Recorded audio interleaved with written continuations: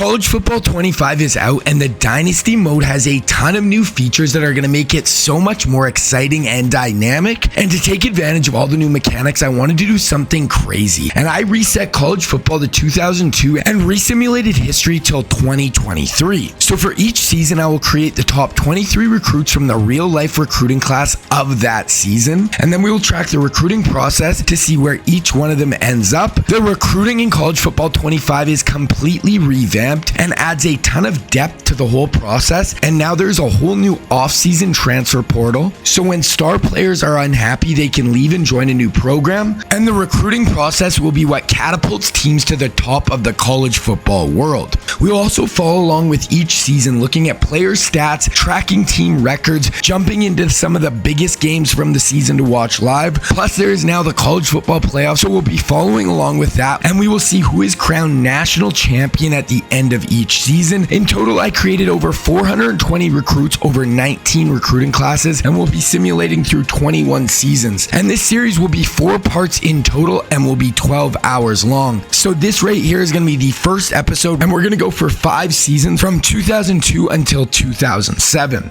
All right, guys, here we go. It is finally here, College Football 25. Now, I wanted to start this off with a banger and do my most popular series I ever did in my channel's history, which is resetting college football to 2003 and resimming history. Now, getting into College Football 25, there's some awesome things I love about it that are going to make these sims really cool. There are some things that make it really tough. There's so much less customization in this new game because they had to, deal with all the paying the players and everything. There is no creative prospect. There isn't really a way to edit prospects too much. You can't create coaches. Those are the big ones. There's some other things as well. Now, I have been working pretty tirelessly. I actually had to delay kind of coming out with a video because I wanted to figure out the best way to kind of work around the lack of being able to create a prospect. So if you've never watched my series before, what I basically do, I'm going to control Air Force. I'm not going to recruit. I'm not going to do anything. We are just basically passengers along with a reset of college football. So we're starting in 2003 with the recruiting classes. I'm going to make 23 to 25 recruits each season, put them in the game. And then as we keep going along, these players will just get spread out throughout college football and they're going to be everywhere. Now, in previous games, I was able to, create players before the dynasty started and put, Matt Leinart on USC and all these guys, resetting the time. Like I think about Eli Manning on Ole Miss and Phillip Rivers on NC State.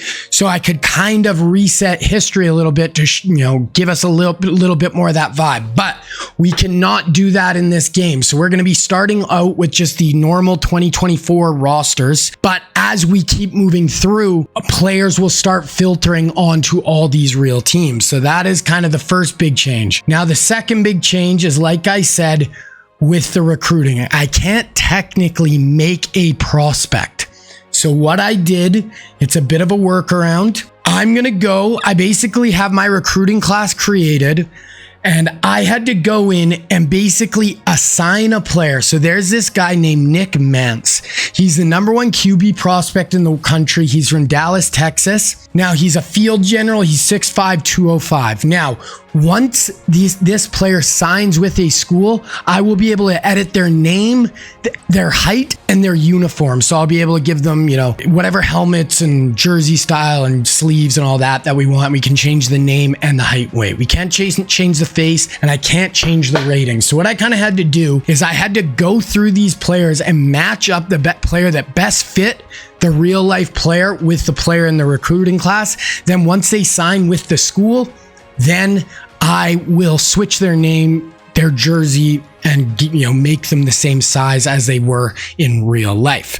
Okay, so boom, this player, Nick Mantz, is actually going to be Vince Young in our sim. So I'm going to put a little graphic up for over each player, so it'll show you which player we are talking about.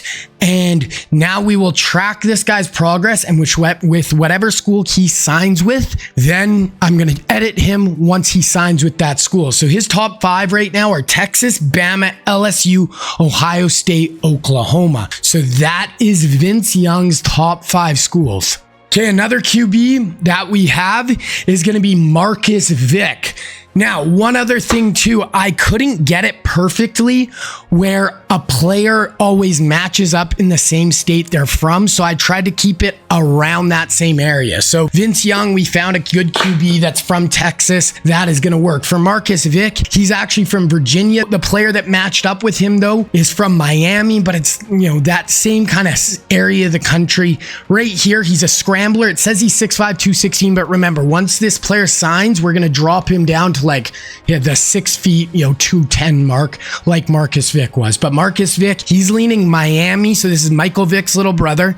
He's leaning Miami, UCF, Florida, Georgia, Bama. Okay, next up we have Matt Leinart. So similar, he's actually going to be from Vegas in this, but that's out on the West Coast.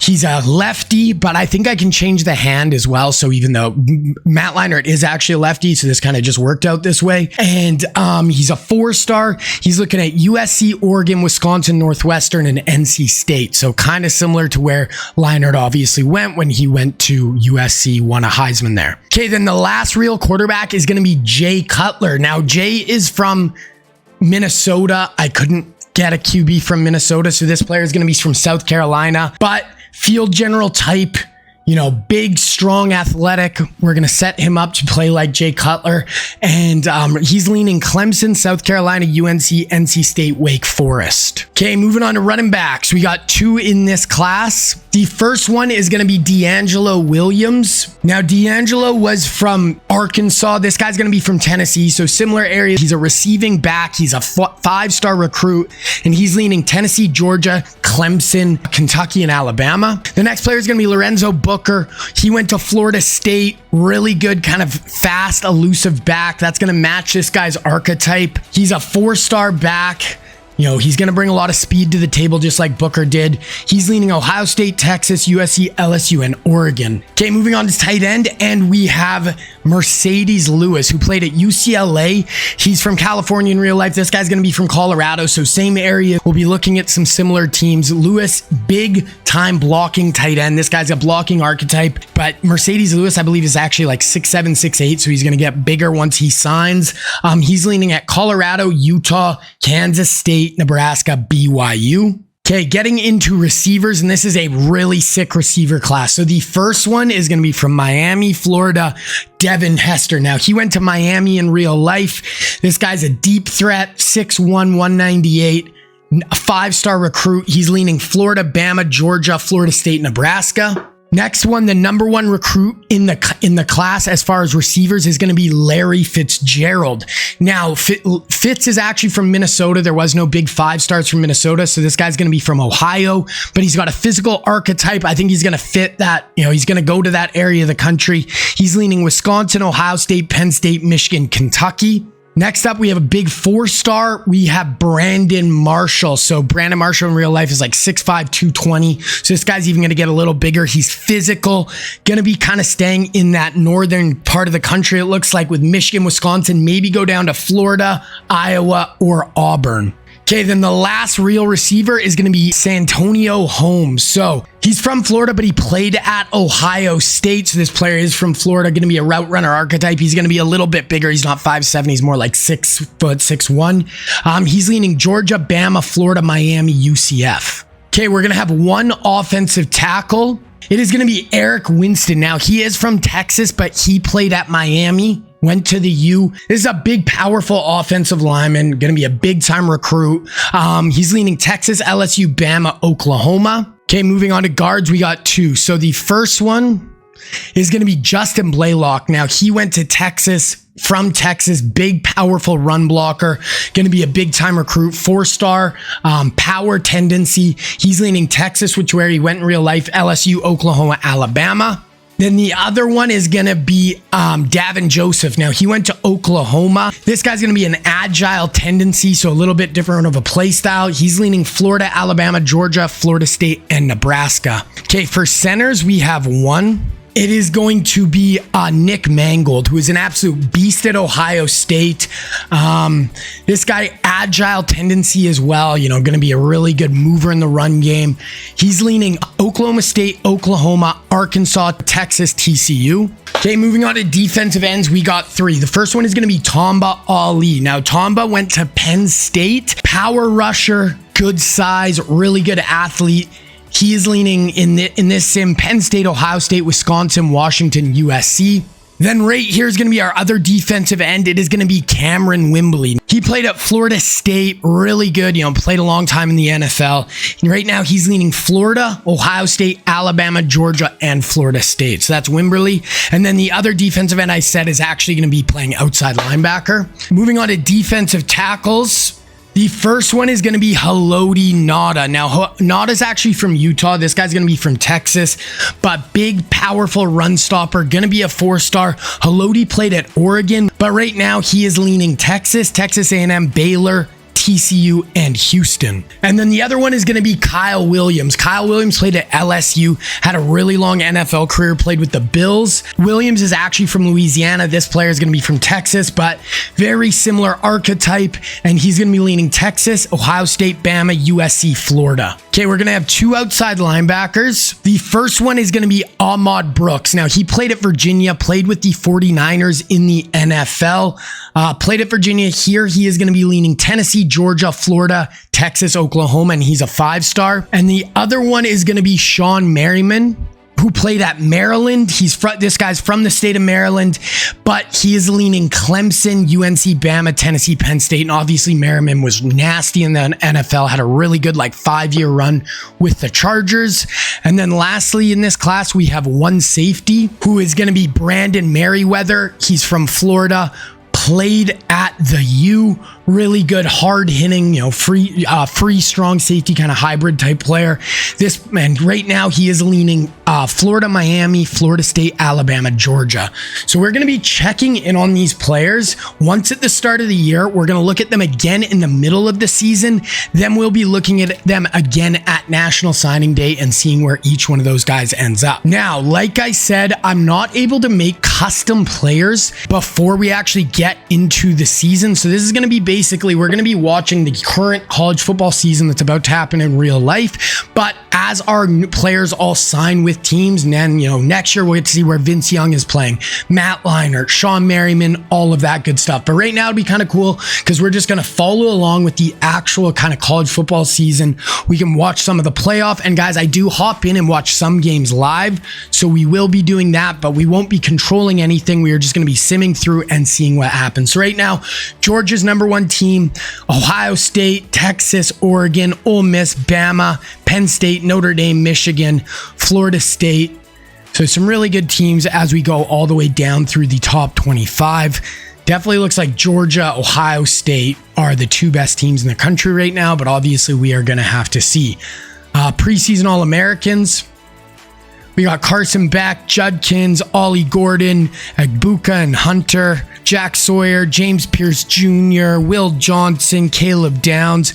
And like I said, it's going to be really cool as we get further through the sim because we are going to see all the real life players, signing with teams and hopefully making a lot of these lists. And we are going to be doing this all the way back to the 2024 season. So we're going to start in 03, but with the kind of 2024 players and then work all the way back up to, that real life spot. So we can also look at just a few of the best players in the country this year, just so you can kind of get an idea. So there's Ollie Gordon, Will Johnson at Michigan. They're 98, 97. Will Campbell, James Pierce, Mason Graham, Judkins, Caleb Downs. Ohio State is absolutely loaded. Harold Perkins, Agbuka, Shedeur Sanders, and then obviously it's going to be really cool to see where all these guys sign and see who kind of creates the next, dynasties throughout college football. So now that we've looked at that, we're going to basically advance to basically the mid-season point. Then we'll take a look at the top 25, see how all the teams are doing, and we're going to see where these top prospects are signing. And then once we start getting into the college football playoff, we'll watch some of those games live as well. All right, so we are going to be in week 9 right now. So we're going to be kind of at the midway point of the season. First thing I want to do, we want to look at these recruits, see how they're doing. Where are they leaning? Have they signed anywhere? What are we looking like? Right away, Vince Young signs with Texas. So Vince is just going right back to the Longhorns, and he is going to be playing there. And then we got Jay Cutler has signed at South Carolina. So South Carolina gets a big time QB in Jay Cutler. Matt Leinart is going to end up at USC. I didn't think all these guys would sign this early. This is the first time I'm really going through this, in depth. So Matt Leinart going to sign at USC. So we got Leinart at USC and Vince at Texas, which obviously matches up with their real life spots. And then we got Marcus Vick already committed. He is going to go to Miami. So we got a lot of these dudes already committed. All 4 of our quarterbacks going to cool spots. So I like all those fits. Okay. Then we are looking at D'Angelo Williams, really good running back, at Memphis, played a long time in the NFL with the Panthers. He is still up in the air. So he's looking at Arkansas in first, Clemson and Kentucky are really his top 3. So Arkansas, Clemson, Kentucky. And then Lorenzo Booker has signed. So he is going to be going to LSU. I do like that fit. So that's a big time running back recruit for LSU. Wide receivers, this is going to be a big one. So Larry Fitzgerald is going to go to the Ohio State. So they've been a football or a receiver factory, and they are keeping it going.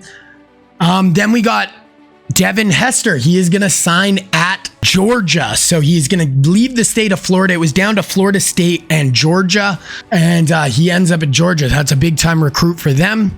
For Santonio Holmes, he's going to end up at Miami. So he's not going to leave the state of Florida like he did in real life. He's going to end up at the U. It was either the U or Florida were his top 2. And then lastly, we have Brandon Marshall, and he's actually not really getting heavily recruited. Only 1 offer right now. It looking like he's going to end up at Wisconsin though. Okay, then we get into our guy Mercedes Lewis, big time, strong, athletic, blocking tight end. He's down to his top 3. So he's looking at Colorado, Kansas State, and Nebraska. So that's his top 3. Okay, then getting into Eric Winston, our number 1 offensive, real life offensive lineman, and he is going to go to Texas. So he had a 3-horse race between Texas, Alabama, Ohio State. He ends up at Texas, so he's going to be playing with Vince Young. Then we go to offensive guards. And we got Justin Blaylock, and he is going to end up at LSU. So big time, big run blocking guard. LSU, his other top was Alabama. So it came down to those 2. Then for Davin Joseph, went to Oklahoma in real life, but he is going to end up at Florida State. It was down to Florida State and Florida. He's going to end up at Florida State. For Nick Mangold, he is still up in the air. So he's looking at Kansas or Arkansas as his top 2. Really the only 2 schools in the mix. So that is where he's going to end up. For Cameron Wimbley, he is really narrowing down to either Georgia, Ohio, or Ohio State, it looks like. Maybe Oklahoma will sneak in, but it really looks like those top 2. Then for Tamba Ali, okay, Penn State actually fell off a little bit. They were really kind of high in the front there.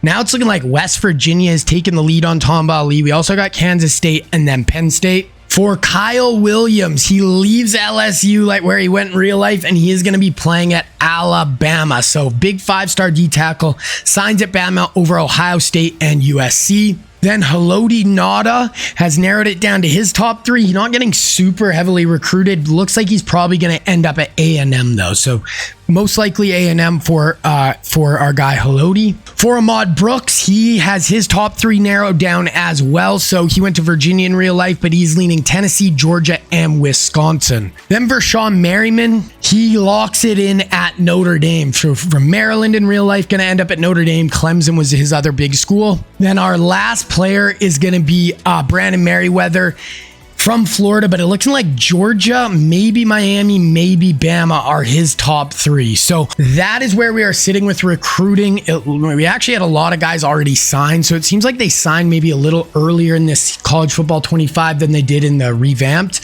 but that is what we're working with. Okay, now we can look at some just stuff around college football. So we'll look at the top 25. How are these teams looking? Georgia beats Texas by 2 points last week there, 7-0. Ohio State, Mizzou, Washington, Texas Tech.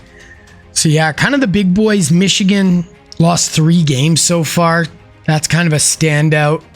But yeah, lots of teams still around, 0 losses, 1 losses. This is going to be a lot different too, because now we do have the playoff. So, you don't want to lose any games, but you're still going to be alive with like 2 to 3 losses. Wow.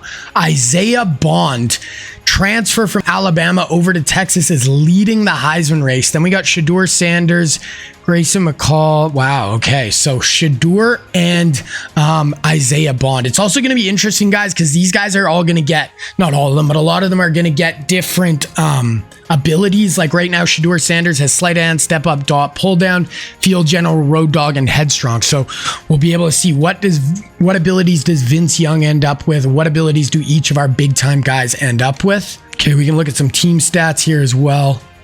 So who's the number 1 team offense in the country? It's actually Miami. They're running an air raid. NC State, Clemson. So not like the most high scoring for sure. Oh, this is just ACC. Okay.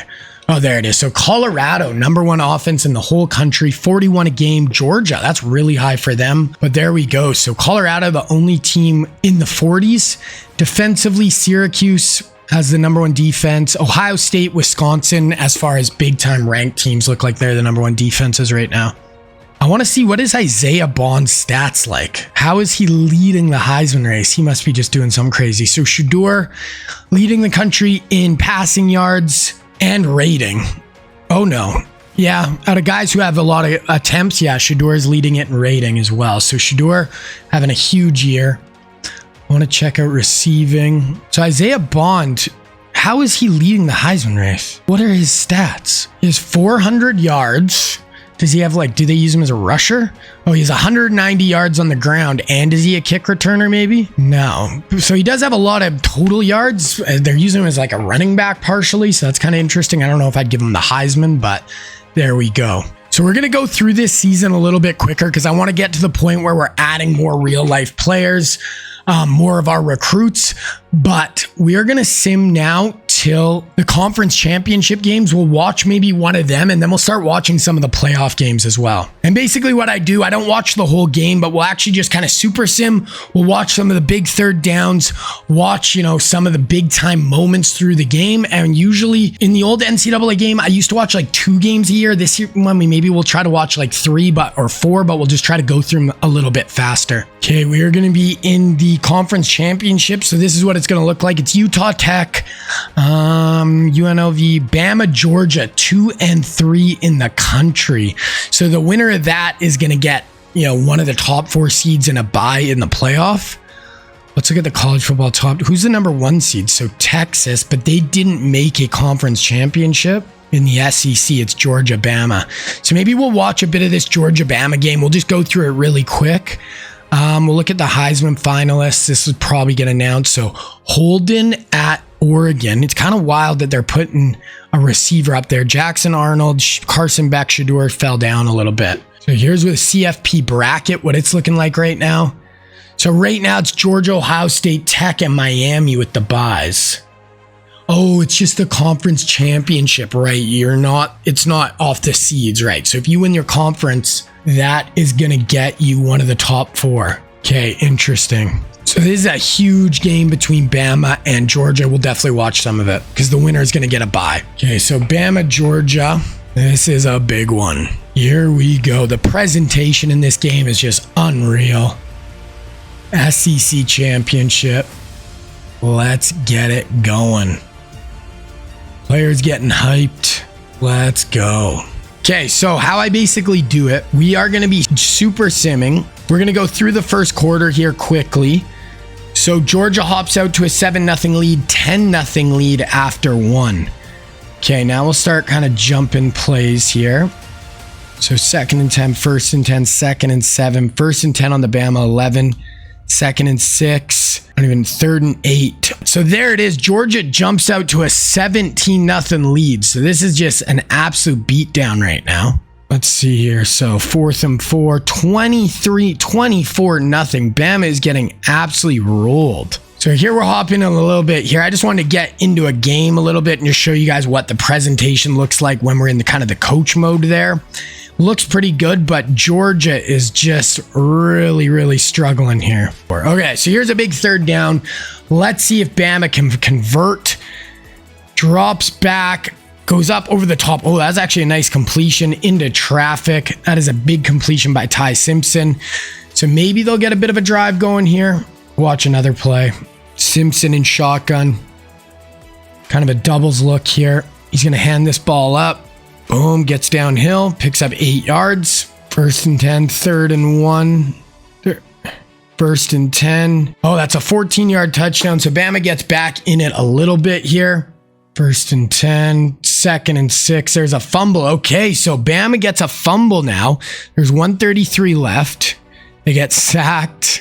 Okay, they're in the red zone here. Okay, here we go. 50 seconds left in the red zone. Trying to cut it down to a 24-14 lead. Simpson drops back, going up over the top. That's a touchdown. So Bama, 14 points here on Georgia, getting back in this one a little bit. Okay, so we are going to go to the end of the quarter here. There's only 49 seconds left. 2nd and 18. Here's a 3rd and 17. Let's see if Bama can convert. They're definitely going to need this here, or this one's, they're going to be in a little bit of trouble. Here's Ty, drops back. Time, but yeah, he's just going to throw that away, and Georgia is going to get off the field. Okay, we're going to jump ahead again. So this is the first time I am really doing this whole, super sim whole kind of process. So I'm trying to work my way through it here. Okay, we're going to go to the end of the quarter here. We'll go to the 4th and see kind of where we're at. 27-14 still, 27-21. So we could see a crazy comeback here for Alabama. 3rd and 5, 4th and 5. 27-yard punt. So Bama football, 11-yard reception, sack, 2nd and 13, 3-yard rush. We got a 3rd and 10. Okay, we'll watch this. 3rd and 10 here for Bama. 6:35 left in the game, down 6. They were down 24-0, I think, though. Right over the middle. Bam! Great throw. Broke a bit of a tackle over the middle as well. Crazy. So Bama is on one right now. Okay, Georgia 29, 3rd and 12, 4th and 11. Okay, that one quick. So they kick a field goal there, now down 3. Here's Georgia's football, 33-yard run. Bama 18, 2nd and 10, down to the 1-yard line, I think. Okay, we'll watch from here. Let's see if they punch us in. Oh, no, that was a touchdown. So now Georgia's pretty commanding lead right here. 10-point lead, 4:50 left. Here's a 3rd and 10. Bama 2-by-2 set. Simpson drops back, sits up. Ooh, that should have been picked off, and a nice hit on the back end as well. Okay, so we're going to actually watch the 4th down here. If they don't convert, we're just going to sim to the end of the game. So here's Simpson, drops back over the middle. Damn, okay, this guy's playing pretty good. Every time we hop in, he's delivering some strikes. Okay, we're going to keep simming though. 2nd and 2, 3rd and 2, 4th and 6. 1st and 10. Oh, they kicked a field goal? They missed it. Okay. 1st and 10, 2nd and 3rd and 5. They convert. Yeah. So this one's going to be over. We're just going to go to the end of the game here. 37-24. So Bama tried to have a bit of a comeback there, but Georgia gets it done. 37-24. Okay. So Georgia takes down Bama. We're going to advance week here. So there it is. Treshawn Holden. 1,200 yards and 19 touchdowns is sick. Wins the Heisman Trophy at Oregon. Okay, so we can look at the college football bracket right here. So this is what the final bracket is looking like. Georgia, the number 1 seed, Wisconsin, Tech, and Miami. Texas and UNLV are going to play Utah, Minnesota, Oregon, Clemson, Bama, UNC. So we'll sim through this first week here. Okay, so here were the scores. So Utah beats Minnesota. This is going to be really cool to follow along with once we just get further and further along. So Utah beats Minnesota. They're going to play Georgia. Texas beats UNLV. They're going to play Wisconsin. Clemson beats Oregon 48-20. Clemson, huge game. They're going to play Tech. Miami is going to play Bama after Bama beat UNC. So none of those games really are jumping out to me, but we'll sim one more time here. Okay, so Utah beat Georgia. That is a huge upset. Texas beats Wisconsin by 1 point. Very close game. Bama beats Miami and Clemson beats Tech. It's going to be Alabama Clemson against Texas Utah. So that's cool though. We'll watch Alabama Clemson. This is a pretty good rivalry from the 2010s, you know. Lots of good memories between these two schools. Okay, we're going to jump through the first quarter here. So 3-0 Clemson, 3-3. Okay, 3-3 after one. We'll go to next quarter. 10-3 Bama, 10-10, 17 all. So Clemson scored a late touchdown there. So still 2017, 23, 24, 23. So this is a back and forth game, 31-23. Okay, we'll start hopping in now when we get to a big play. So 1st and 10 for Bama, 2nd and 9 Bama, 3rd and 8. Okay, we got a 3rd and 8 here. We'll watch it. 3rd and 8 Alabama, Jalen Milroe. Oh, so Milroe was injured in that last game. I didn't even pick up on that. Milroe up over the top. Oh, that's a diving swat. Great play by the Texas defender. That was a great play. Okay, 4th and 8, 2nd and 6, 3rd and 3. So here's a 3rd and 3 for Clemson late. So this is going to be big. If they can convert this, they're going to be in a really good spot. Bama desperately needs to get off the field. Clemson is going to stay in shotgun here. Should be Klubnik in at QB. 3rd and 3. 4-man rush in the flats, and he holds on. Hard hit in the flats, but he's able to hold on to the football. Okay, here's a 1st and 10 for Clemson. 5:44 left. They're up 8. So any points here on this drive probably puts this one away. Gonna do a little tunnel screen. Nice little move. Picks up some decent yards. So 3rd and 1 here, Clemson. They convert. 1st and 10, 1st and 10. Interception for 58 yards for Bama. Oh my good. 2nd and 12, 1st and 10. Kobe Pretense. 2nd and 2, 3rd and 1, 1st and 10, 2nd and 7, 3rd and 2. Okay, we'll watch this 3rd and 2. Let's see if they can convert here. Okay, here we go. Alabama, Milroe, 3rd and 2, 3:20 left, down 8 to go to the national championship. Oh my gosh, they get absolutely stuffed. And I have no idea if they're going to go for this. So we'll sim. 4th and 5. They punt. 2nd and 7. 3rd and 4. 4th and 4. So they get off the field. Okay, Bama needs a drive. 2nd and 2. 3rd and 5. They hit a big gainer. 28 yards to Hale. Another big gainer. 21 yards. And 1st and goal from the 9. Okay, so we're going to watch the rest of this drive here. 1st and goal from the 9-yard line. 1:30 left. Down 8. So they need a touchdown and a 2-point conversion here. Here's Milroe, hands it off. Jam Miller down to, gets a few yards on a huge gain. Okay, 2nd and goal. What is Bama gonna do here? Milroe drops back. Can he take off? Oh, drops that. Oh, tries to go to the back of the end zone. Not able to complete it. Okay, 3rd and goal. What do we got? Milroe. Drops back. Gonna tuck it and run. That's where Milroe's dangerous. Oh, he keeps his... He should have took off and went. He tried to get cute and find a guy in the back of the end zone. And this is the ball game right here. Bama does have 3 timeouts, so technically it's not over, but okay, here's Milroe. Gotta find someone, checks it down. That is gonna be about 3-4 yards short. And Bama, you might be in trouble now. 31, 2nd and 7, 3rd and 3, 1st and 10, 2nd and 11. Yeah, that is going to do it. So Clemson is going to win the Orange Bowl. They are going to beat Alabama, and they are going to play in the national championship against Texas or Utah. Okay, we're going to advance week here. So who won the other bracket there? Texas. So it's going to be Texas, Clemson. We're going to hop in and we'll do something similar to what we just did with Bama. We'll kind of go in the 4th quarter. If it's close, we will watch. We'll get watching more games and more in depth when it's like Vince Young versus, Matt Leinart. If that's a national championship, we are going to be definitely paying a ton of attention to it. Or we'll get to see Tim Tebow maybe versus Matt Stafford, and Reggie Bush might be playing with Tebow at Georgia. We just don't know. So that is where we're really going to be getting more in depth into watching and everything. Okay, here it is. Clemson, Texas, Natty on the line. This is the first time I'm going to be seeing the Natty presentation and stuff, so this will be cool. There's the trophy. Texas Longhorns. Hook 'em.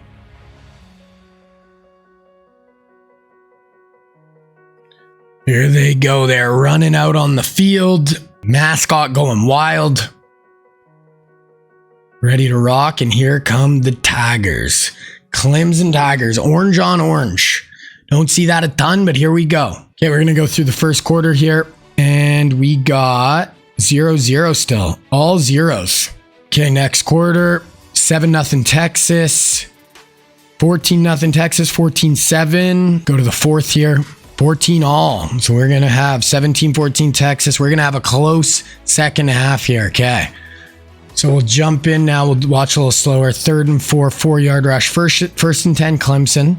2nd and 7. First and goal from the 8. And I think they just scored. 8-yard touchdown run. Clemson takes a lead. 21-17. 6 minutes left. Okay, Texas 25. 2nd and 12. 3rd and 11. We'll watch this play right here. 3rd and 11 for Texas. Let's see what Ewers can do here. So Ewers shotgun. Kind of a tight set here. Condensed look.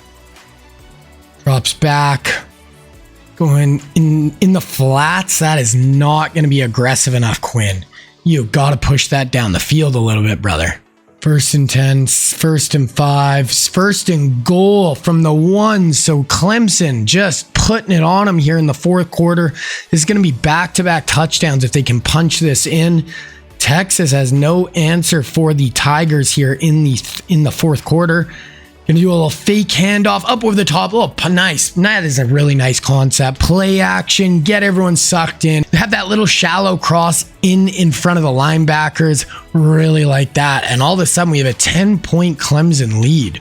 Okay, we're gonna keep going. Let's see if Texas can answer back with a drive. 5-yard rush, 2nd and 10, 3rd and 16. We'll watch just because this might be Texas's only shot here. 3rd and 16 Longhorns. Does Quinn have some magic in his arm? Gonna motion his player in. Little pump. Go. Oh my God, Quinn Ewers. That was awful. Okay. Well, it is looking like Clemson's gonna win this unless Texas has something magical here. 1st and 10. 2 yards. How did Texas keep the ball? They must have went for it on 4th and 16. I didn't think they would. Okay, now they got a 26-yard run, 2nd and 7, 3rd and 4 from the 9. Wow, okay, I guess I thought they were just going to punt there, but 4th and 16, they went for it. And now it's a 3rd and 4 here for the Longhorns, 28-17. Here we go, up little, oh, he dropped it. Oh, that was a great concept. The running back up on that little seam wheel route, not able to hold on though. So this is going to be 4th and 4. They're going to kick a field goal. Okay, they'll cut it down to an 8-point game. I guess that does make some sense. Gonna kick it up and good. There we go. Okay, gonna keep jumping ahead here. 1st and 10, 3 yards, 3rd and 4, and Clemson gets stopped. They're gonna have to punt this. 2nd and 20 for Texas. So they got a 10-yard penalty. 2nd and 8. 63-yard touchdown. Matthew Golden. Wow. Oh, I was going to watch a 2-point, but I missed it. I'm still getting comfortable with the Super Sim, guys. It's way different than how the one worked on the college football revamped. But we have a tie ball game. So we're definitely going to hop in on some of this Clemson drive here. 2nd and 7 from the 48. 1st and 10 from the 36. 2nd and 10. 1st and 10 from the 18. Wow. So this end of this game has been wild. 1st and 10 from the 18 for Clemson. They honestly don't even have to get it that aggressive. You could try to make Texas burn some timeouts and then just kick the field goal. They're going to hand this off. You got 2 hands. Wow. Bowls his way forward. Texas has to use the timeout. I'm guessing this is just going to be what they're doing here. Oh no. So here's more of a spread look. So maybe they're going to pass. Maybe they'll get aggressive, try to put it in the end zone. Gonna hand it off, little HB base, gets upfield, and that's a 1st down. That is probably gonna do it for this one. Texas is gonna go down. Now they can get it down to just 1 second and then kick a field goal. So we'll jump ahead here. 2nd and goal, 26. 3rd and goal, 11 seconds. So Texas has 11 seconds. 2nd and 10, that is gonna do it. So Clemson wins the first national championship of our sim, gets it done. Not one of my preseason favorites, but they get it done. They beat Texas, who had a shot. They had that huge touchdown late, but they could not stop Clemson, and Clemson goes down, kicks the field goal, and gets it done. There's Clemson lifting the trophy. They win it. Technically, this is the 2002 national championship in our sim, just as far as how the recruiting classes go. But yeah, first season, got through it. Now we're going to see next season, we'll start to see, Vince Young, Matt Leinart, see these guys, Jay Cutler start to, spread out throughout our, teams for next year. So I actually want to look at just some of the award winners and stuff, All-Americans from this past season. So Morton, Ollie Gordon gets it done. I wish they would show the stats for the first team All-Americans. Treshawn Holden, Mason Graham, Pierce Carter, Will Johnson, Caleb Downs. That's first team. Second team, Isaiah Bond at Texas. He was a preseason favorite, or he was the midseason favorite for the Heisman. Here's the freshmen. None of these freshmen, Ellis Robinson. Here's some names. Jeremiah Smith. I wonder what he did his first year at Ohio State. He looks like he's going to be a stud in real life. Okay, we'll look at some of the award winners. So Player of the Year, Cade Klubnik wins that. Treshawn Holden gets second. Best Quarterback, Klubnik. Defensive Player of the Year, Barrett Carter, Overton. Best Defensive Back, Devonta Smith. Running back, Ollie Gordon. Receiver, Holden and Bond. Lombardi, Unitas. Beck wins the Unitas. Senior QB of the Year. Okay, those are going to be the big ones. Okay, we'll look at some stats too. So, who had the number one offense and defense this year? Georgia ends up. So, Colorado started out hot, fell off a little bit. Georgia ends up with the number one offense. Defensively, it was Bowling Green, Rice. There's a few teams there. Season stats. I just want to look at some of the big time guys, see what stats they did. So Klubnik, 4,700 passing yards. That is a ton. 294 a game. Morton was really good for Tech. I guess this changes too, because Klubnik played a lot more games than Morton. So Morton actually had more pass yards per game, but because Klubnik went further in the playoffs, he's actually going to play more games. So that's going to kind of throw off the stats a little bit this year too. 53 touchdowns, 4 picks for Klubnik though. Rushing yards, Cooley, Ollie Gordon kind of leading the way. Receiving, Brown, Kendrick Law, Treshawn Holden. Is that 2 Oregon receivers? No, that's North Texas. That's kind of where we're at with that. Defensively, total tackles, TFLs. Barrett Carter, 14 tackles for a loss. Arnold had 12 sacks, 9.5. So Carter definitely had a big year. 5 picks for Leon Harp. Muhammad had 4. That is kind of where we're sitting. I wish there was a way, like with the All-Americans and stuff in the revamped and old NCAA 14, when you looked at the All-Americans, you could bring up their player card there, and then you could see their stats and everything. I don't think there's any way to do that. If anyone knows how I could just like look in on this guy right here, I would love to be able to do that, but it doesn't seem like we're able to. Okay, so this is going to be really interesting to look at the offseason as well. Now we can look at the offseason transfer portal and see where some of the top players are going to try to leave and go. So Takario Davis wants to leave Arizona, and it looks like his top teams are Utah, Texas, and Oregon.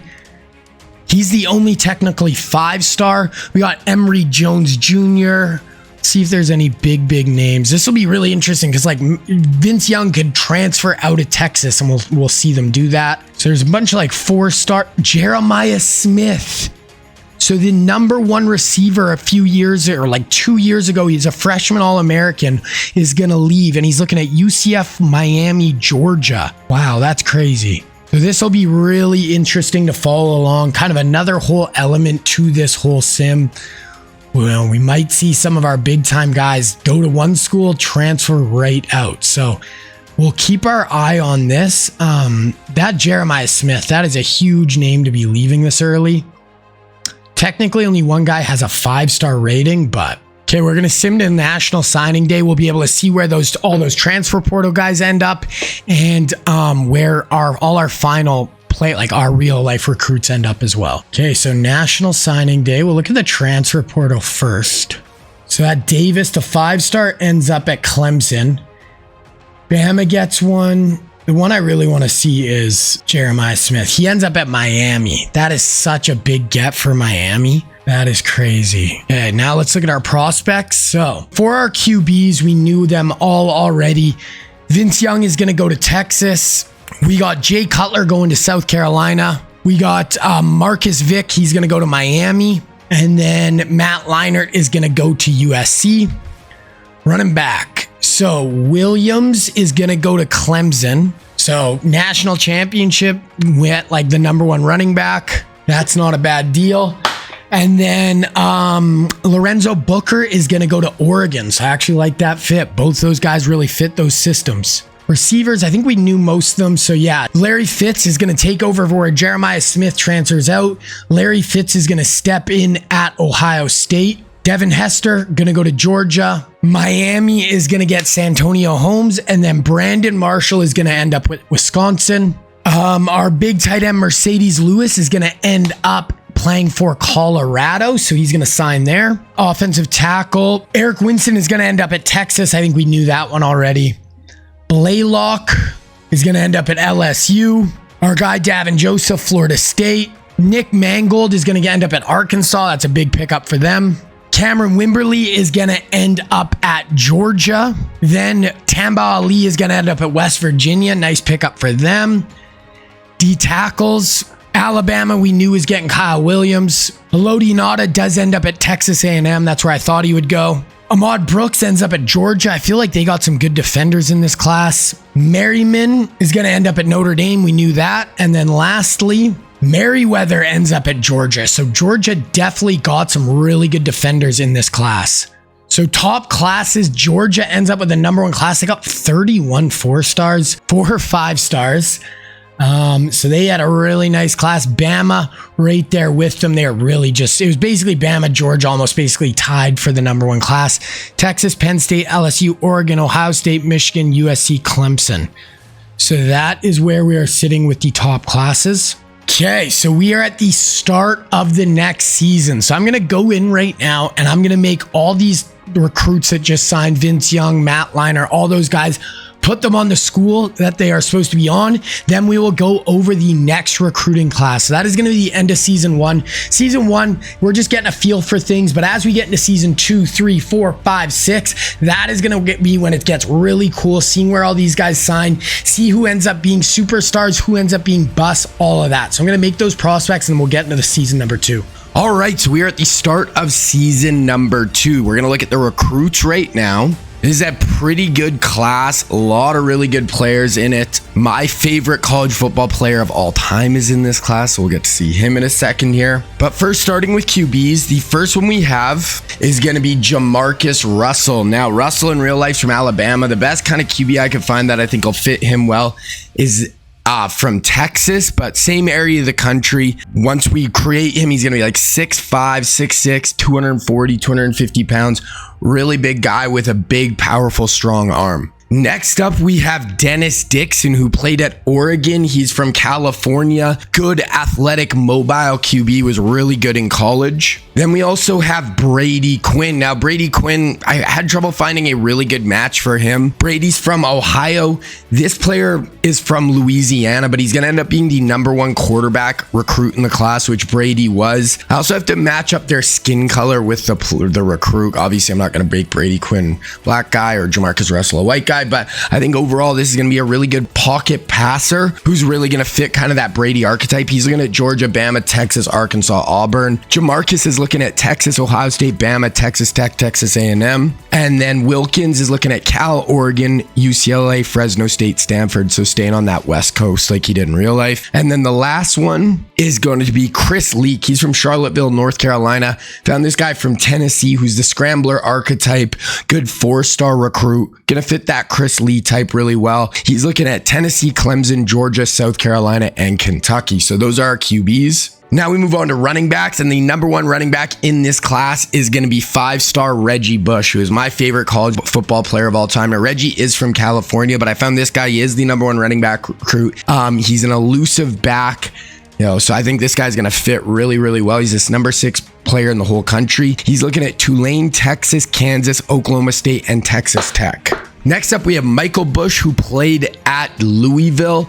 I found a guy from Louisiana. He's from Kentucky, so similar area. He's a 6'2" power back, so really going to fit that big power back archetype. And he's looking at Georgia, Auburn, Oklahoma State, Virginia, and Rice. And then our last running back is going to be Maurice Jones-Drew. We have a 4-star back out of California. That's where Maurice Jones-Drew is from. In real life, he went to UCLA. This guy's leaning UCLA, USC, Arizona State, San Diego State, Stanford. So looking like he's going to stay in Cali. Moving on wide receivers, and we only have 2. The first one is Robert Meacham, who played at Tennessee. He's from Oklahoma. This receiver's from Texas, but he's a route runner archetype. Gonna fit really well with Meacham, who is a really good player in the NFL and in college. And he's leaning Oklahoma State, TCU, Texas, Texas A&M, Texas Tech. Then our other receiver is gonna be Steve Smith. Now, Steve Smith played at USC. Route runner archetype, really good at USC, playing with Matt Leinart, Bush, Dwayne Jarrett, all those guys. And right now he's leaning Texas, TCU, OSU, A&M, and Tech. So kind of all the Texas schools. Okay, we have 2 tight ends in this class. The first one is going to be Vernon Davis, who's insanely athletic, receiving tight end. In real life, he went to Maryland, but right here, he's leaning Texas Tech, Utah, Air Force, Oklahoma State, BYU. Going to be a good get for whoever gets him. And then our other tight end is going to be Greg Olson. He's from New Jersey. This guy's from Maryland, so fits really well. Good receiving tight end. Played at Miami, actually, so you kind of went from the northern area of the country down to Miami, but this guy's looking at Clemson, Notre Dame, UNC, Virginia Tech. Okay, then for offensive tackle, the only one we have is Joe Thomas. Big, athletic, pass blocker, was really good at Wisconsin.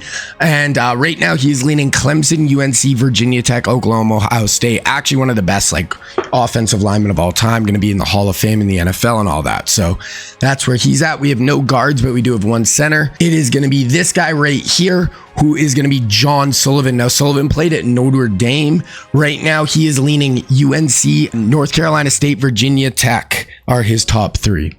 Okay, looking at DNs, we have 2. The first one is going to be Lawrence Jackson, who played at USC. He's from California. Was a first-round pick by the Seahawks. Was like a good college player, not incredible. He played at USC. His number 1 school is USC, then Oregon, Texas, Clemson, LSU.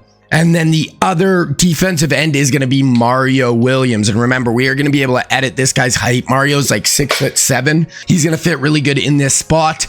Mario played at NC State in real life. His top schools right now are Penn State, UNC, Clemson, Ohio State, and Maryland. So a lot of them in that kind of area of the country. For defensive tackles, we have 1. Now, Cedric Ellis played at USC. He is from California. This guy's from Arizona. 6'1" interior pass rusher, a 5-star. So he's going to fit well. Like I said, he played at USC, but this guy's looking at Texas, Oregon, Utah, Tennessee, Clemson. Next up, outside linebacker, we have Lamar Woodley, who is a stud with the Michigan Wolverines.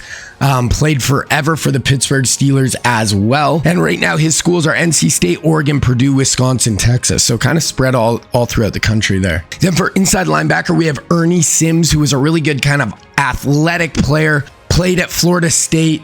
Was, I think, the number 1 recruit in all of high school in his real life recruiting class. But yeah, played at Florida State. He's looking at Georgia, Clemson, Miami, Texas, and Alabama. Moving on to Antonio Cromartie, who was an absolute freak show at Florida State, got drafted by the LA Chargers. Really good career in the NFL, really good in college as well. He went to Florida State. He is from Florida, but this guy, I think, really fits his archetype. He's from Texas, so kind of similar area of the country, and he's looking at Texas A&M, TCU, LSU, Oklahoma. Then we have 4 safeties overall. The first one is going to be Michael Griffin, who played at Texas.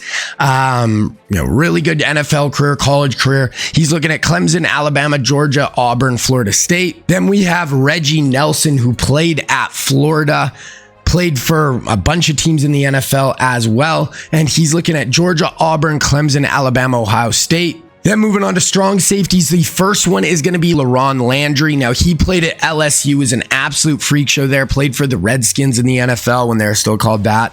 Absolutely jacked, big dude. He's looking at Georgia, Florida State, Tennessee, Auburn, Clemson. And then the last guy we are going to be having here is going to be Dante Whitner. He played at Ohio State, played for the Niners in the NFL, really good player. Big time hitter. He is looking at Wisconsin, Ohio State, Penn State, Notre Dame, Kentucky. So that is the class guy. It was a really good class overall. Going to be a lot of studs, going to be spreading throughout college football. All right, so we are at the start of the next season right here. I just want to look at the top 25, take a look at kind of who the top teams are. So Clemson coming off a national championship, coming as the number one team, but they're only an 86 overall, where Georgia 91, Texas 87, Oregon, Alabama's looking really good at 89. I like Miami, Ohio State's up there at 90. Those are the big ones. A&M looks pretty good at an 88 overall, 87 for Michigan. There we go. So that is our top 25. Let's look at the Heisman watch here. So Boise State's running back, Malachi Hughes, Antoine. It's weird that the quarterbacks aren't a little higher. Noah at Arizona, he's going to be a pretty good player there. So he had a really good first year as a starter in Arizona in real life. So there we go. That is where we're sitting with our Heisman watch. Obviously, that is going to change a lot. We are going to start simming now a bit into the season. Then we're going to kind of take a look at the top 25. We'll look where everyone's at. And we are going to look at recruiting and see how all the boys are doing. Okay, so we're at week 7. Let's look at the top 25. We'll see how some of these schools are doing. So Bama 6-0, number one team in the country. Washington's up there. Cal is up there. Boston College, Clemson, Texas Tech, A&M 1 loss. Wisconsin, Oregon has 2 losses. Georgia has 2 losses. Ohio State has 2 losses. Florida's 6-0 and they're somehow the 14th team. You'd think they'd be a little higher. 5-1 Oklahoma. Okay, so that is where we're kind of sitting there. Could look at the early Heisman watch. I don't know where the All-Americans is. I don't know why there wasn't like a preseason. So Miller Moss leading the way at USC. Then we got Cade Klubnik coming up and Ty Simpson at Alabama. So a bunch of QBs up there. Okay, let's look at the recruiting.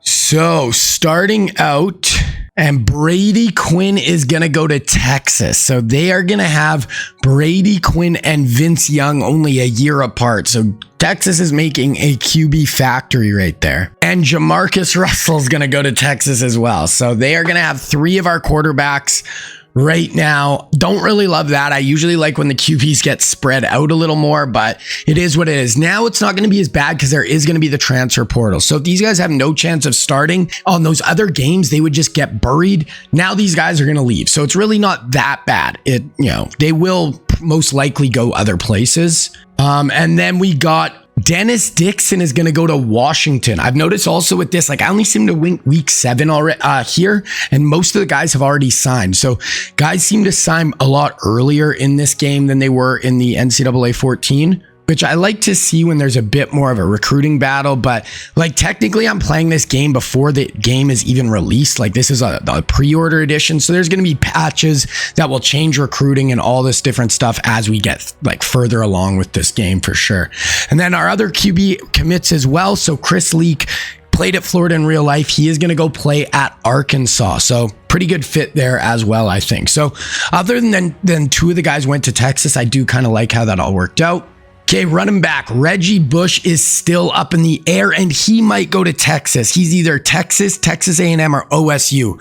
So Texas is just absolutely killing it in recruiting so far. Then Michael Bush is going to go to Georgia. So nice power back, big running back. That's really going to fit Georgia's style. I like that fit. And then our other running back is going to be Maurice Jones-Drew, who played at UCLA in real life, but he is going to go to USC. Looked like Boise State was in on him, but USC is going to be the spot. Okay, wide receivers, we got Robert Meacham is still up in the air. So he's looking at Oklahoma, we went to in real life. TCU, Texas Tech are kind of his top 3. And then for Steve Smith, he's looking at TCU, Texas, Baylor. So, man, Texas is just killing it with a bunch of our guys, the real guys. Then if we go to tight ends, we got our guy Vernon Davis is going to go to Nebraska. So locked in there, it was either them or Kansas State. He ends up picking Nebraska. And then Greg Olson is still up in the air. He's looking at Virginia, Maryland, and Notre Dame as his top schools. Then for Joe Thomas, he's going to be locked in at Oklahoma. So he's going to go Oklahoma over West Virginia and North Carolina. Big pickup there, big offensive lineman. Then we have John Sullivan, center, went to Notre Dame in real life. He's looking at Virginia Tech, North Carolina, and Louisville as his top 3. Wow, and then Mario Williams stays consistent, and he is going to go to North Carolina State. So that's where he went in real life. NC State became the number 1 pick in the NFL draft. He's going to go back there. And then Lawrence Jackson, who went to USC, it was down to Notre Dame or USC, and he ends up committing to Notre Dame. So lock it in there for Lawrence Jackson. Then Cedric Ellis, who went to USC in real life, Spurs, Texas, and Utah, and is going to go to Oregon. So that's a big pickup for Oregon, big pickup for the Ducks. Then Lamar Woodley is going to join our guy, Mario Williams at NC State. So they're going to have really good pass rush between Lamar Woodley and Mario Williams. Really like that. Then Ernie Sims is going to go to Georgia. So in real life, he played at Florida State, really big recruit. He's going to go to Georgia. They've got a lot of defenders over the last, over this class and last class that are our real life guys. Spurs, Ole Miss, and Texas. Then we have Antonio Cromartie. He is going to go to Oklahoma. So they get a big lockdown corner. Beat out LSU and TCU for Antonio Cromartie. Then for Michael Griffin, he is down to Clemson, Bama, Georgia, Auburn. So he's still pretty much wide open right now.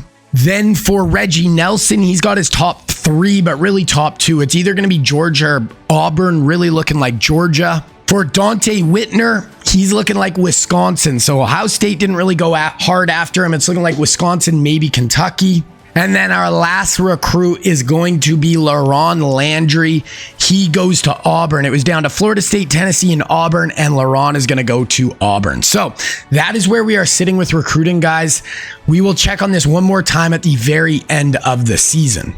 So let's just add some team stats here as well. So number 1 offense by far right now is Clemson, led by Cade Klubnik. Charlotte, BC, Tech, Oklahoma, USC's unranked. Wow. Washington, number 2 team. But yeah, with a bullet, it is the Clemson Tigers right now.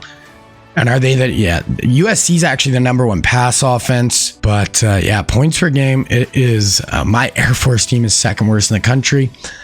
Defensively, out of the big schools, Cincinnati, who's ranked, then Georgia, Florida, Liberty, a lot of ranked schools. So those are kind of the top defenses right now.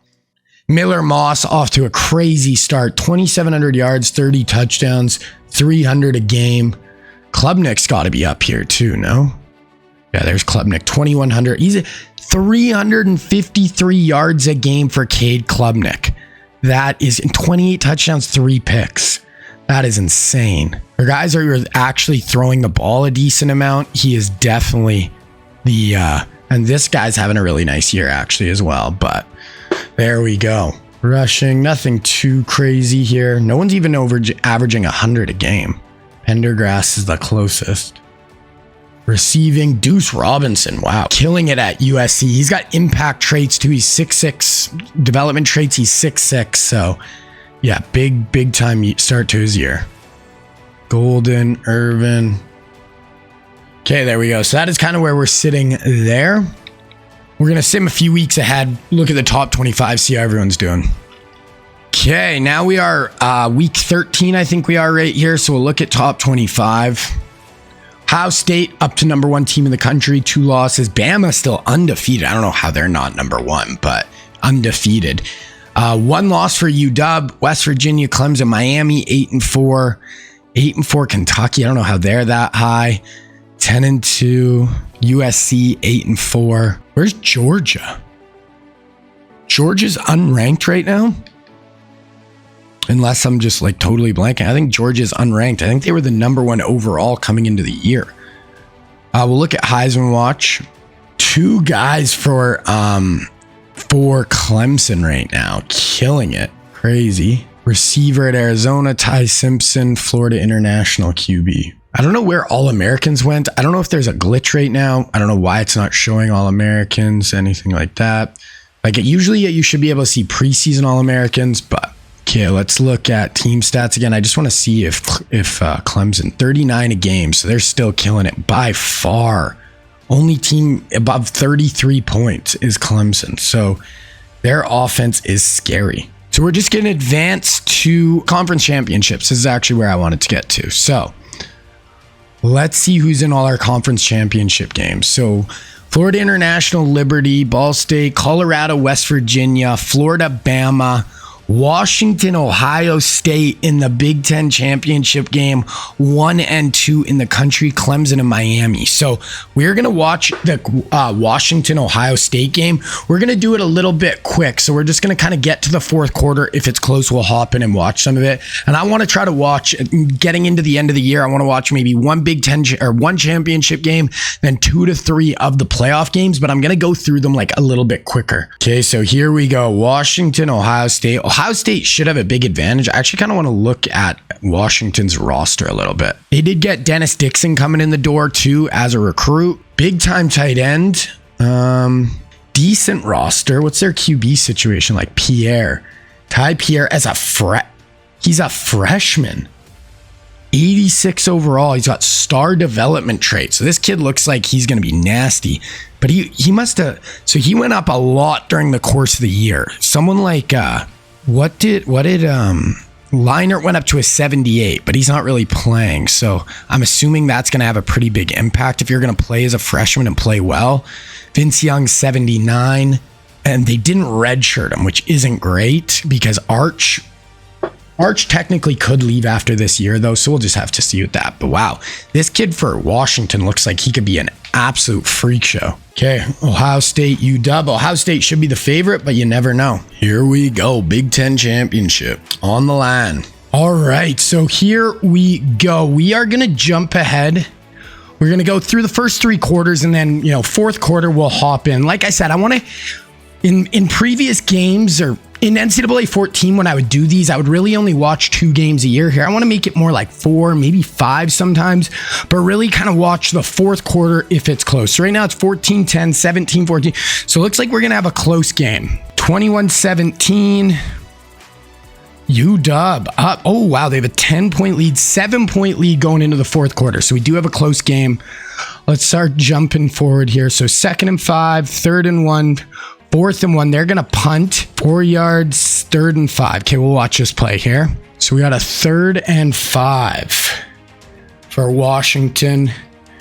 They are up 7 with 5:45 left. Here, drops back. Ooh, nice little out route inside the 10-yard line. This young QB, Ty Pierre, looks like he is going to be a star over the course of this sim.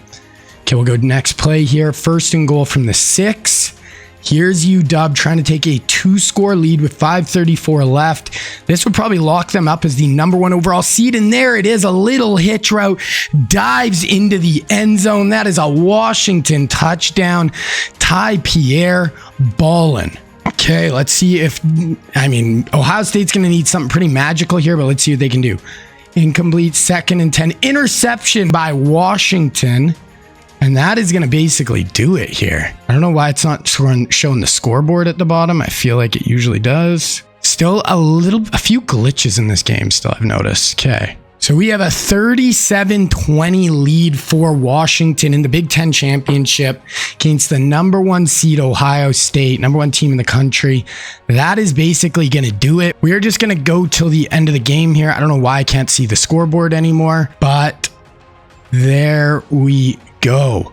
Washington is going to take this one 46-27. And their young player, Ty Pierre, true freshman, 261 yards, 3 touchdowns against the number 1 team in the country. Definitely player of the game. There's a nice touchdown pass from him, diving into the end zone.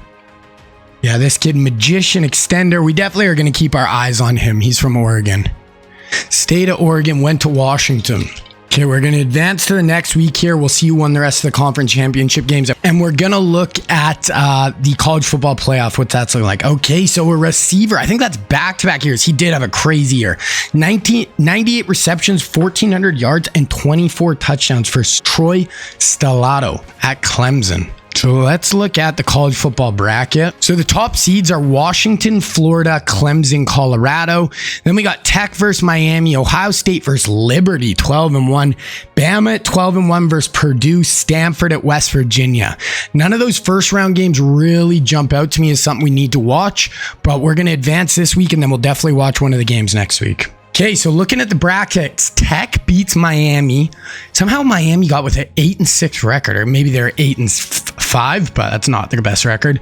Ohio State stomps Liberty. Stanford beats West Virginia, then Bama beats Purdue. So we got Bama, Colorado, Clemson, Stanford, Tech, Washington, Ohio State, Florida. Let's watch some of that Ohio State, Florida game. That's a pretty good game. Once again, we're going to sim through it pretty quick. And then, we're going to pick it up in the fourth quarter. Maybe watch, a bit of the first quarter or something. Buckeyes should be the heavy favorite, but we will see. Okay, we have the scoreboard this time. Ohio State 7-0, 7-3, 10-3. Okay, let's go to halftime. 10-3, still 17-3, 17-10 here. First and 10, 19-yard touchdown. So they're up 23-10. Okay, we'll get to the next quarter. Okay, so halftime 24-10, 31-10. Not looking good for Florida here. 3 yards, 3rd and 15. Let's watch just a play here so we can even just see the teams on the field. The long third down here for Ohio State, but let's see if they can convert. A lot of athletes on this offense. I don't think Larry Fitzgerald would be out there right now. Probably next year he will be. So we're going to get a handoff here. Devin Brown going to do a little out route. Going to be short. 31-10. Okay, we'll go to the fourth quarter. Really not looking good for Florida, though. It is 34-10 still. 2nd and 3, 3rd and 3. Watch Florida's offense just for a play. See him on the field. Got 2x2, kind of a tight set here for Florida. Down 24 in the fourth. Nice throw over the middle. They do feel a little overmatched by this Ohio State team, even though Ohio State was the lower seed. 2nd and 14, 1st and 10. First and goal. Okay, we'll watch this drive and then we'll probably just sim the rest. So trips to the top, 1st and goal from the 5.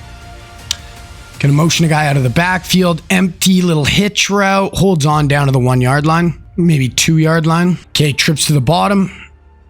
Florida handoff up the middle. Ooh, that's actually a nice tackle at the 1. Florida from the 1 yard line. Can they punch this bad boy in? Okay, handoff right up the middle, and that is in. They do cut it down to 34-17. Probably not going to be enough, though.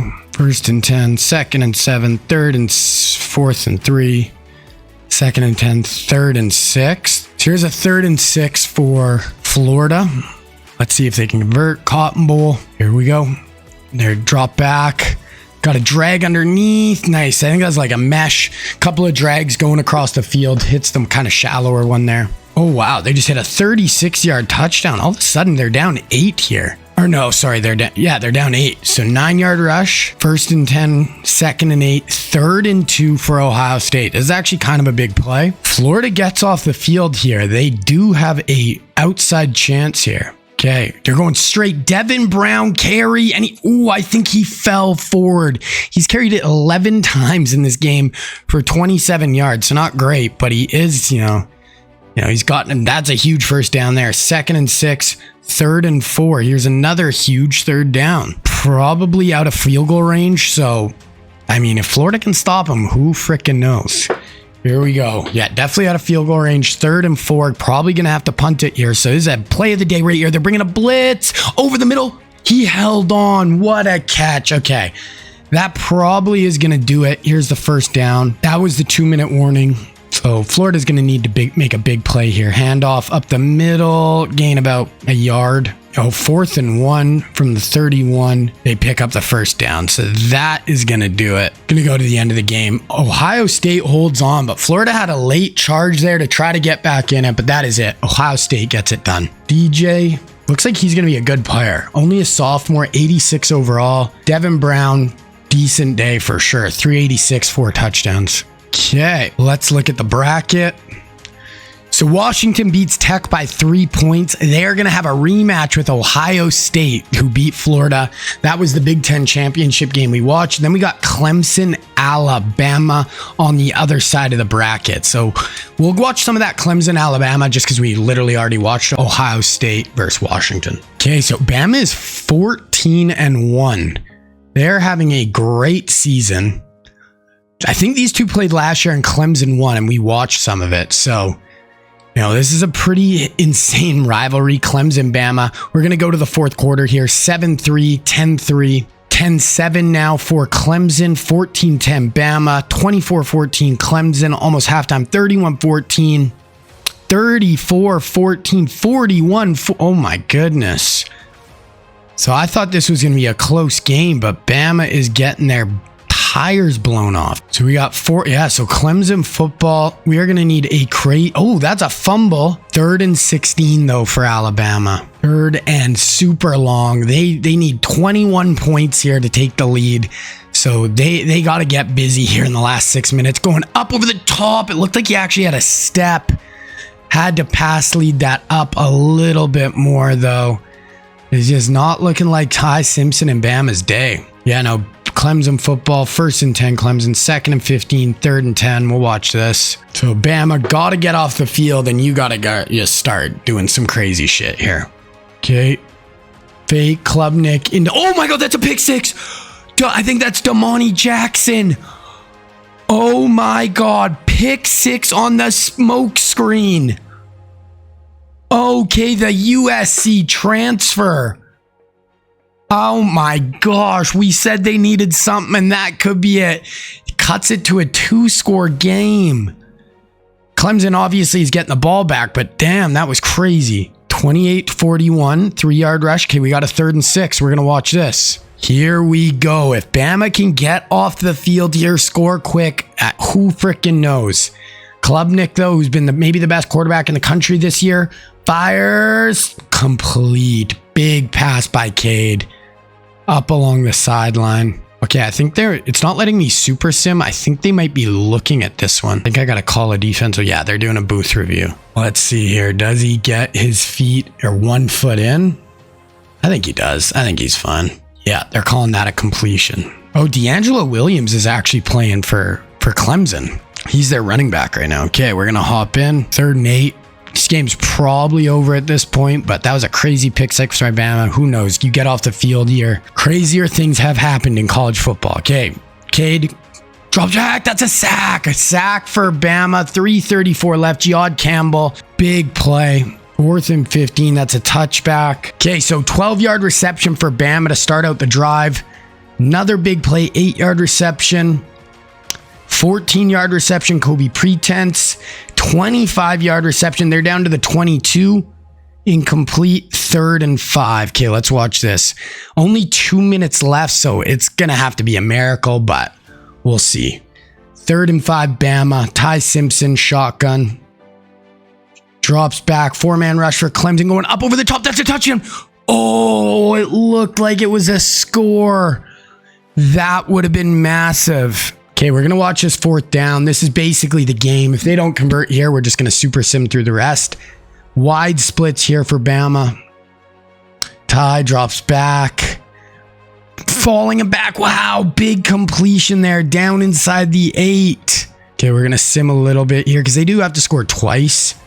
1st and goal, 3rd and goal from the 1, and they punch it in. Okay, but 1:33 left. They kicked it off deep. So Bama does have 3 timeouts. 2nd and 8, 3rd and 7. Here is the play. This is, to go to the national championship. Clemson converts. This game is over. They're going Wildcat here? Or Cade Klubnik is injured? Because that is not Cade. They are doing something weird. Going straight ahead. Was that offside? What happened there? Was that Ty Simpson on defense? Offside somehow? I don't know what just happened there. So all of a sudden now it's 3rd and 2. Here's Clemson for the win right here. They need 2 yards to put this one on ice. Gonna hand it off. D'Angelo Williams, and he's stuffed. I believe that is freshman, one of our guys, D'Angelo Williams, and he is brought down. We got a punt here. Only going to be about 40 seconds left though, because Bama had to use that timeout after their penalty, I think. Fires it deep. So yeah, only 40 seconds. Not probably going to happen, but we'll see. Sack, 3rd and 16, 4th and 5. We'll watch this last play. Gonna need an absolute miracle. 8 seconds. It's got to be a Hail Mary. Oh, they're running a screen pass. Okay. Well, yeah. that is going to do it. Clemson holds on. Bama had a pretty ferocious comeback there at the end, but that is going to do it. Bama goes down. Clemson going back-to-back national championships. Yeah, they won it last year, so they're going back again. Cade Klubnik had a pretty nice day. Ty D'Angelo had 11 yards. Ty Simpson, 312, 3 touchdowns, but he had 3 interceptions. Law, Pretense, both had decent days, so that is where we're at. Okay, so it's going to be Clemson versus either Ohio State or Washington. So Ohio State ends up beating Washington by 5. They are going to play Clemson in the national championship. Okay, so here we go. Natty on the line. Let's go to the fourth quarter here. So starting off zeros, 7-0 Clemson. They're trying to go back to back here. Still 7-0.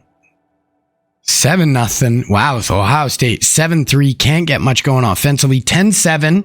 Okay, here's going to be the fourth quarter. 13-7. So very low scoring game here. We are in the start of the fourth quarter. We got a 3rd and 6 here for Clemson. We'll watch this. 7 minutes left. It is go time for Clemson. They had a 7-point lead most of the game. Ohio State scored a couple touchdowns. Klubnik over the middle. That's a little bit short. 4th and inches. Klubnik has 100 yards passing right now. I think they're probably going to punt that. They do. Ohio State football. 1st and 10. 2nd and 13. 1st and 10. That's a big 21-yard reception for Tate. 2nd and 8. 3rd and 3. We'll watch this 3rd down. Here we go. Ohio State trying to win the Natty. Up 6 here.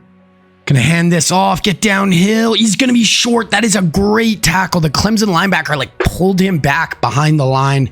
Great play.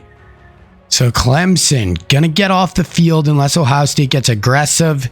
They kicked a field goal. I didn't think they were in field goal range. I wasn't paying enough attention there. So they take a 16-7 lead. Clemson gets a 22-yard reception. Drop pass, 3rd and 10. 4th and 17. They're going to have to punt.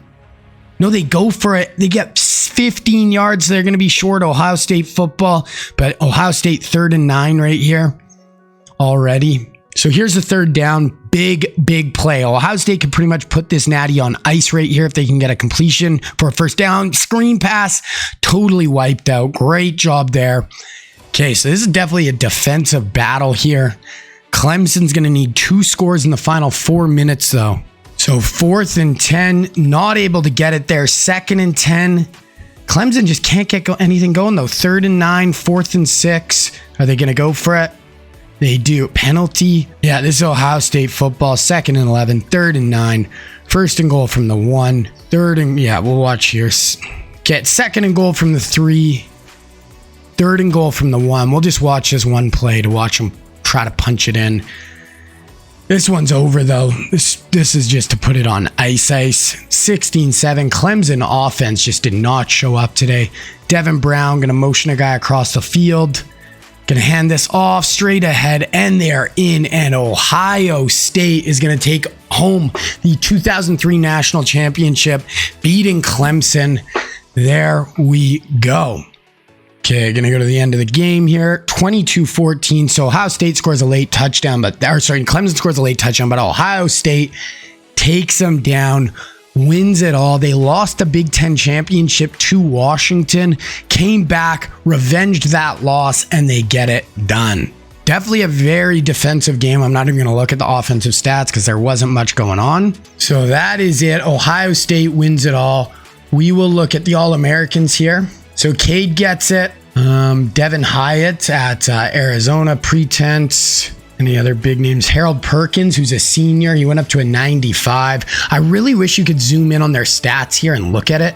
Caleb Downs, really good year at Ohio State. 2nd team, Ty Simpson, Bear Alexander, some good names there. Okay, freshman will be interesting. So this Ty Pierre was incredible this year. Absolutely incredible. He's an 80. Oh, I don't know why it said he was an 86. But yeah, 81. Really good. Did any of our guys make it? A lot of our guys weren't seeing the field a ton. But there we go. That is the freshman All-American list. So final team stats. Alabama, Clemson tied basically for the number one offense. Alabama actually out in front just a little bit. Colorado, UAB, USC, Washington. Defensively, Clemson actually had the worst defense by far in the country. Navy, A&M, Kentucky, Penn State, Cincinnati as far as ranked teams. Ty Simpson and Cade were kind of the two best quarterbacks. Cade's going to be gone. Ty, unless he leaves early for the draft, will be actually back next year. Devin Brown, Stockton at Georgia. Fifta, I don't know how to pronounce his name, looks like he could be sick next year. He might be a 99 next year at Arizona. 64 touchdown passes for Klubnik is insane. Rushing, receiving, Stellato had 1,600 yards. Bernard at Bama had a huge year. Pretense at Bama had a huge year. There we go. I want to look at, the only guy I want to look at this quarterback. So Pierre, 4,000 yards. This is a true freshman. 4,000 yards, 40 touchdowns, 8 picks. Also ran for 425 yards. This kid is going to be really freaking good. Okay, we are going to advance now. Okay, we can look at some draft results. I want to just see if... Okay, it doesn't look like Manning actually left early. It looks like he stayed at Texas, so Vince probably isn't going to start this year. But let's look at transfer portal, off-season recruiting. I just want to look at the transfer portal here. So, who do we got? One 5-star guy. Looking just for names that jump out at me. Some names, but none of the really big guys. Okay, so there's definitely some guys moving, but no names really big. CJ Carr is the best quarterback, so that is where we're at with that. Okay, we're going to sim to National Signing Day here. So we're going to go through all the positions, see where all the guys landed up. So we already know all our QBs. So Jamarcus Russell is going to end up at Texas along with Brady Quinn. We have Dennis Dixon is going to go to Washington, but now they just have that other young QB who's looking like he's going to be really good. And then Chris Leak is going to end up at Arkansas. Okay, going to running backs. We got Reggie Bush going to go to Texas, so he is locked in at Texas. They're going to have Vince Young, Brady Quinn, Jamarcus Russell, Reggie Bush. Michael Bush is going to go to Georgia, which we knew, and we already know Maurice Jones-Drew is going to go to USC. Okay, moving on to wide receivers. Robert Meacham is going to go to TCU. And then we'll see. Steve Smith was leaning Texas. He is going to go to Texas. So Texas is just loading up on our guys. Okay, tight ends. We got 2. First, Vernon is going to go to Nebraska, which we knew. And then Greg Olson is going to go to Maryland. So Maryland, which is actually where Vernon Davis went in real life. But we got Maryland and Nebraska. Okay, offensive tackle. Joe Thomas is going to go to Oklahoma, which we knew. John Sullivan is going to go to Louisville. So our big center is going to Louisville. The ends we already knew. We know our guy, Mario Williams, is going to go NC State. Then Lawrence Jackson is going to go to Notre Dame. Cedric Ellis, we know, is going to go to Oregon. Lamar Woodley, NC State, again, also with Mario. Ernie Sims, we know, is going to go to Georgia. We know Cromartie is going to end up at Oklahoma. Then for our safeties, we got Michael Griffin is going to go to Clemson. So they've went to 2 straight national championships. He's going to end up there. Georgia gets Reggie Nelson. So they're getting a lot of defenders over these 2 classes. Dante Whitner ends up at Wisconsin. And then lastly, LaRon Landry, we knew, ends up at Auburn. So that is what we're looking like for recruiting. Actually, I'm going to go back and just look at top classes. So Penn State gets the number 1 class in the country. Clemson, Oklahoma, Wisconsin, Oregon, Texas, Bama, Notre Dame, Ohio State, Florida, Georgia. So that is where we are sitting with all of that.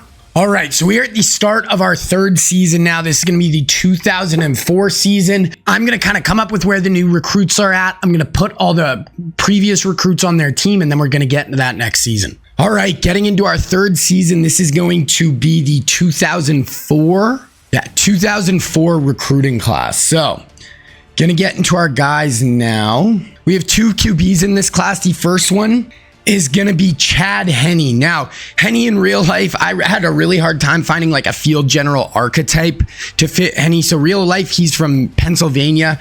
In this, he's gonna be from California, but looks like he's going to go to one of the West Coast schools. He actually played for Michigan in real life, but he's looking at Cal, Oregon, Fresno State, Stanford, UW. And then Pat White is going to be actually the number 2 recruit in the class. He's going to be from Georgia. He's from Bama in real life, so in that same exact area. And he's looking at Georgia, Auburn, Clemson, Florida State, Florida, scrambler archetype. He should be a super athletic quarterback who can make a ton of plays with his legs. So Pat White will be a really fun QB in this. Getting into running backs, and we have 2 really good ones. So the first one is going to be Adrian Peterson. Another really good backs are from Texas, so he's going to be from Georgia. But, we're going to make AP is going to be doing work. He's looking at Georgia, Clemson, Alabama, Kentucky, LSU. Then the other one is going to be Marshawn Lynch. So he's going to be a California power running back. Obviously, in real life, Marshawn went to Cal from the state, but he's looking at Texas, Clemson, Oregon, USC, and LSU right now. Oh, and we actually have one other running back. Sorry. So he was a fullback, but I'm going to play him at tailback. It is going to be Peyton Hillis. Now, Hillis, big power fullback, running back, really good career with the Cleveland Browns, played at Arkansas. Right now, though, he is looking at Ohio State, Wisconsin, Penn State, Notre Dame, and Michigan. Getting into our wide receivers, we got 4 of them. And the first one is going to be Calvin Johnson. Now, Calvin's from the state of Georgia, played at Georgia Tech. This guy's going to be a big, deep threat receiver. He's looking at Georgia, Clemson, Alabama, Auburn, and Florida State. Next up, we have Ted Ginn Jr. He's from Ohio in real life, played at Ohio State. Going to be Illinois here, so same area. He's looking at Michigan, Texas, Georgia, Wisconsin, and Mizzou. Then we also have Early Doucette. Now, Early Doucette is from Louisiana, played at LSU. He's a deep threat route running type archetype. He's going to be Alabama here, but same area. So he's going to be Clemson, Auburn, Alabama, Georgia, Oregon. Then the last one is going to be Dwayne Jarrett. Now, Jarrett played at USC, but he's actually from New Jersey. So here he's going to be Ohio, kind of that northeast area.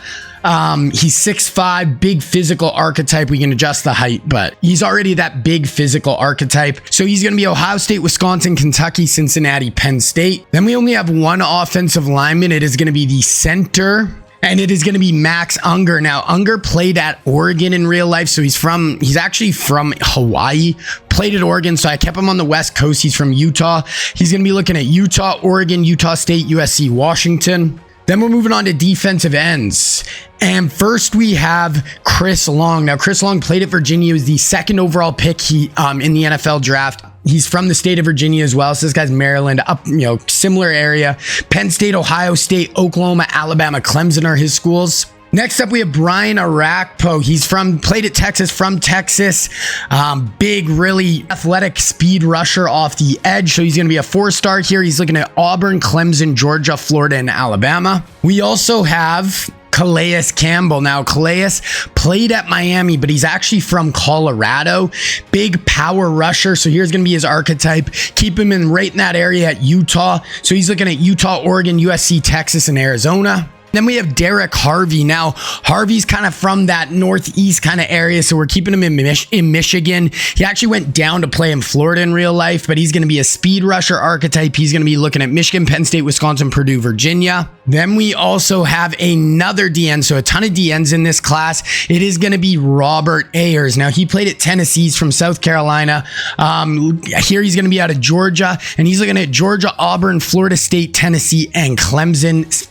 Power speed rusher, should be a good fit. Okay, then we go to D tackles. We have a big 5-star Glenn Dorsey. This guy was like a top 3 pick out of LSU. He's from Louisiana. Here he's going to be out of Alabama, but speed rusher, inside 3 technique. He's looking at Clemson, Auburn, Georgia, Alabama, Oregon.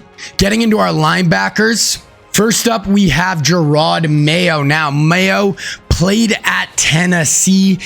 Here he's a run stopper archetype. He's going to be a big 4-star recruit. He's looking at South Carolina, Clemson are kind of his 2 biggest schools. And he went to Tennessee in real life. Then we also have Keith Rivers. Now, Rivers is from Florida, and he actually played college at USC, got drafted by Cincinnati in like the top 10, but it looks like he's going to stay on the East Coast this time. He's looking at Miami, Florida, Florida State, Georgia, Auburn. Then here we have Patrick Willis. So he's going to be the number 3 player in the class. In real life, he's from Mississippi. Here he's going to be out of Georgia. Pass coverage archetype. He's looking at Georgia, Clemson, Ohio State, Alabama, Texas A&M. Then our last linebacker is going to be Lawrence Timmons. Kimmins. Now, Kimmins played at Florida State. He's from South Carolina here. He's going to be running out of North Carolina. Played with the Steelers for a long time. Really good athletic linebacker. He's going to be a 4-star recruit, 6'1". He's looking at UNC, North Carolina State, Clemson, Virginia Tech. So that's all our linebackers. Okay, then the last player in this class is going to be a cornerback. And it is going to be Darrelle Revis. He's going to be from Pennsylvania, just in real life, man-to-man archetype, a top 100 player, 4-star recruit. And he's looking at Penn State, Ohio State, A&M, Florida, Pitt. Okay, so that is going to be the whole recruiting class. Definitely some really good players in this one. We'll see where they end up. We are going to sim to the start of the season now. Okay, getting into kind of this preseason stuff. So early season top 25. Ohio State is coming in as a 90 overall. Clemson 89. Those were the two teams in the Natty last year. Washington 84. Penn State 86. Bama 91. So Bama on paper looks like they're the best team in the country. Looks like Clemson, USC's there. Clemson, Oklahoma 87. So they should do a push. But it looks like Ohio State. I don't even see Georgia. I don't think Georgia had a good year last year, but it looks like Ohio State, Clemson, and Bama are kind of the best programs right now, but we will see. Let's look at the early season, preseason Heisman watch. We got the running back at Oklahoma, both their running backs. That's probably not going to happen, but we'll see. TJ Moore at Clemson. Yeah, the preseason one's a little weird. Zachariah Branch. Okay, I want to look at some of these rosters. So we got Alabama looking pretty solid. Ty Simpson at QB this year. They don't really have, they haven't really been getting a ton of our real recruits, but do have a pretty good squad overall. Clemson, Moore, wow. Look at their receiving core. Moore, Brown, Williams. Crazy. Who's their QB? Because they lost Klubnik. They have an 85 overall coming in who looks like he's going to be a pretty good player. But man, that receiving core is disgusting. So hopefully they throw the ball like they did last year, like at the same rate. Florida, they should have a good QB. DJ Langway, only a junior, 87 overall. Really good receiver he's throwing to with Wilson. So that could be a really scary duo. Georgia, not in the top 25 right now, but they have some really good defensive ends, some good players on defense.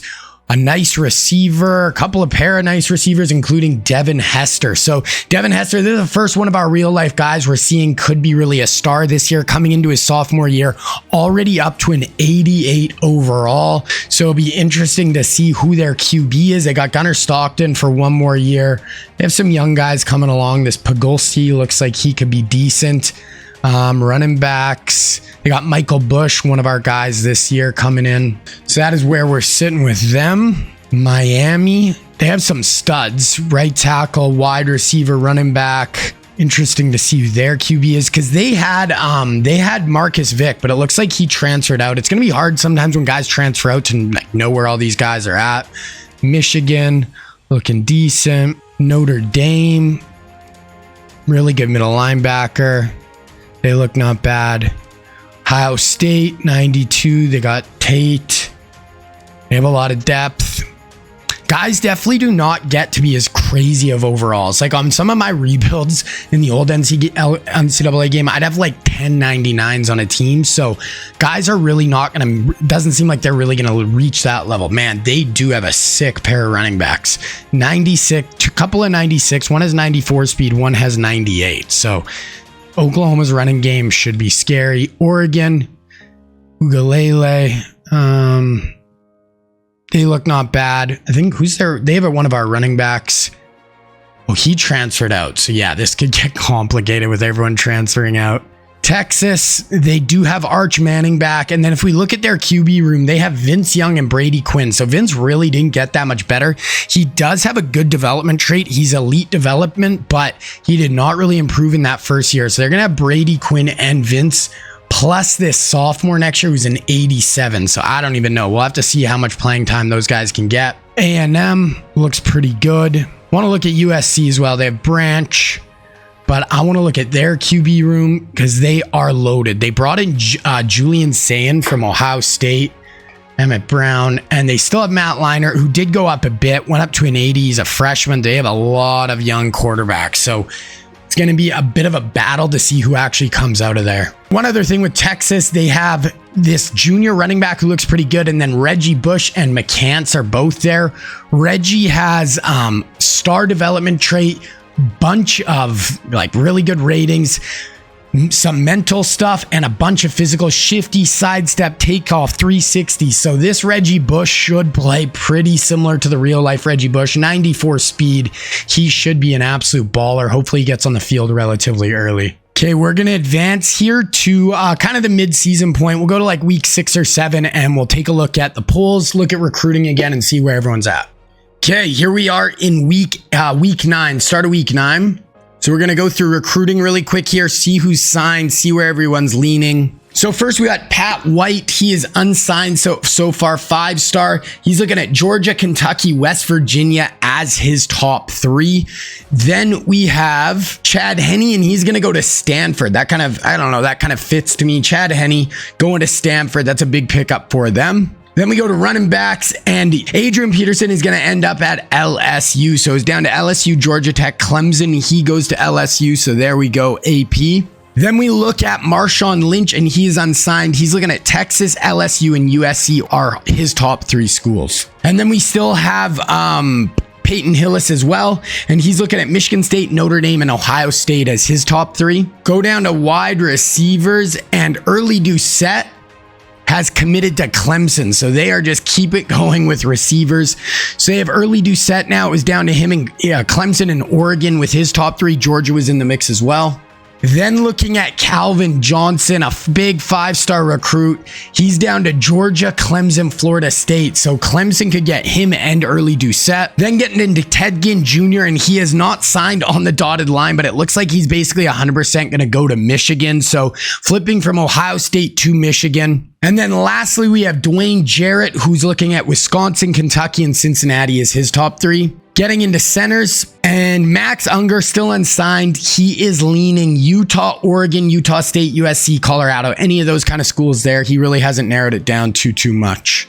Then into defensive ends, and Chris Long is looking at Ohio State, Penn State, Oklahoma for the big 5-star D end. Brian Arakpo has committed, so he is going to go to Clemson. It was them or Auburn. Clemson seems to be doing a really good job with recruiting. Then we get to Calais Campbell, and he is going to be an Oregon Duck. So big defensive end to pick up for them. Then for Derek Harvey, he is going to be a Michigan man. So Michigan getting a couple of recruits so far with him and Ted Ginn Jr. He goes there over Penn State and Wisconsin. And then lastly, we have Robert Ayers, and he went to Tennessee in real life. He is leaning Tennessee with Georgia and Louisville kind of still in the mix, but definitely looks like Tennessee is going to lock him down. Okay, then we're going to defensive tackle, and Glenn Dorsey has committed, and he is going to go to Clemson. So Clemson keeping it going, gets the big defensive tackle. That is a huge pickup. Okay, then getting into linebackers, and Patrick Willis has committed. He is going to be a Georgia Bulldog. It was down to Georgia and Clemson. Man, Clemson is in on all these dudes, but he is going to go to Georgia. Then for Keith Rivers, he has his top 3 narrowed down. It's Florida, Miami, and Georgia. So he's going to pick between them. Those are 2 really good 5-stars. We'll see where they end. Or we already know where Patrick Willis, but we'll see where Keith Rivers ends up. Then getting into Lawrence Timmons, and he is going to be playing at Virginia Tech. So Virginia Tech, UNC, or North Carolina State looked like it was his top 2. That's where he's going to end up though. And then last but not least, it is looking like Gerard Mayo is actually going to be at NC State. So they were trying to get both of these 2, but they end up just getting Gerard Mayo. So there we go. That's all our linebackers. And then finally, we have our cornerbacks. And Darrell Revis is going to go to Wisconsin. So it's down to Pitt, which he went to in real life, Texas A&M, and then Wisconsin, but he is going to end up playing at Wisconsin. So there we go. That is what the recruiting class is looking like so far. Okay, let's look at the top 25. Let's see how these schools are doing. So we'll look at the recruits one last time at the end of the year as well. National Signing Day in the offseason. So Washington, man, is still undefeated. This quarterback for them is sick. Bama undefeated, Stanford 7-1, Clemson, Wisconsin, Penn State, Oklahoma. Georgia back in the top 25 after falling out. Texas in there. So all these schools still alive as far as possibly making a national championship. But there we go. That is what we're looking like. Let's look at the Heisman watch here. So Ty Pierre, this guy is sick, man. Wow, sophomore, he's going to be one of the stars of the sim for sure. His receiver he's thrown to, killing it as well. Wingo at Texas, Winfield at Louisiana Tech, and then Vizina at Clemson. So let's look at team stats here. Number one offense is going to be A&M, Clemson, Alabama, Michigan, Washington. So, and Washington's actually running the ball really well, 1,000 yards. They're really balanced. So they look like a really tough offense. Bama right up there. Clemson, of course, just leading the country in passing, basically. As far as yards per game, it looks like, but Washington, man, they played 9 games. They played a few more games maybe than some of the teams, but they are looking like a unit.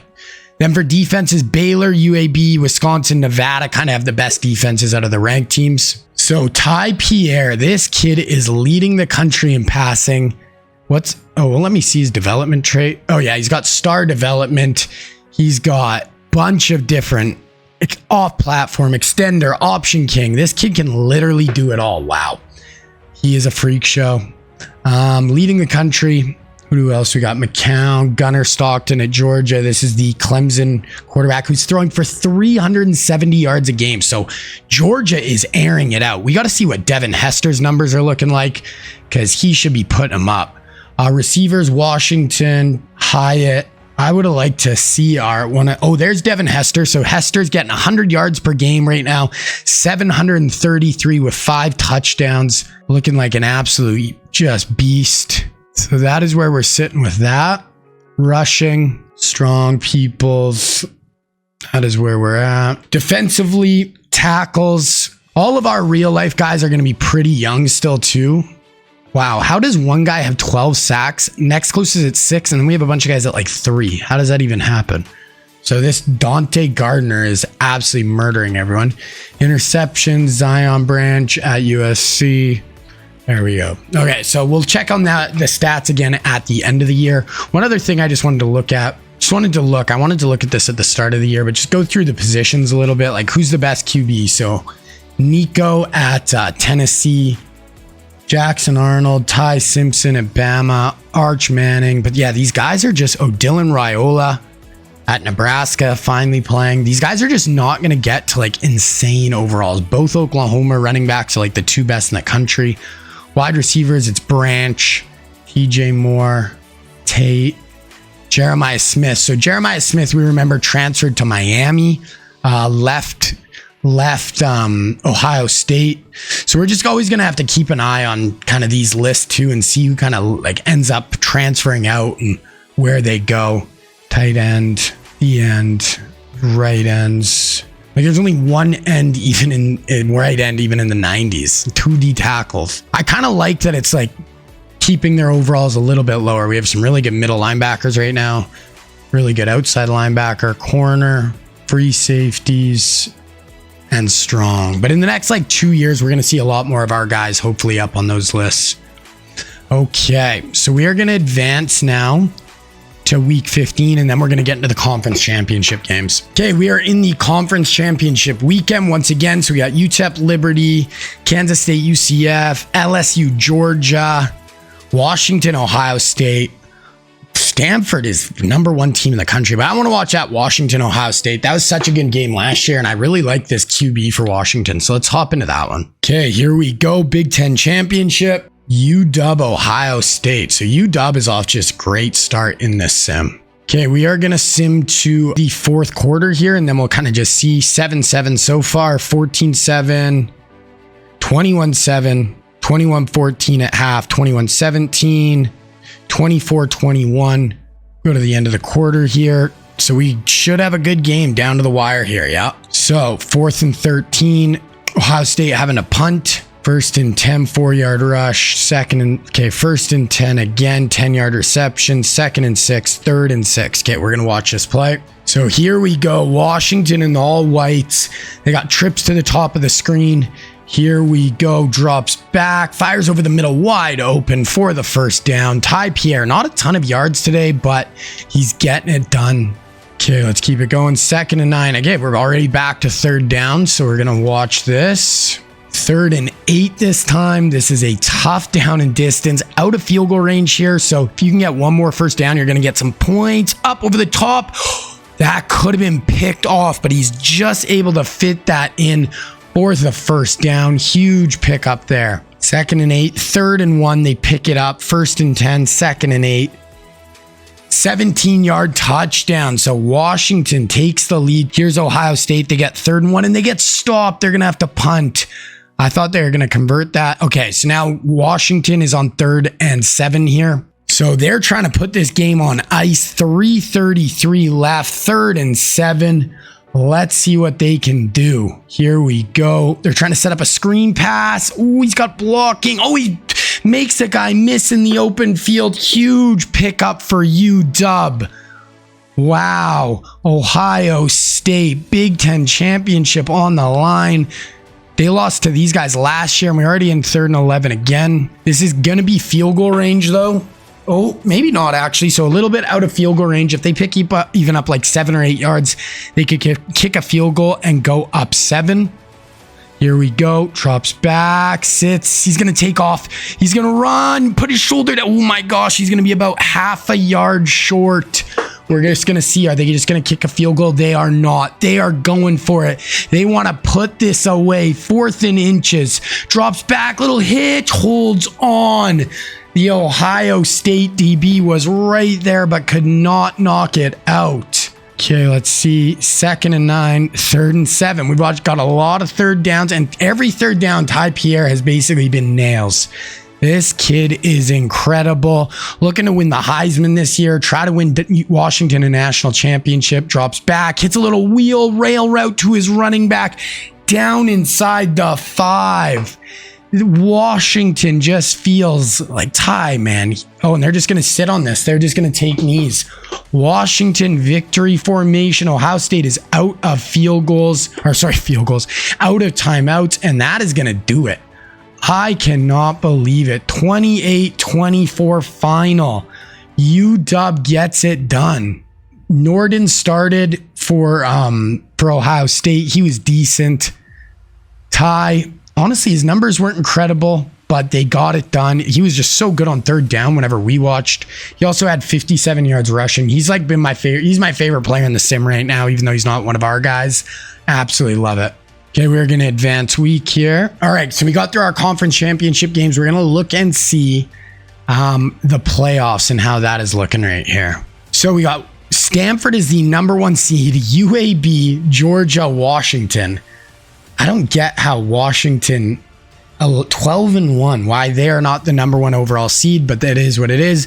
Then we got Wisconsin with only 1 loss versus LSU, Alabama versus Kansas State, Ohio State versus Liberty, Florida State versus North Texas. None of those games really jump out, but we'll definitely watch a game next week. So we're just going to advance 1 week here. So there is our Heisman winner. That is just insane. There's no way this was the best guy this year. 900 yards and 11 touchdowns wins you the Heisman. Hopefully, this is technically, like I've been saying, before the game is actually even 100% out. So hopefully there's some patches to change some things. You know, still working through the bugs with this game, I feel like. We'll look at the rest of the Heisman just because Gunnar Stockton. Yeah, I don't know. I don't know how this guy from UAB wins it with less than 1,000 receiving yards, but it is what it is. Okay, let's look at the bracket. So Wisconsin beats LSU and they're going to play Stanford. Bama goes down to Kansas State and they're going to play UAB. What a weird matchup. Ohio State loses to Liberty. They're going to play Georgia. And then Washington versus Florida State. I think we're going to watch that Washington game. I kind of want to just ride this Washington train. So we had some big upsets there. But yeah, we're going to keep riding with Washington. I'm having fun watching them. But yeah, a ton of just weird upsets. So we'll see here. 86 versus 88, pretty evenly matched teams. Washington's lost 1 game all year, though. So Florida State, Washington. Here we go. Okay, we're going to sim till the 4th quarter again. So we got nothing happening. 7-0 Washington to start. 14-0 Washington. 20-0 Washington, 20-7, 29-7, 36-7. Okay, we're just going to go to the end of the game here. UW, unless Florida State does. Wow. Washington, man, this team is ridiculous. 43-10 right here. And yeah, 43-20 final, but it was not that close. Washington just beats up on Florida State. They're going to advance. Ty Pierre didn't have to do a ton. He did throw 5 touchdowns, 179. He ran for 19. Didn't even have a ton of rushing yards. QB for Florida State. He's not even a bad player. Oh, they're kind of playing both these guys. This Luke guy must have got injured, but he threw 2 picks. I think that kind of cost Florida State. But there we go. Washington is going to advance. Keep it going. Okay, we're going to advance the rest of that round in the playoffs. Let's look at the bracket. So Stanford beats Wisconsin. Kansas State beats UAB. We saw Washington and Georgia won. So it's going to be Washington, Georgia is definitely the best game. That's a pretty nasty game, honestly, in the way Washington's playing. So we're going to check that one out. Okay, here we go. 5 and 4 seeds. Washington, or Georgia's better on paper, but Washington just feels like kind of the team of destiny a little bit, but we'll see. Okay, here we go. So this is to go to the national championship against either Kansas State or Stanford. So the winner of this should be the favorite, even though Stanford has a really good record. I don't know if I buy it, but we'll see. Okay, we're going to go through the first quarter here. 7-0 Georgia, 7-7 after 1, 10-7 Georgia, 10-10, 17-10 UW scored a late touchdown, 24-10, 24-17. Okay, so we're going to have a good finish here. We'll get going. 3rd and 14. Here's a long 3rd down. Let's check this out. This is going to be a big 4th down attempt for Georgia. Let's see what they can do with it. Tripp's going to motion a guy across the formation. Clap. Going to try to get a screen pass. Oh, he's got blockers. Big open field tackle. That is a huge play by the, I don't know if it was a linebacker or safety for Washington, but that was absolutely massive.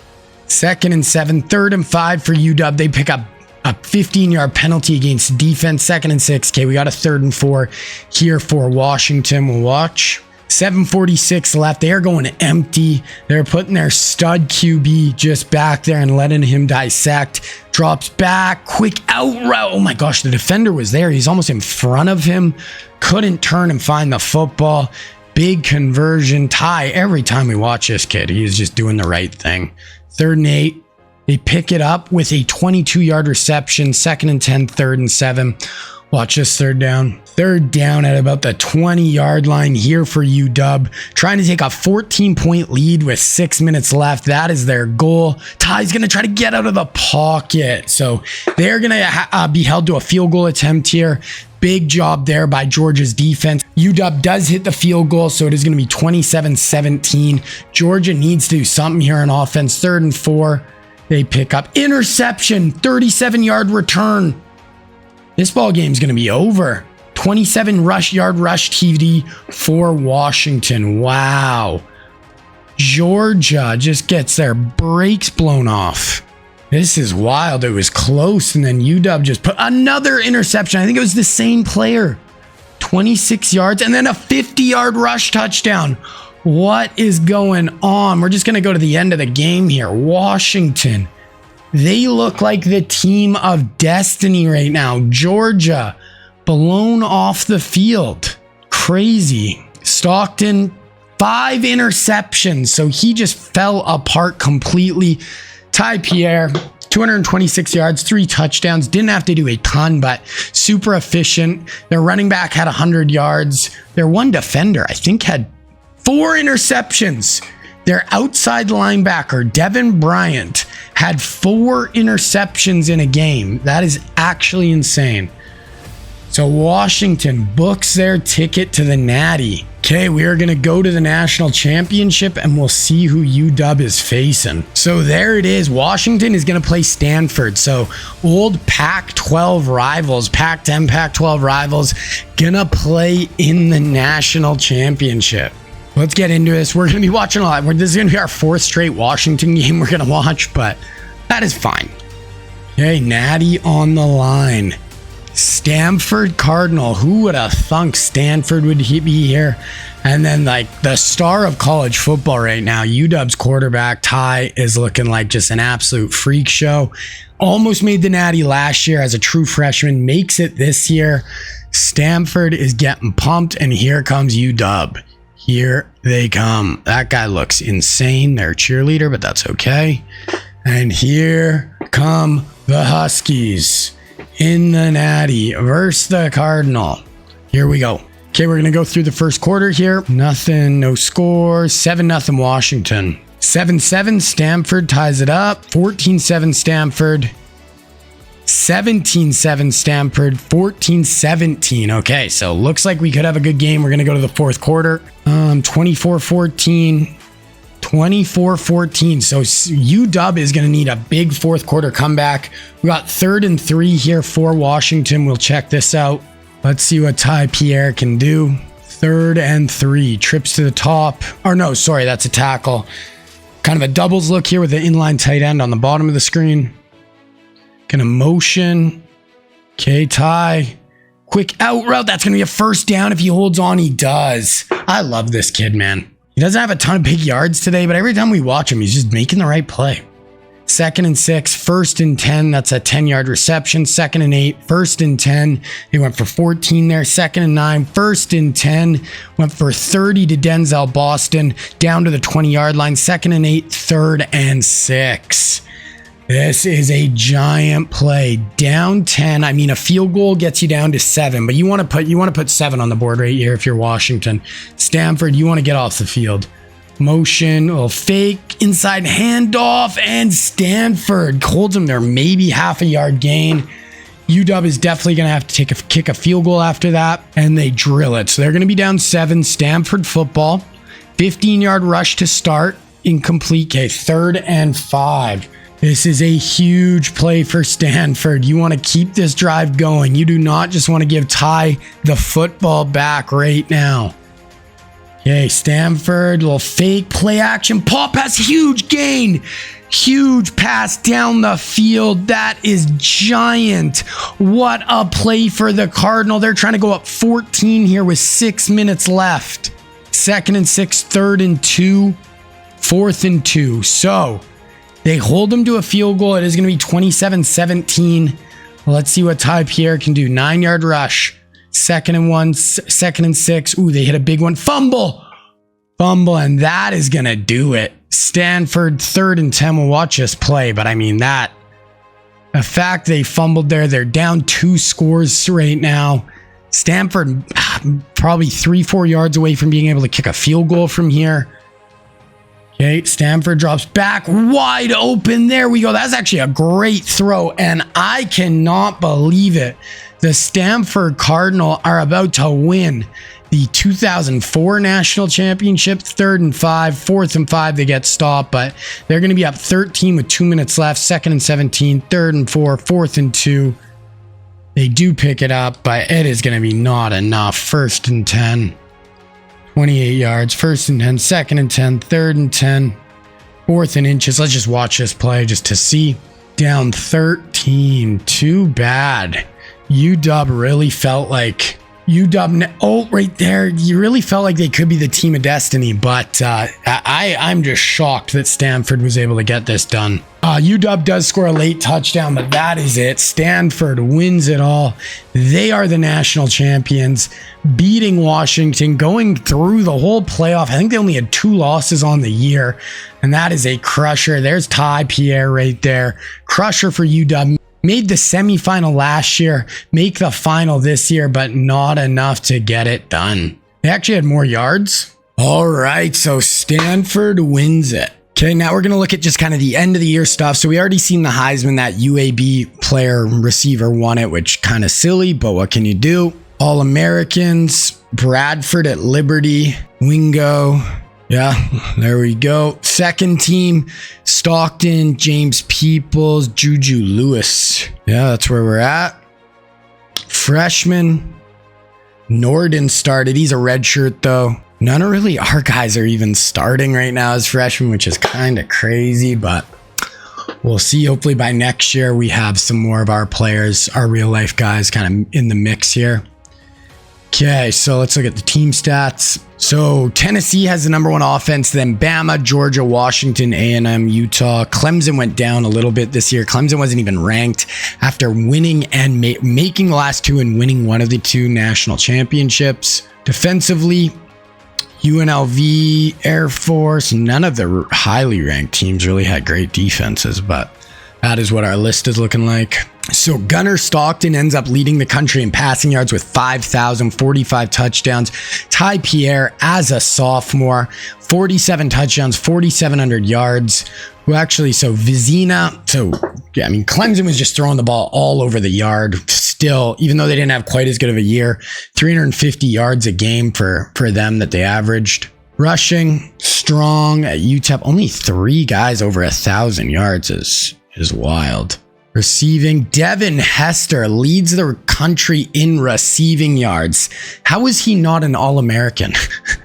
Crazy. Led the country in receiving yards, 1,600 yards, 13 touchdowns at Georgia. Huge year for him. Most yards per game was David Washington, though. This Tyler Brown, really good for Clemson this year. But there it is, Devin Hester doing work. Tackles, sacks, 15.5 for this guy. No one else even over 9. TFL's 12. Interceptions, Moses had 7. Zion Branch had 5. This Devin Bryant guy had 5. He had 4 in the one game we watched. So that's going to skew it a little bit. Okay, so that is where we are at. Now we're going to get into the off season here. Okay, I want to look at the transfer portal. Okay, none of our huge names really jumping out to me. Oh, Jay Cutler is in the transfer portal, so we might see Cutler go somewhere else. He's our only big-time quarterback. Quarterbacks are obviously always going to be the big positions we're looking for, but okay, that's where we are with the transfer portal. We are going to advance to National Signing Day now, and we will see where all these dudes end up. So for QBs, Pat White is going to go to Georgia. So he is locked in with the Georgia Bulldogs. And then we already know Chad Henne is going to be at Stanford. So those 2 guys are locked in. Running backs, AP is going to go to LSU. Marshawn is going to go to Texas. So they have Reggie Bush and Marshawn Lynch now at Texas. It's a pretty good backfield. Oh, and I forgot about Hillis. And then Peyton Hillis is going to go to Michigan State. I kind of like that fit, actually. Kind of makes sense to me. Wide receiver, Calvin Johnson is going to go to Georgia. So they're going to have Hester for 1 more year, 2 more years. They're going to have Calvin Johnson coming in the door. We know Early Doucette is going to Clemson. Ted Ginn Jr. is going to go to Michigan. And then Wisconsin for our guy, Dwayne Jarrett. For tight ends, Zach Miller is going to go to TCU. I don't know if we looked at the tight ends. Did I skip over the tight ends in the start? We have Zach Miller, TCU. If I did, I'm sorry. And then I feel like I might have. And then the other tight end we have in this is going to be Fred Davis. He's actually the number 1 tight in the class, and he ends up at Cincinnati. Then for our guy, Max Unger, he's going to go to Oregon. That's where he went in real life. Moving on to defensive ends. And Chris Long is going to end up at the Ohio State. So that is a big pickup for the Buckeyes. They've got a few big-time players so far. We already knew Arakpo. He is going to go to Clemson. Oregon is going to get Calais Campbell. Florida State is going to end up with Robert Ayers. And then Michigan is going to get Derek Harvey. So that is our group. We already know Clemson locked up Glenn Dorsey. They've gotten a good class coming in. Then getting on to our linebackers, Patrick Willis goes to Georgia. Keith Rivers ends up at Florida. Lawrence Timmon goes to Virginia Tech. And then somehow Gerard Mayo goes to Charlotte. So that is a big time recruit for Charlotte. They lock him down. And then lastly, our corner is going to be Darrelle Revis, and he's going to go to Wisconsin. So that is where all of our recruits are going. We look, Clemson ends up with the best class, 5 stars, 258 points. Definitely really good class for them.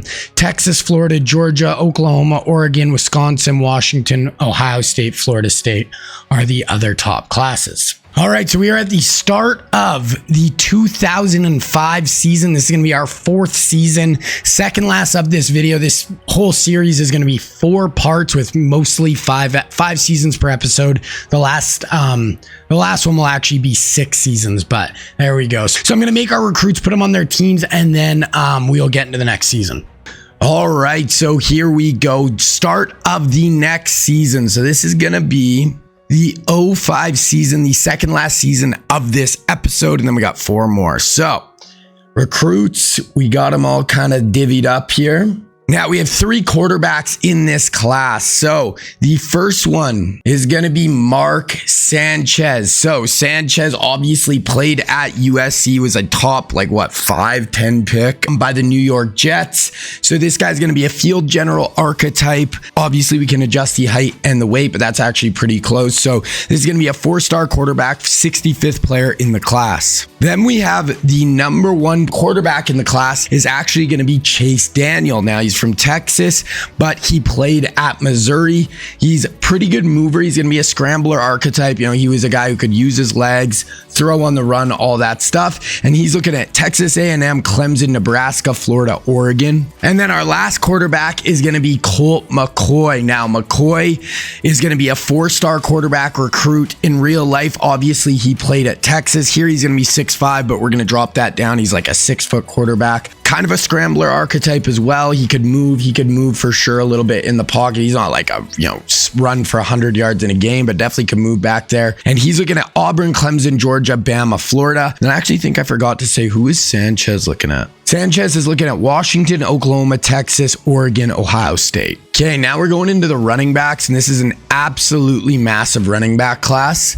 So the first one here, the number 1 running back, 5-star, is going to be Rashard Mendenhall. Now, Mendenhall played at Illinois. He's from the state of Illinois. Here he's going to be the elusive back archetype. He's kind of an elusive power back. He was about 220 pounds, kind of a do-it-all running back, so we'll up his size. But he is going to be looking at Wisconsin, Ohio State, Penn State, Michigan, Georgia.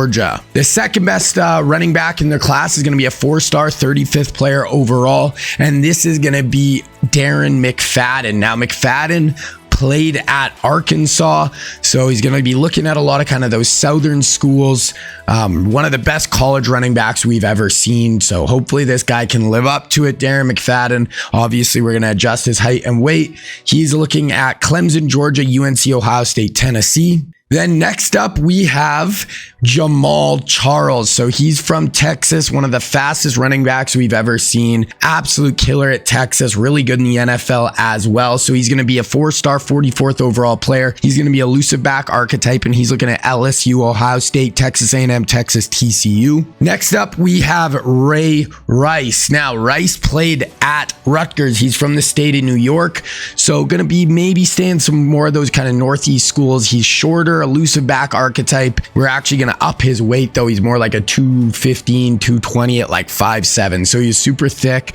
He's looking at Ohio State, Penn State, Clemson, UNC, and Pitt. Another running back. So we have 6 running backs in this class. Very, very good one. This is going to be Steve Slayton. Now, Steve Slayton played at West Virginia. He's from Pennsylvania, so going to stay at kind of more of those northern schools probably.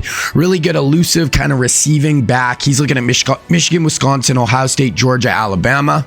And then our last running back in this class is going to be Jonathan Stewart. Now, he is from the state of Washington. He played at Oregon, so probably going to stay on these West Coast schools. He's going to be a 4-star, 135th player. He's looking at Arizona State, UCLA, USC, San Diego State, and Colorado Buffaloes.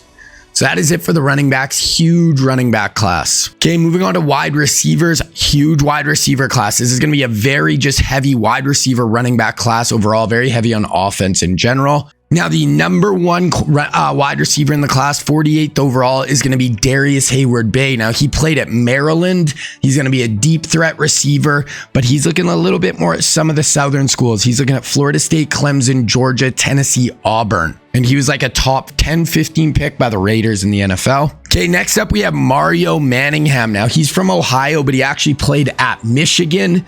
He's a little bigger. He's going to be shorter. He's only like a 6-foot receiver, but he's a 4-star, 79th in the class. He's looking at Temple, Ohio State, Penn State, Clemson are his top schools. So, kind of staying around that same area. Okay, next up we have Deshaun Jackson. So super fast, deep threat receiver, deep threat archetype. He's from California. He played at Cal in real life, but he's looking at USC, Stanford, Arizona State, Oregon, Texas. So definitely looking like he might stay on that West Coast. Oh, sorry. I was looking at my list wrong. Sorry. We only have 4 receivers in this class. Somehow 2 of the ones from last year got on this list. So only 4 receivers on this class, but definitely a good class overall. Then we do have 1 tight end. It is going to be Jermichael Finley. Now, he's from Texas. He played at Texas. Vertical threat tight end, 4-star recruit, 64th in the class, 69th in the class. He's looking at Kansas State, Oklahoma, Clemson, Ohio State, USC, played at Texas. Okay, next up we have offensive tackles, and we got 2. So first one in the class, number 1, is going to be Eugene Monroe. Now, Monroe is from New Jersey, played at Virginia. He's going to be a 5-star, big-time offensive tackle. He's going to be looking at Wisconsin, UAB, Cincinnati, Mizzou, and Notre Dame. So a few of the smaller schools mixed in there for the big 5-star. And then the other one is going to be Michael Orr. So this is the blind side guy. He is from Tennessee. He played at Ole Miss. Big power offensive tackle, 5-star, 15th player in the class. He's looking at Nebraska, Ohio State, Stanford, Oklahoma, Georgia is his top 5. Okay, then we have no guards or centers. And nothing until we get to D tackle. So D tackle, we have the number 1 D tackle in the class is going to be a power rusher, big time, one of the best college players, one of the only defensive players who is in the running for the Heisman. And that is going to be Ndamukong Suh. Now, Suh is from Oregon, but played at Nebraska. 5-star here, number 7 overall player, power rusher archetype. And he's going to be looking at Clemson, UNC, Georgia, North Carolina State, and Virginia Tech. Kind of crazy if you went to Clemson, North Carolina State, because they've been getting some really good D linemen lately. Okay, moving on to linebackers. So we only have 1 D lineman in this class. And first up, we have Brian Cushing. Now, Cushing is actually from New Jersey, but he played at USC. Part of a crazy linebacking crew with him, Ray Maluga, Clay Matthews, all played there together. So he is going to be a rusher kind of archetype. He would rush the passer. He'd play off ball. He's looking at Penn State, Ohio State, Pitt, Wisconsin, Tech, because he is more from the Northeast, even though he did play at USC. Then we also have Curtis Lofton. Now, Lofton is from Oklahoma. He played at Oklahoma, so probably going to stay looking like around that area. He's going to be a 4-star off-ball kind of linebacker. He's looking at Florida, Miami, UCF, Florida State, and Georgia.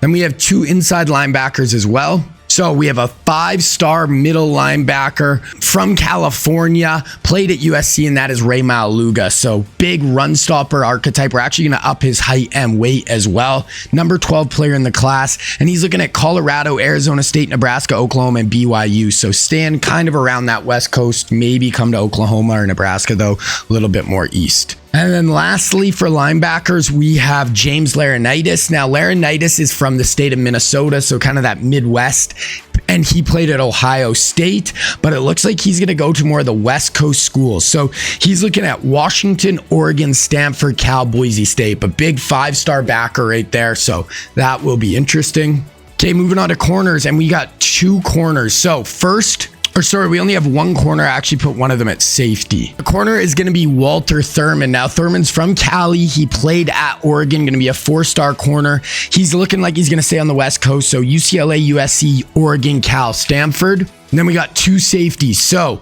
first up, we have Kenny Phillips. Now, Kenny Phillips from Florida, played at the University of Miami. And he's going to be a 5-star, and he's actually the number 1 overall prospect in the whole class right now, Kenny Phillips. And he's looking at Alabama, Georgia, Miami, Florida State, Texas A&M. And then our other safety is going to be a 4-star. He is from New Jersey and played at Ohio State. Really good NFL career, really good college career with Malcolm Jenkins. He kind of played a corner. He played safety, kind of played them both. And he's looking, so he went to Ohio State, but he's looking at Michigan, Penn State, Oklahoma, Michigan State, Clemson. So that is the recruiting class, guys. Pretty good overall. Okay, now we're going to get to the season. Okay, start of the season, we'll look at our top 25 here. So Washington coming in as the number 1 overall team. They lost to Stanford in the Natty last year, but I mean, they have such a good quarterback. They just play so well together. Then we got Stanford at number 2, Wisconsin, then Georgia. So Georgia's a 91.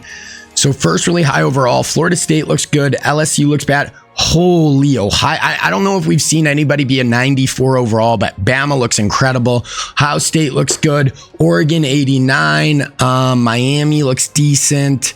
Clemson, an 89.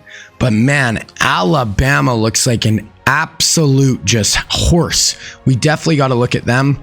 So right here, here's the Heisman race. We got Mekhi Hudson at Texas Tech, Jeremiah Smith, who these guys are 98 and 97 overall, Ruben Owens, Malachi Nelson at Boise, and then another. I did a quick look at Miami's receiving core. We got to look at this thing. It is absolutely cracked. Okay, we're going to look at some rosters here. So Alabama, okay, not a bunch of guys in the 90s. They just must be incredibly deep, like all the way down. Who's their QB? Austin Mack, senior quarterback. They don't really have any really guy who's jumping out. This guy's a redshirt freshman, 82 overall, so that guy could end up being pretty good. Running back, couple of 87s. Wide receivers, 3. They have Ryan Williams, who was a big time recruit in real life. So I don't know, Bama, they have a lot of good players. Not like superstars, but it must be just they're so deep that it really upped their overall.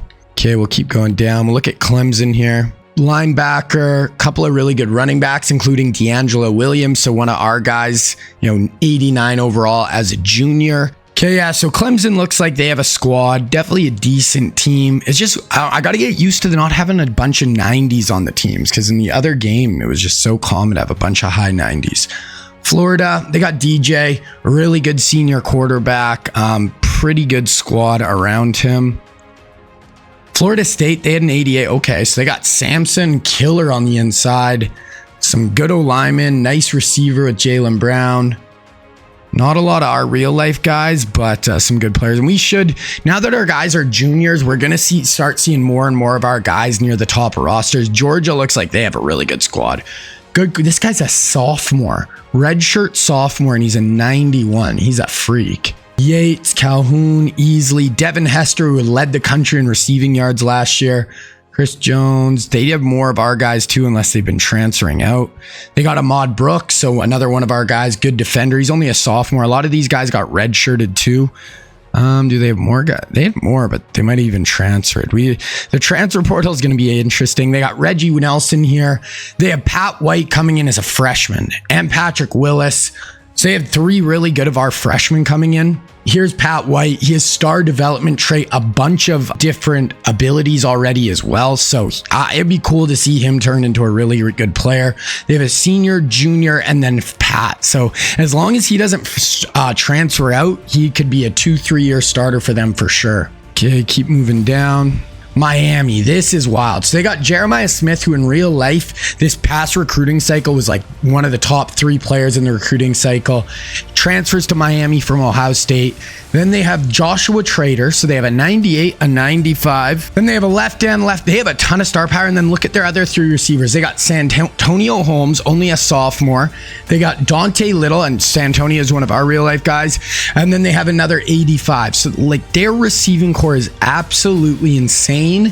But their QBs are 283s. This guy's, one's a freshman, one's a sophomore. So they could develop into be really good players. They're not credible this year, but yeah, they are set up for success with the passing game this year. Keep going down.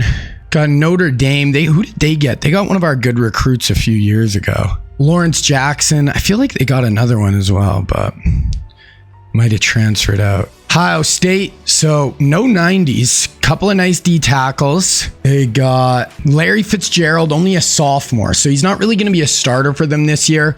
But all 4 of the guys ahead of him or 3 of the guys ahead of him are all seniors. So it'll be him and this Jerry Jones as their top 2 weapons next year. And then they have Norden at QB, who's a sophomore. They also have Jamarcus Russell, who's there.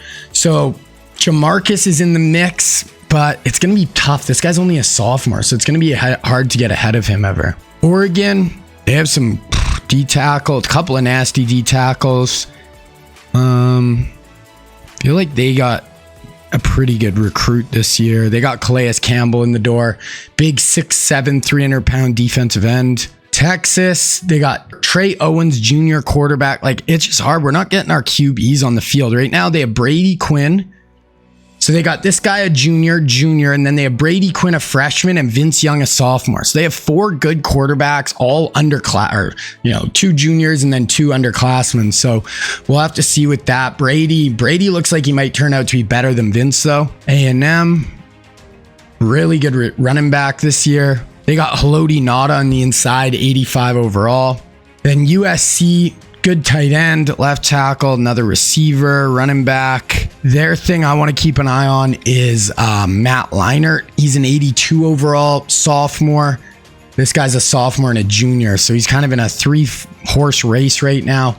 We'll see if he gets on the field. Another guy I wanted to take a look at actually at Texas was running back Reggie Bush. So right now, Reggie's coming in as a sophomore. They have a senior ahead of the two guys, and then these two guys are both sophomores. So we'll see kind of how much they get on the field over the course of this year and next. Then just want to look, so a few of just the key positions. So QBs, Nico, Malachi are the best. DJ Lagway, Raiola, Oregon's got a good QB. Ty Pierre coming in as a junior, who's just been like the best player in college football over the last few years.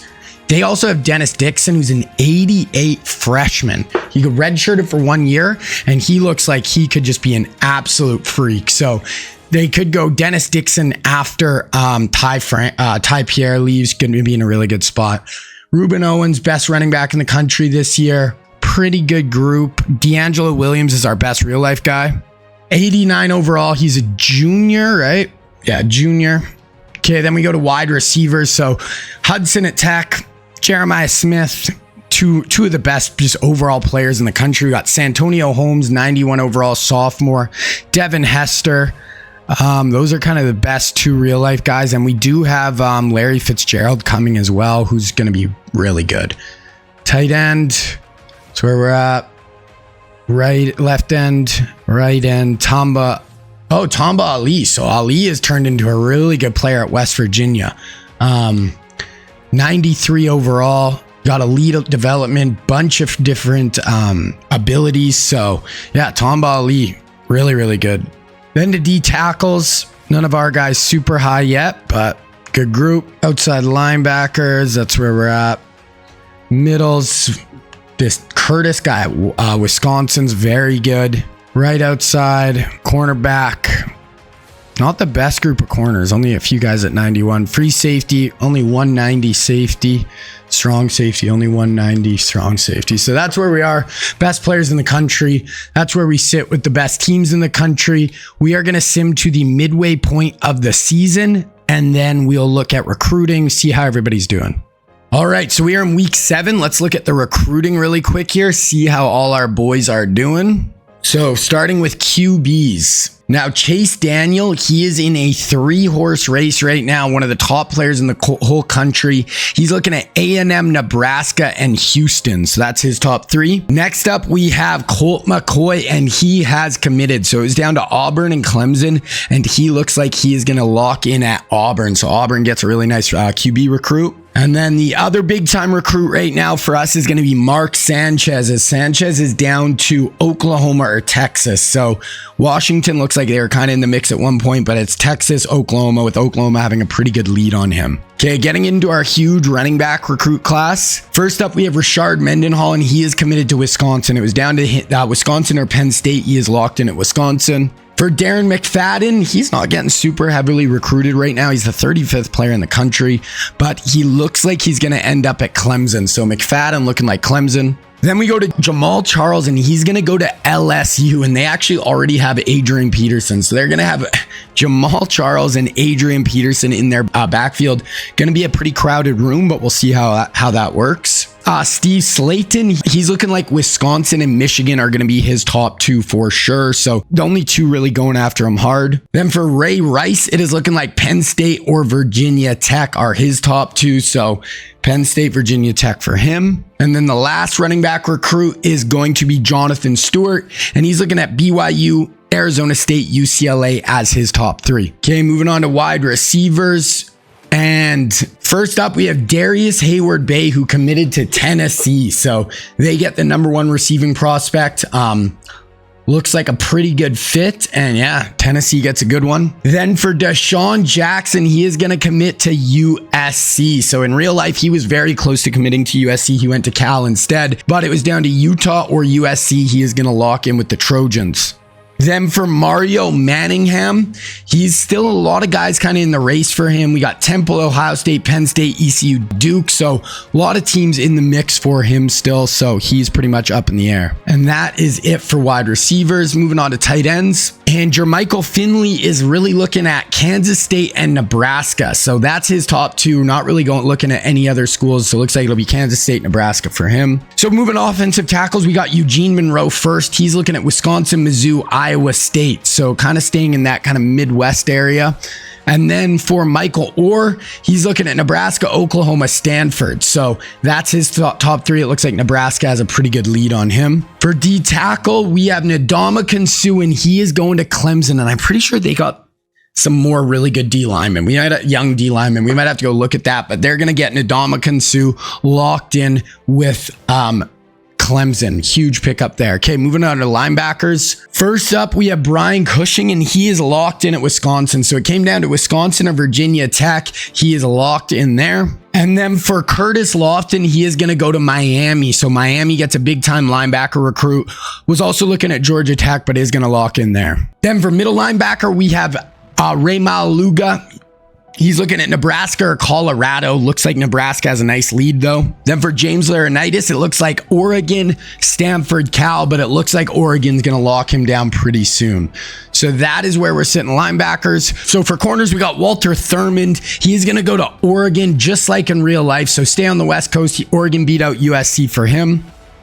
Then for our two safeties, firstly, Kenny Phillips, not locked in anywhere, but it's looking like Nebraska or Miami. He went to Miami in real life, but it looks like Nebraska actually has the lead on him. And then for Malcolm Jenkins, he locks in at Michigan. So went to Ohio State in real life, but he's going to go to Michigan, beat out Michigan State. So that's where we're sitting with recruits. We're going to look at that one more time at National Signing Day. Okay, let's look at the top 25. So Washington, still number one team in the country. They actually went up to an 89. I think they were 86 preseason. Oregon, UAB, 79 overall, but they're playing well. Miami, SMU, Oklahoma. Where's some of the big dogs? Where's Alabama, Georgia? So Georgia's down at 5-2. Alabama's 5-2. Ohio State 5-2. So all those teams are still in the mix, especially with the college football playoff. It just, you can get 3 losses in a season and still be, a good shot at making the playoff. But Oregon, Washington, Miami off to really, really good starts. Heisman watch. Minchie at Notre Dame. SMU wide receiver from Notre Dame. So I'm guessing Notre Dame's putting up some stats. Snodgrass, a sophomore at Miami. He's got an absolute just cracked receiving core. So I'm assuming they are putting up some wild numbers. We'll look at some team stats here. We'll look at the number one offenses in the country. So points per game, it is Oklahoma leading the way. Then we got USC, Georgia, Michigan, Arizona, Notre Dame. Miami's here, so they're throwing the ball well. Ohio State down here a little bit. But yeah, Miami doing well. Their weapons are just absolutely insane. No, and Notre Dame, that was the other school. So yeah, their QB is leading the Heisman race right now, or in the mix with a receiver as well. So let's look at some season stats so far. So Minchie at Notre Dame, leading the country in passing. Senior quarterback, kind of getting in this year and killing it. 30 touchdowns, 2 picks. Nico at Tennessee. Oh, here's Miami's quarterback, Snodgrass. 300 a game, 19 touchdowns, 2 picks is very good. Here's just by passing yards per game. Julian Sands having a good year at USC.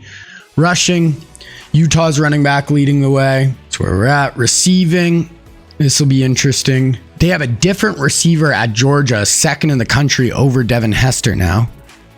So Hester not having as good of a year as last year. He's not even I don't even see him anywhere. Yeah, this guy's averaging 133 yards per game at Georgia. I don't know, maybe Devin got hurt. Could be for sure.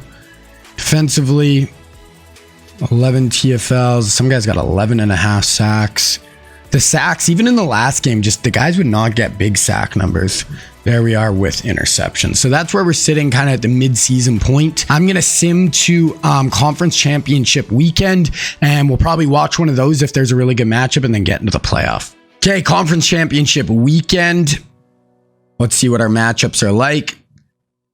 Toledo, Kansas State, Arizona in the Big 12, Florida, Oklahoma, Maryland, Oregon, Pitt, Miami. Maybe we could watch some of that Miami, but you know what? Maybe we'll just sim through this. None of these games are really grabbing me as like a game we must watch. And then we have all the playoff games as well. So we're going to sim through this week. And then, we'll just look at what our playoff matchups are looking like. So playoff bracket, we got A&M, Arizona, Oregon, Maryland, Penn State, Washington. Washington barely made it. SMU, Pitt, Tulsa, oh my God, these are some weird schools. So Bama, Georgia did not make it. Oregon made it.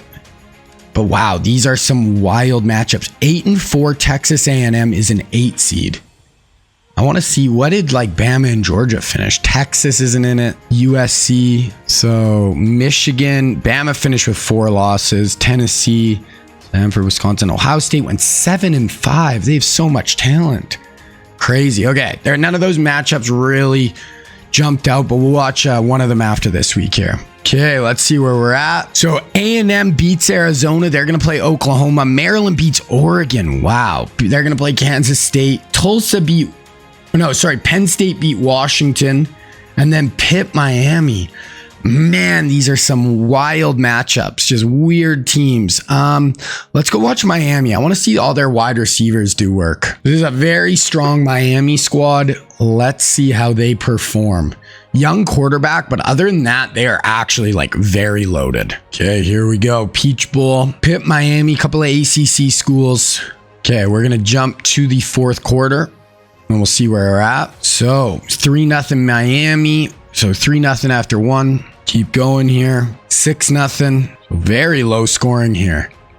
Both defenses playing well. Go to the fourth. 9-0. 12-0. Okay, so Pitt's offense is just pretty anemic, it seems like. 4th and 6. They're going to punt to Miami here. 1st and 10. 1st and 10. 2nd and 5. Third, 22-yard touchdown. So that's going to basically do it already. 2nd and 7, 1st and 10, 2nd and 1, 1st and goal. Okay, now Pitt. Oh, and Pitt got stopped. Oh my gosh. 2nd and 12. Okay, we'll watch this 3rd and 3 just so we can get on the field here. But looks like Pitt had a chance to go score and got stopped on the goal line. Miami rocking the oranges. Looking good. 19-0. So more of an offensive team, I think, but their defense played well today. Drops back. Rocking number 0 at QB. Finds an open receiver. Was that Jeremiah Smith? No, that's Trader, one of their other really good receivers. Maybe we'll just watch this drive. Just watch them go to try to put this away. So I think that's Jeremiah Smith at the top of the screen there. Drops back. Handoff. There we go. Okay. So 2nd and 5 here. 4:04 left. Are they going to run it again? Yeah, they might just run this out. I want to see them try to throw with all their receivers. But yeah, just not much time left. So we're going to let this rock. Go to the end of the game here. 22-8. Yeah. So Pitt, late touchdown, but Miami just felt like better team on paper. They got it done. I think this Miami team is going to be tough to stop on their way to the Natty. Just overall, young QB, but other than that, they just have so much talent. Okay, let's look at the bracket here. So Kansas State beats Maryland. Oklahoma beats A&M. Penn State beats Tulsa. And it's going to be Penn State, Miami. Let's watch Penn State, Miami. We might try to ride Miami to the Natty here. Okay, Penn State, Miami. 3rd and 4th team in the country right now. 90 versus 89. So very balanced teams.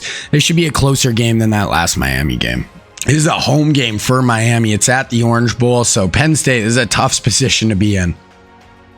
Maybe we'll watch a little more of this one too. I'll sim through the first quarter and then we'll watch some of the second quarter. So first quarter, 3-0, 10-0.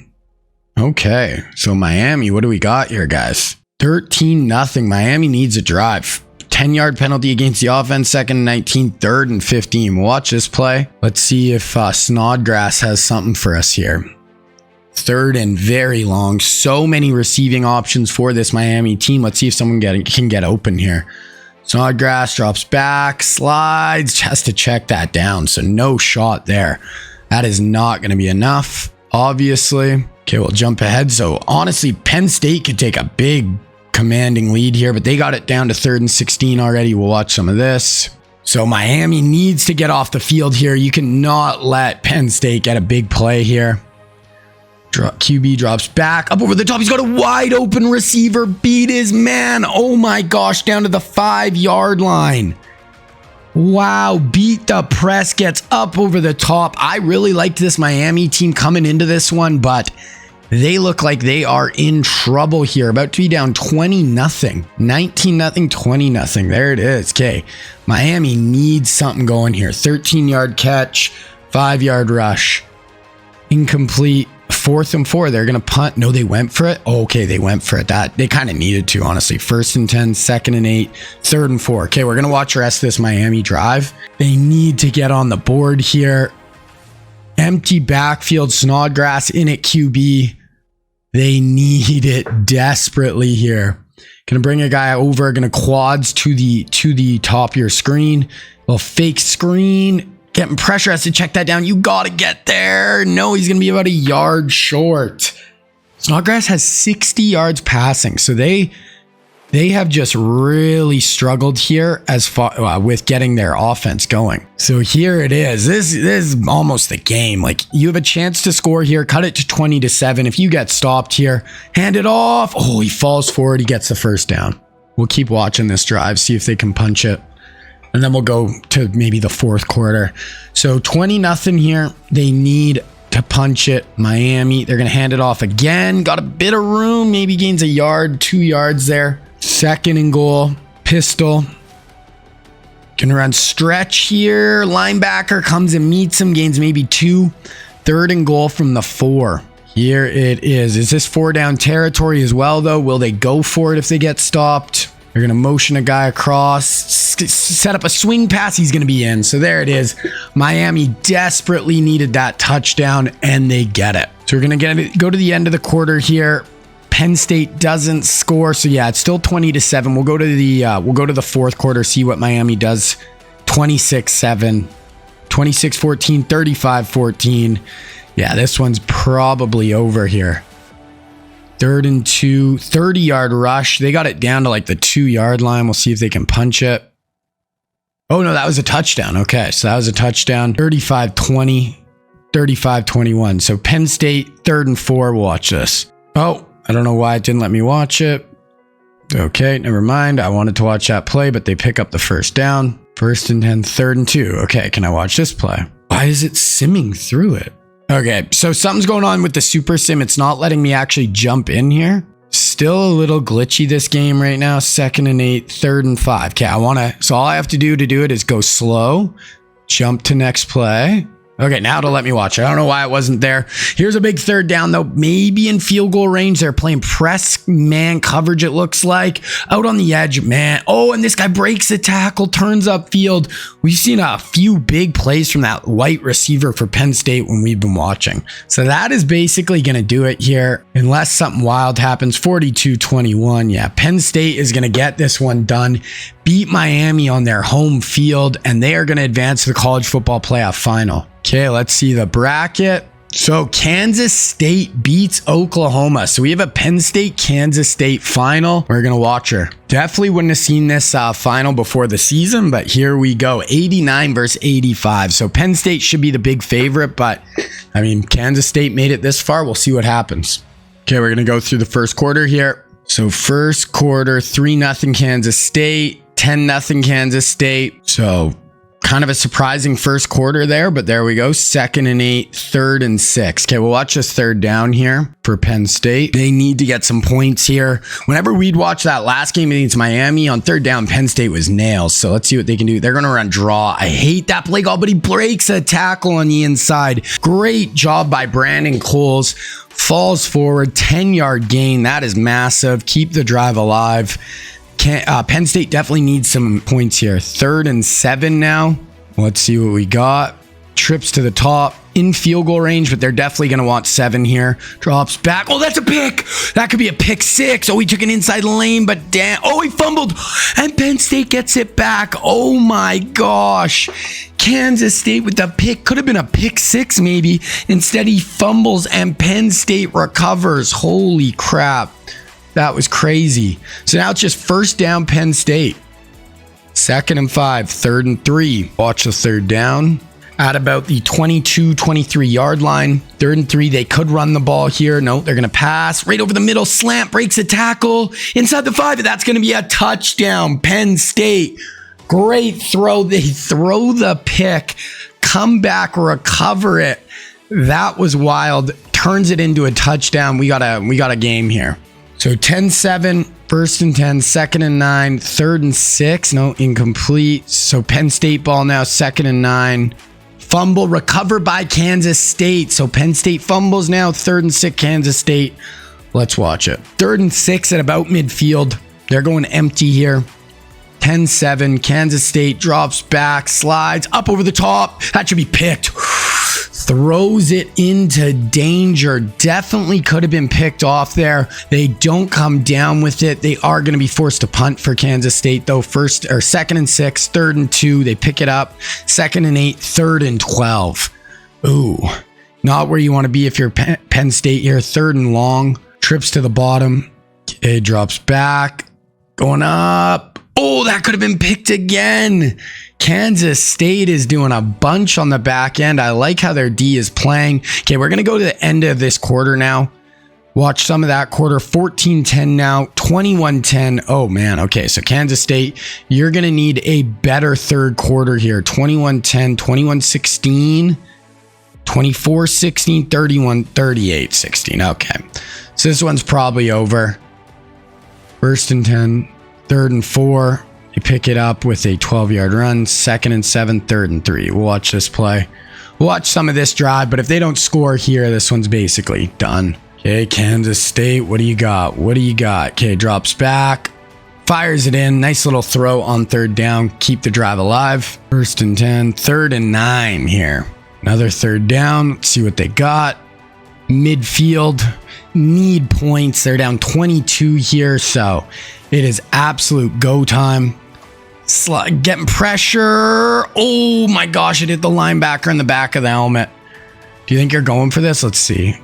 They are going to go for it. So if they don't convert this, we're just going to sim to the end of the game unless something wild happens. Kind of all or nothing here. Penn State bringing a bit of a blitz and they fire it in and complete it. Penn State decides to get a little aggressive there, bring some pressure. They throw in behind the blitz and convert. 2nd one, 1st and 10, 1st and goal from the 2, and they do punch it in. Okay, so now pressure's on Penn State a little bit. 2nd and 17, 3rd and 15. Penn State, what do you got? Trips to the top. Oh, they bring a wild pressure. A-gap blitz right in the QB's face, and he is going down. I love that play call. Crazy pressure. 38-22. Still not looking good, but you never freaking know. 3rd and 7. They convert. 2nd and inches. 3rd and 2. 4th and 2. Okay, we're going to watch this play. If they don't convert, it's over. So let's see. If they convert, like this is a ton of press. Heavy look on the outside. They're going to hand it off, and Penn State gets in the backfield, and that is going to do it. That is going to do it. Penn State is going to win this natty, basically based off that. You can pretty much end it there. 38-22. They go down, get a few more points. 41-22, and Penn State is our 05 national champions. So we've went Clemson, Ohio State, Stanford, Penn State. Or sorry, that is 06 national championship. There it is. So stat-wise, 470 to 370 total yards. Kansas State's QB played fine. Penn State's 308, 4 touchdowns. He did throw 3 picks, but that one basically wasn't actually a pick because it got recovered right after it. So that was a wild play to see, but there we go. So bunch of different, we haven't seen anybody really dominate. Clemson had a really good first 2 years, but now we're kind of just cycling through teams. We haven't seen like an absolutely dominant team come to the forefront yet. So we're going to keep it going. Okay, getting into just kind of the year-end wrap up here. So we'll look at the Heisman. So Grant Emery, the QB at Oklahoma, wins it. Only a sophomore. Eli Holstein was in there. Snodgrass, Dante Little. So one of the receivers, but not even their really good one at Miami. All-Americans, Holstein, Owens, that Dante Little. Tamba Ali, so one of our real-life guys, gets a first-team All-American nod. Second team, Emery, who won the Heisman. That was the rest of it. Freshmen. Our freshmen are just not getting on the field at these spots. Let's look at some team stats. So USC #1 offense. They went 6-7 though. Colorado, Oklahoma, Arizona, Michigan, Tennessee, LSU, Notre Dame. Defensively, Florida Atlantic. Who is the best ranked? UAB. We didn't play hard schedule. Charlotte, Wisconsin. So yeah, the teams in the hard conferences are just having trouble playing defense. None of them are even high at all. Get some season stats here. So Western Kentucky's guy led the country in passing. Julian Sayin as well. Nico. These guys all had really nice years, obviously. 40 plus touchdowns. Know who I don't see is that Washington quarterback just didn't. I don't know if they started throwing the ball less. That Ty Pierre. Oh, there he is right there. So they threw for 284 a game. He had a good year, but didn't quite have as good for sure. UNLV, Boise, Utah, running backs here. Receiving, Rawls. Rashard Rawls had 1,800 yards for Western Kentucky, 130 a game. Not seeing anything from our big guys. Ryan Williams had a good year at Alabama. Yeah, I don't know what happened with our boy at Georgia. What happened to Devin Hester? I don't know if he got in. No, he was just 57 a game. Just this guy, for whatever reason, was getting all the love, and Hester was just kind of hanging on. All right, so that is the end of the year. We are going to get into the off season now. Okay, I want to look at the transfer portal. I guess we could just look at National Signing Day. We'll look at the transfer portal. Okay, National Signing Day. So we're going to look at the transfer portal here first. We'll see if we notice any big transfers. Do we see any of our guys? I put a little apostrophe by each one of the real life guys so we can keep track of them. So Mario Williams transfers to Virginia Tech. So that is a big transfer for them. I wish you could see the player card for these guys from here, but that is huge. So Mario Williams, big movement there. See if there's any other ones. So I'm just going to go to QBs, see if, none of our QBs. So Mario, that's big though, going to Va Tech. Okay, let's look at the rest of our recruits though, see where they all end up. So for our QBs, Chase Daniels is going to end up at Texas A&M. That is his final spot. We already knew Colt McCoy at Auburn. And then Mark Sanchez is going to go to Oklahoma. So that's a big QB recruit for Oklahoma for sure. Okay, running backs. We knew that Rashard Mendenhall was going to go to Wisconsin. McFadden, I think we knew Clemson, but Clemson it is. Jamal Charles, we knew LSU. He's going to play with Adrian Peterson. For Ray Rice, he is going to go to Penn State. Jonathan Stewart is going to go to Arizona State, stay on the West Coast. Steve Slayton is going to go to Michigan. And then lastly, I think that is all of them. So that is all our 6. So that's where they're all ending up. For wide receivers, we knew Darius Hayward-Bay is going to go to Tennessee. Mario Manningham ends up at Penn State, so national champs get a good receiver. And then we knew Deshaun Jackson's going to end up at USC. For our tight end, we got Jermichael Finley is going to go to Kansas State. Eugene Monroe is going to go to Wisconsin, so that's a nice grab for them. And then Michael Orr is going to go to Oklahoma and play with Mark Sanchez. D-tackle, we already know Clemson got Ndamukong Suh, so that's wrapped up. All our linebackers, definitely a good linebacker class. We knew Curtis Lofton is going to go to Miami. Wisconsin is going to get Brian Cushing. Nebraska gets Ray Maualuga. And then Laurinaitis is going to go to Wisconsin. So nice linebacker pickups there. We knew our corner is Walter Thurman's going to go to Oregon. Then it was our 2 safeties. So Kenny Phillips, #1 player in the country, is going to go to Miami. That is where he went real life. And then Michigan for Malcolm Jenkins. So that is our recruiting class. That is where those guys are going to end up. Now I'm just going to sim to the next season. That is basically it for this season. We have one more season in this sim. I'm going to make our recruits, figure out next year's recruiting class, and then we are going to get into the final season of this episode, and then episode 2 will be coming up next. All right, guys. So 2007 season. This is going to be the last season of this episode. Then we're going to have 3 more episodes on the way. Usually drop once a week. So in a week, we'll have the next one. So recruits are kind of, divvied out. We are going to take a look at them now. Now, really good class. This is one of my favorite classes of all time. Just really fun, cool players in it. Now, first we're looking at QBs, and the number 1 quarterback in this class is going to be Matthew Stafford. Now, Stafford, real life, he's from Texas. He played at Georgia, though. Right now, field general archetype, 5-star. He's looking at NC State, North Carolina, Clemson, Georgia, Utah. So that is what he is looking at. Next quarterback in the class is going to be Sam Bradford. Now, he played at Oklahoma. He's from the state of Oklahoma as well. He's a improviser archetype. He actually could move around quite a bit as well. Bradford, he was not totally, standstill type quarterback. He's looking at Georgia, Clemson, Auburn, Alabama, Tennessee. Next up, we have Jake Locker. So he's going to be a 4-star. He played at Washington, from the state of Washington. And if he's a scrambler archetype, big, powerful guy. And if you look at his 5 schools, kind of staying on the West Coast. So he went to Washington in real life. He's looking at Cal, Stanford, Oregon, UCLA, and Washington. And then our last quarterback in the class is going to be a 4-star, big time recruit, scrambler archetype. We're going to up his height and weight though. And this is going to be Tim Tebow. Now, Tim Tebow from Florida, obviously played at Florida. Looks like he's kind of staying in that South region, not Florida though. Looking at Georgia, Auburn, Florida State, Clemson, and Tennessee. So those are our 4 quarterbacks, all really fun college QBs. Okay, looking at running backs, and we have the number 1 running back in the whole class, number 1 player in the whole class is LaShawn Shady McCoy. Now, he's from Pennsylvania. He played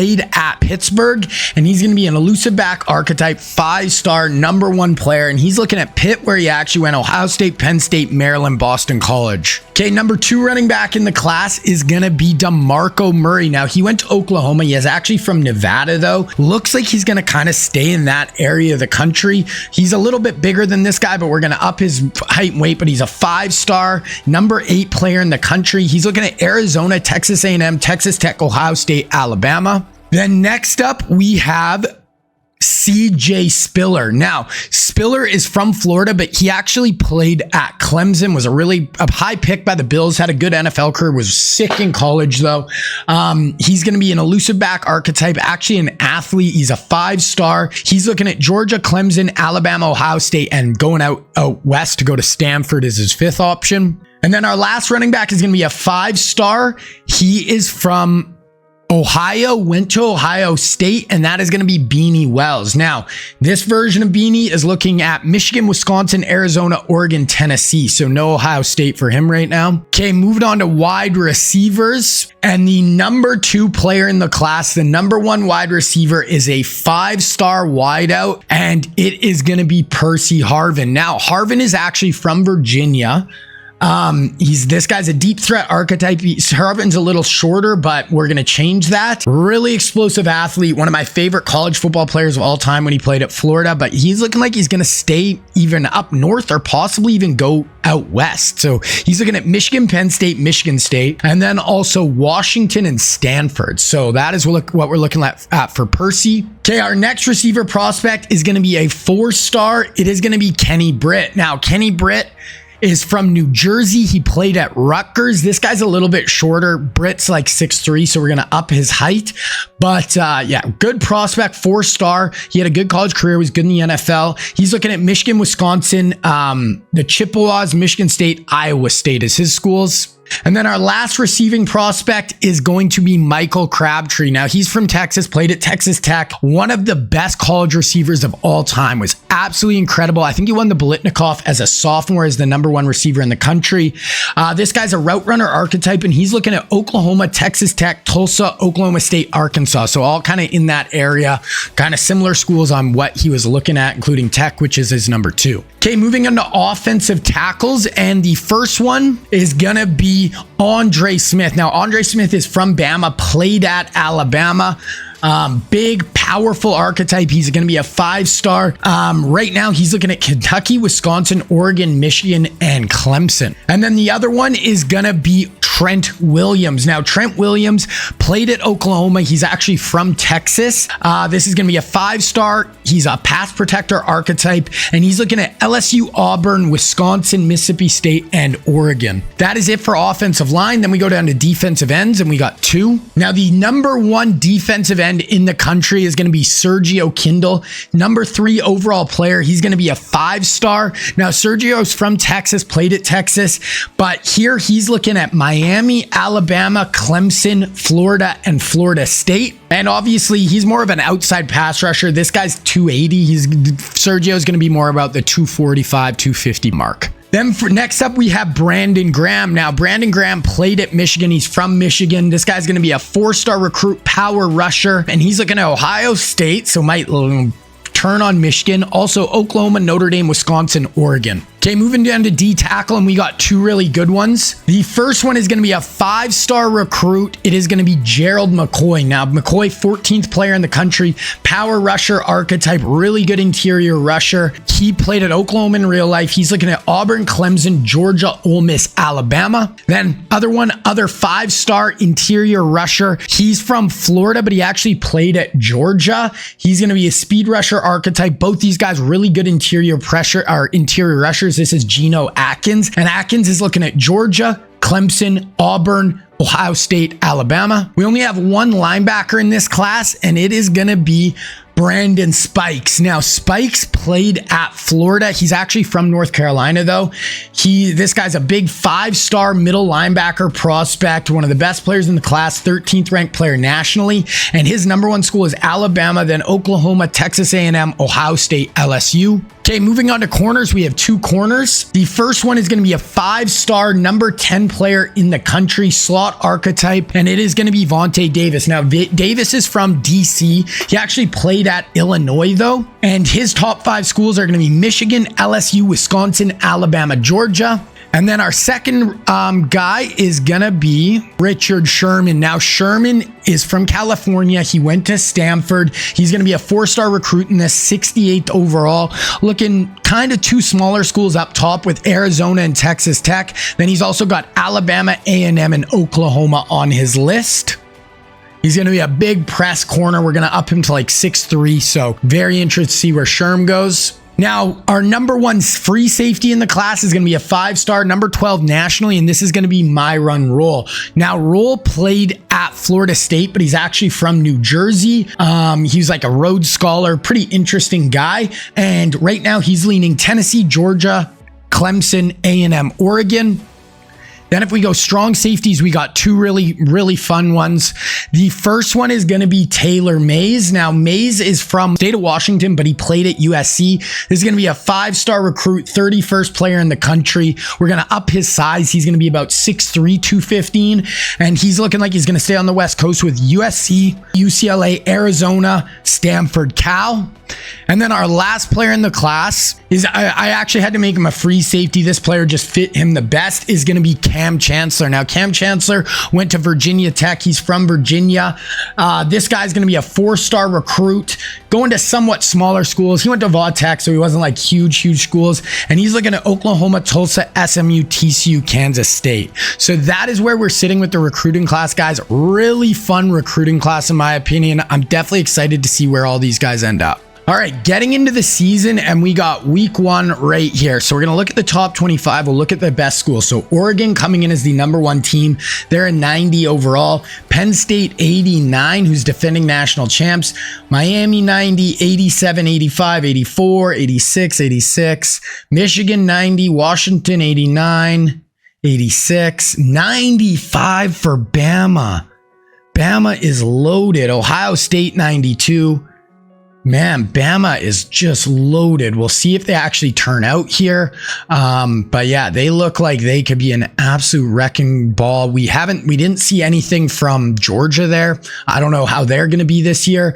If we look at the Heisman race, we got Jalen Dupree at Colorado State, DeMarcus Davis at UCLA, senior quarterback, Andre Devine, senior running back at Auburn, Trey Owens, he's the senior quarterback at Texas, and then Nick Henderson, running back at Michigan. So I want to look through some of the rosters here, get a little gauge on where we're at, and we'll look at kind of the best players in the country too. Maybe we'll we'll go look best players after.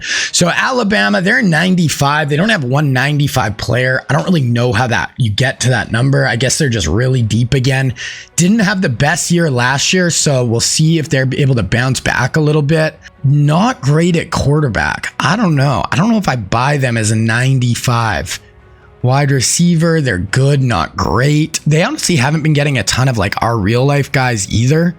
They do have Kyle Williams at D tackle. That's kind of like it for our guys. So I don't know. We'll have to see with Bama. Clemson, on the other hand, has been getting a ton of our guys. Their best player is going to be D'Angelo Williams, one of our running backs, one of the best players in the country, a 94 overall. They have a lot of young guys, especially on the D line on this team from our players. They do have early Doucette at receiver. Their QB is only an 83, not great. They do have a good freshman kind of coming along. Yeah, it's on the D line. So they have Brian Arakpo, redshirt freshman. He's got only normal development though, so he might not turn into be a stud, but it's their D tackles. They got Ndamukong Suh coming in as a true freshman this year. He's got star development. He could be an absolute baller. And then they got Glenn Dorsey as well, so both these guys turned out to be top 5 picks as defensive tackles. They got both of them. They both have star development, so definitely want to track how those two turn out. Florida, they lost their really good QB with Legway, with DJ. Florida State has a ton of 90s. Wow. Florida State could be good. They got Davin Joseph, 87 on the O-line. They got Robert Ayers as a redshirt freshman already up to an 85, so he could be a stud. That's it for our guys. But yeah, Georgia looks good, man. They look better than Bama. They're unranked right now. They're only a 91, but they could be really good. They got Devin Hester coming into his senior year, 91 overall. They got Ahmad Brooks Jr., really good outside linebacker.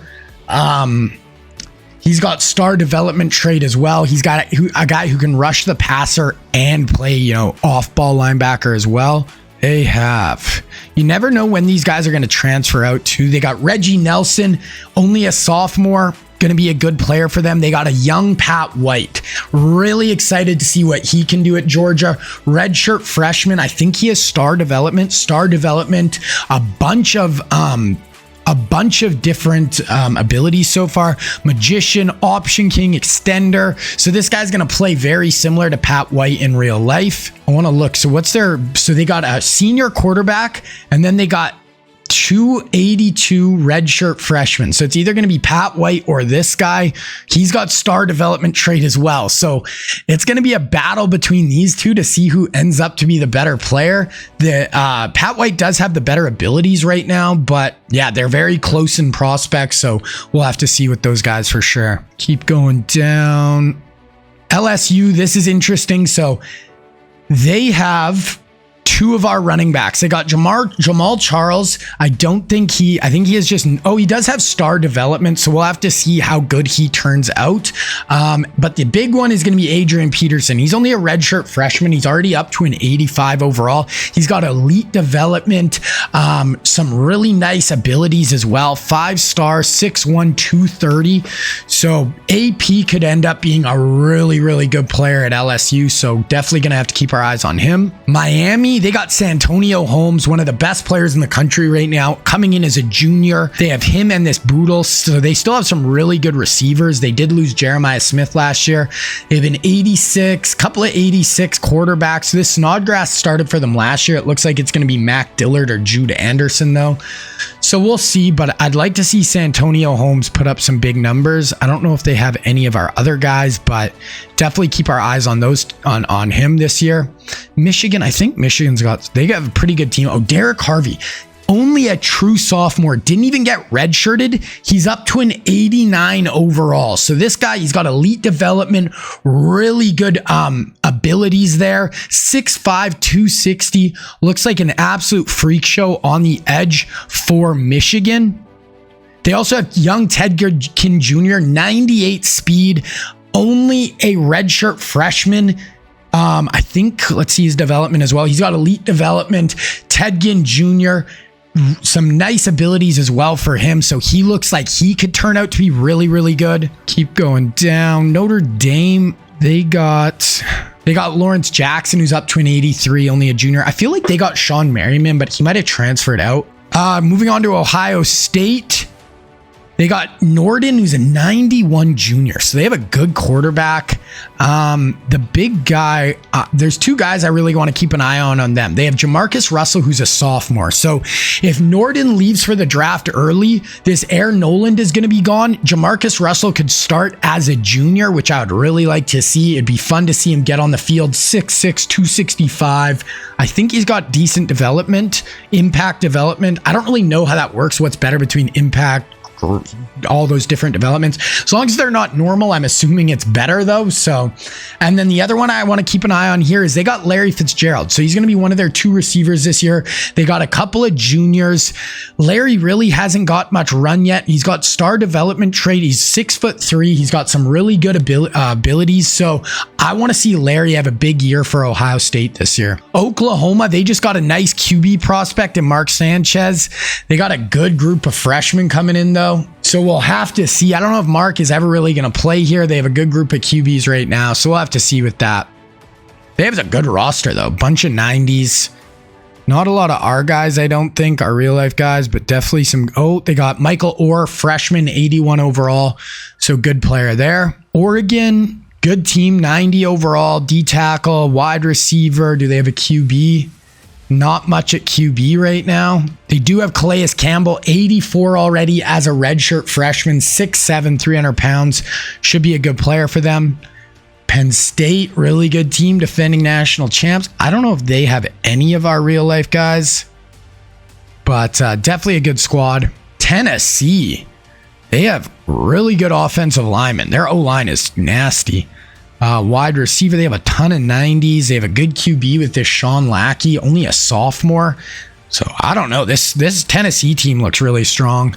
Texas. So this is a team, they've gotten a lot of our recruits and we just haven't got to see them get on the field. Now, this will be the last year with these 2 senior quarterbacks. Then next year, Vince Young will be a senior and Brady Quinn will be a junior. So hopefully one of these 2 starts for them next year, and then we'll kind of see.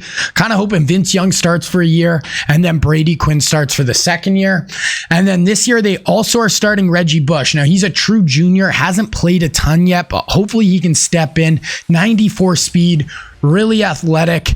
He's a star development trait, got good ability. So I'd really like to see Reggie Bush have a big year for Texas this year. Texas A&M, really good middle linebacker. Haloti Nada, 96 or 86 overall, junior. So turning into a pretty good player. We have USC. They have their QB position. Like, I don't know if Matt Leinert's ever going to see the field, honestly. He's going to have to beat out this Word guy to start next year. They have Julian Sands starting this year. And the last team I wanted to look at is going to be Washington. So they have this Ty Pierre, who's been one of the best players in the sim so far. But next year, they have Dennis Dixon, only a sophomore, already an 89.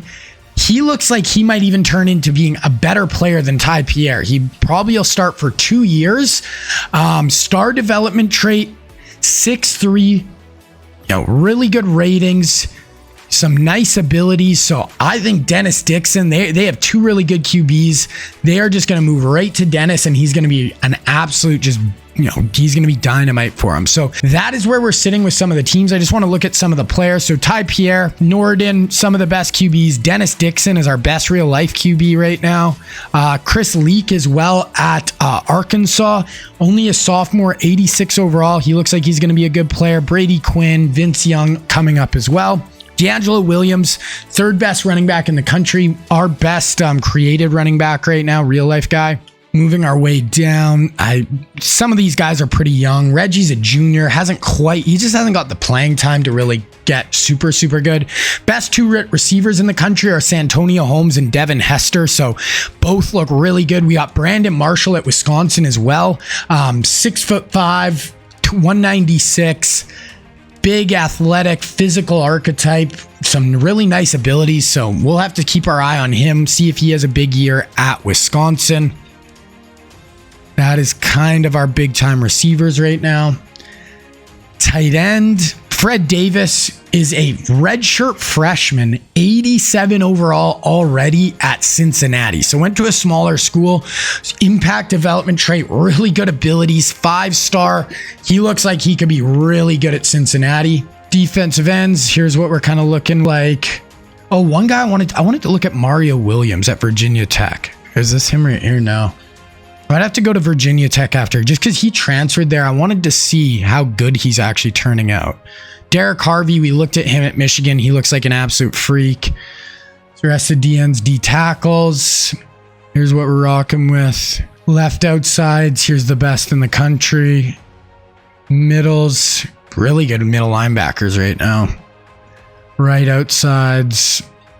Ahmad Brooks is one of the best in the country. Corners, decent ones. Free safeties.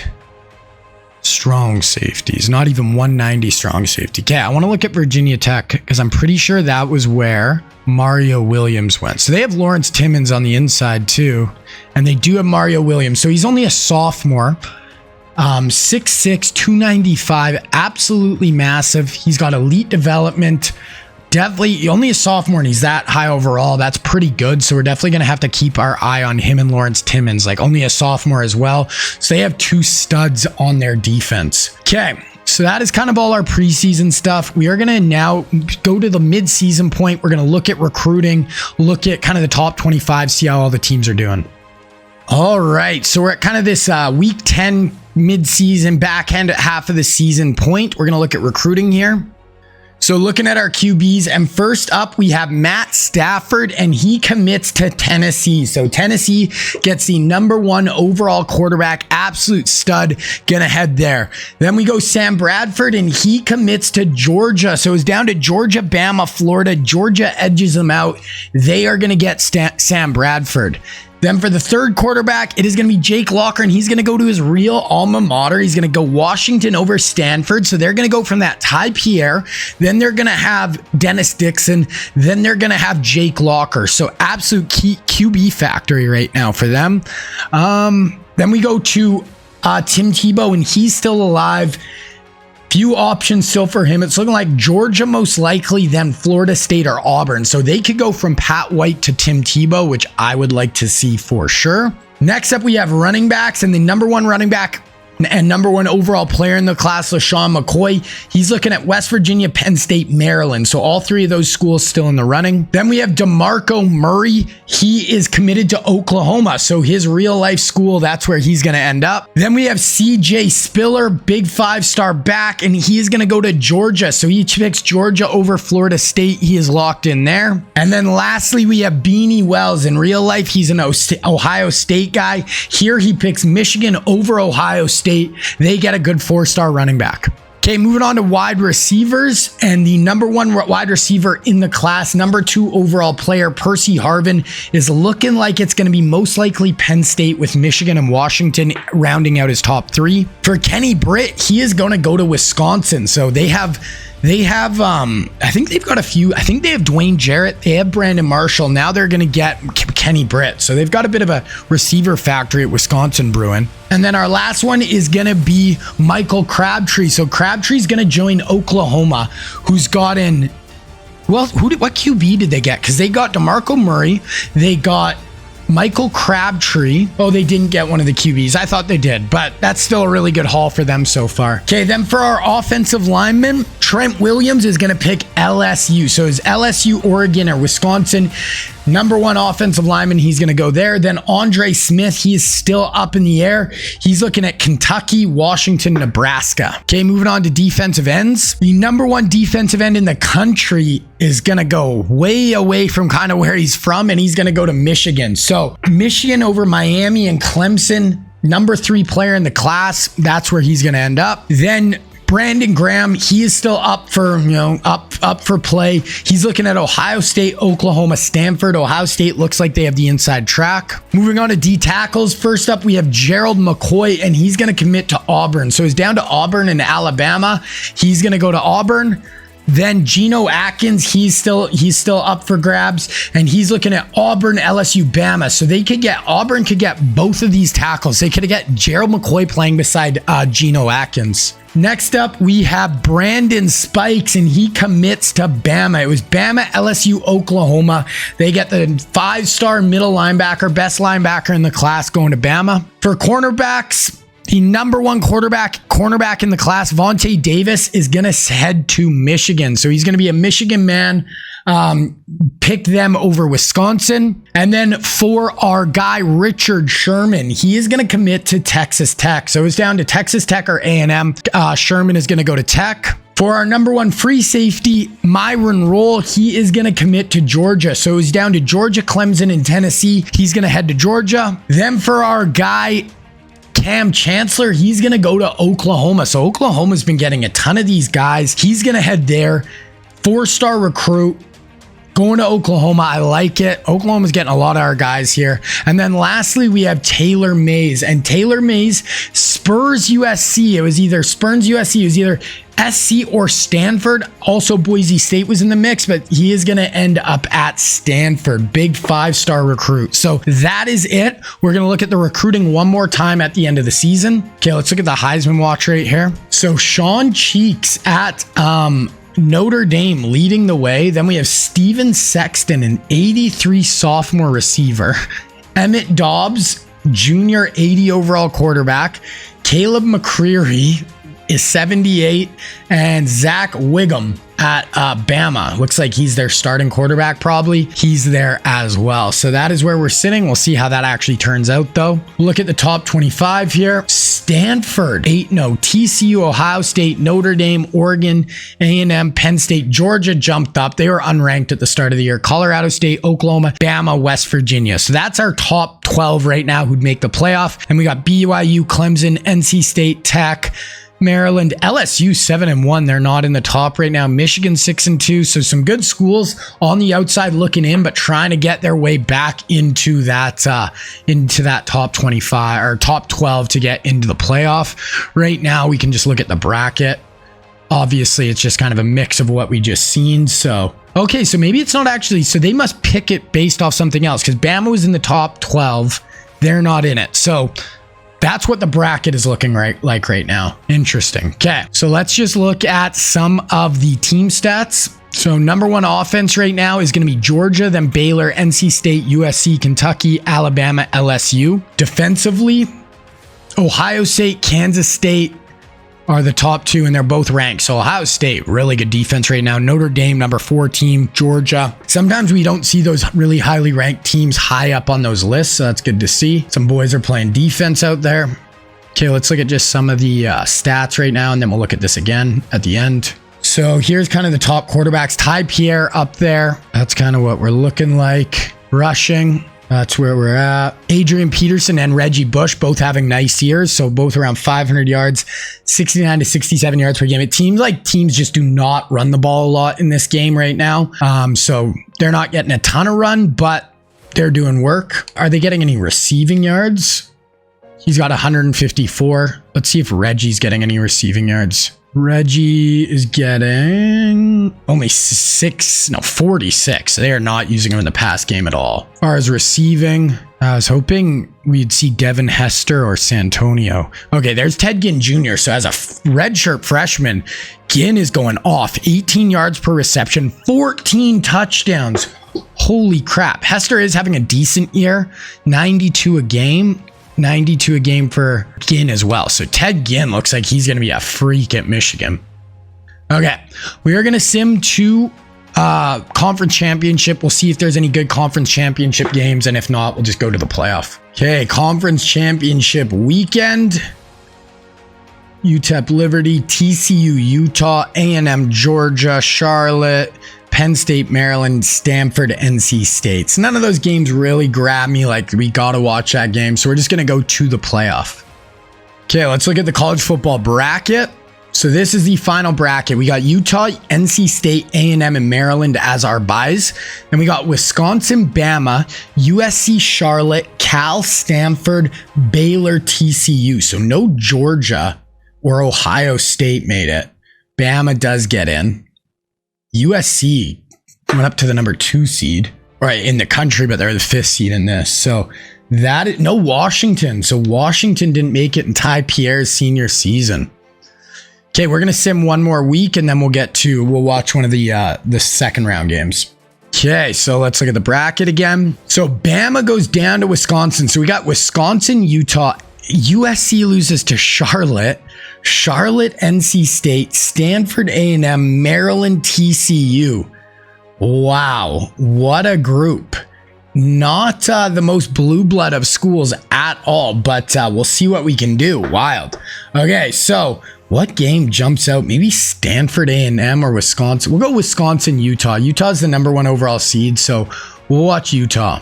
Okay, Wisconsin, Utah, let's do it. So Wisconsin's got Brandon Marshall as well. We'll see if we can see some of him. 85 versus 87. I don't know, Utah number 1 overall seed at an 85, but they get it done. Okay, here we go. So this is to go to the semifinal. We'll super sim through the first quarter. 0-0, 7-0 Wisconsin. I feel like Wisconsin's going to win this. Let's jump ahead a little bit. 4th and 2. Wisconsin driving here. 3rd and 3. They pick it up. Big play there. 30-yard run.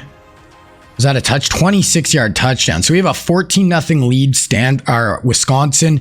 Utah's in 3rd and 16 here. So we're going to watch this 3rd down. Utah needs to get something going here. They are in dire straits. 14-0, 3rd and 16. Drops back, trying to buy time. Nothing open, and Wisconsin was absolute clamps on the back end. QB was trying to buy time, find something open, couldn't get it done. Wisconsin's going to get the football back, a chance to go up really big here. Oh, fumble. And Utah recovered. Oh no, for Wisconsin. You have a chance to put a stranglehold on this one and you fumble the football. So here's Utah, 3rd and 5, just kind of 5 yards before midfield here. They're under center, single back look. Motion a guy across. Very interesting kind of crab walk motion. They're going to run the ball, and the Wisconsin linebacker comes from the backside, blows it up. I'm really liking what Wisconsin is doing right here. They are looking really good. So 1st and 10 Wisconsin, big play, 29-yard run. They're running all over these guys. 7-yard catch, 4-yard run, 2nd and 12. Okay, we're going to watch 3rd and 7 here for Wisconsin. They're trying to go up 21-0 here. 3rd and 7. They're going to go empty, try to air it out. Brandon Marshall, I think, is the receiver at the top of the screen there. Let's see if they try to go to their big number 1 option. No, they're going to check it down underneath. That's going to be about a yard short. I'm probably going for that. Going up 17 is nice, but going up 21, they are going to kick a field goal, though. I wanted to watch it in case they went for it on 4th down. But they're going to try to go up 17-0 here, 3 minutes before the half. And they do. They drill it. Okay, let's see if Utah can get something going before the half here. First 2-yard rush, 3rd and 6. Interception. Oh my God. 2nd and 2, 3rd and 1. 3rd and 1. 1st and goal from the 9. And I think they punch it in. 9-yard touchdown. Okay, this one's going to be over already. So Utah, unless they do something wild, gets blown out. We're going to go to the 4th quarter here. 24-0 Wisconsin. Utah is the number 1 seed going into the playoff, and they've just done absolutely nothing. 24-0 right now. So it's been the same score since they just get a late touchdown there. So 24-6, Wisconsin gets it done. They had neither team was getting a ton of yards, but Utah especially, like their QB, 130 yards passing. They couldn't, oh my gosh, 15 and 12 rushing attempts for 11 or 13 yards. That is insane. Wisconsin was definitely running the ball really well. Manny Rowland running the ball for 154. QB 15 of 17, 2 touchdowns. They didn't ask him to do a ton. He was just super efficient. So Wisconsin gets it done. They are going to advance. Okay, let's see where we're at. CFP bracket. So Wisconsin beats Utah. Charlotte, they're the 22nd team in the country, but they beat NC State. TCU beats Maryland, A&M, and TCU. So A&M beats Stanford. So let's watch A&M TCU. Okay, so we got an 85 TCU versus 88 A&M. Gotta think A&M just on paper is better, but we'll see what happens. Okay, we're gonna go through the first quarter here. 0-0. 3-0 TCU, 10-0 TCU. Okay, so 10-0 TCU. We'll watch some of this third quarter here. That's an A&M first down. 2nd and goal from the 4. Okay, we'll watch from here. So right here, 2nd and goal from the 4-yard line. TCU, their QB looks huge. He's going to run QB draw, and he's so slow. Oh my gosh, do not run QB draw with that guy. He looks insanely slow. They're going to hurry to the line here. Get under center, I form. Going to do a play action rollout. Hit in the back of the end zone. Touchdown. Touchdown A&M. That was a huge throw. I wish it wouldn't take us out. I wish it would show us some replays sometimes of the Super Sim, but I cannot control that. Wow, there we go. A&M. Glad we watched that. Good little red zone play right there. 10-7. Okay, TCU football, 2nd and 5, 3rd and 9, 4th and 2. Okay, so A&M 2nd and 8, 3rd and 6. We'll watch this 3rd down. So they're stuck 3. Couple of Texas schools right here. The winner goes to the national championship. A&M in shotgun. Drops back, going up over the top. Drops it in on that little curl route. Nice throw, 38-yard gain. Our 3rd and 9 again. We'll sim those. So A&M gets stopped on 3rd down. Here's TCU driving 2nd and 5, 3rd and 4. What happened? Interception down to the 32-yard line. 1st and 10 from the 12. 1st and 20, 2nd and 19, 2nd and 14, 3rd and 3. 3rd and 3 from the 5. We will watch this. A&M trying to take a lead right here. At worst, they can kick a field goal and tie it though. So we will see. If you're A&M, no mistakes. Don't get too aggressive here. Here we go. Drops back. Going to check that down. He's going to be out of bounds though. So 4th and 2. A&M is going to have to kick that field goal. But hey, they're going to tie this bad boy up. So 1st and 10, 3rd and 4 for TCU. They pick it up. 2nd and 8, 3rd and 5. Okay, we'll watch this. TCU 3rd down. 3rd and 5, TCU Horned Frogs. What do they got at the 40? They're going to be out of field goal range, so they really need a first down here. Drops back. Gonna almost fake. He almost ran. He almost took off, then kind of stopped. Sees his running back, checks it down to him, gets about 6 yards on 3rd and 5. Huge play. Good job. 2 minutes left. 2nd and 10. And what did they get? They just score 35-yard touchdown for their receiver there to put them back up 7. A&M has 2nd and 5, 1st and 10, 2nd and 8. They got 50 seconds left. They got 3rd and 4. We'll watch this. So 3rd and 4.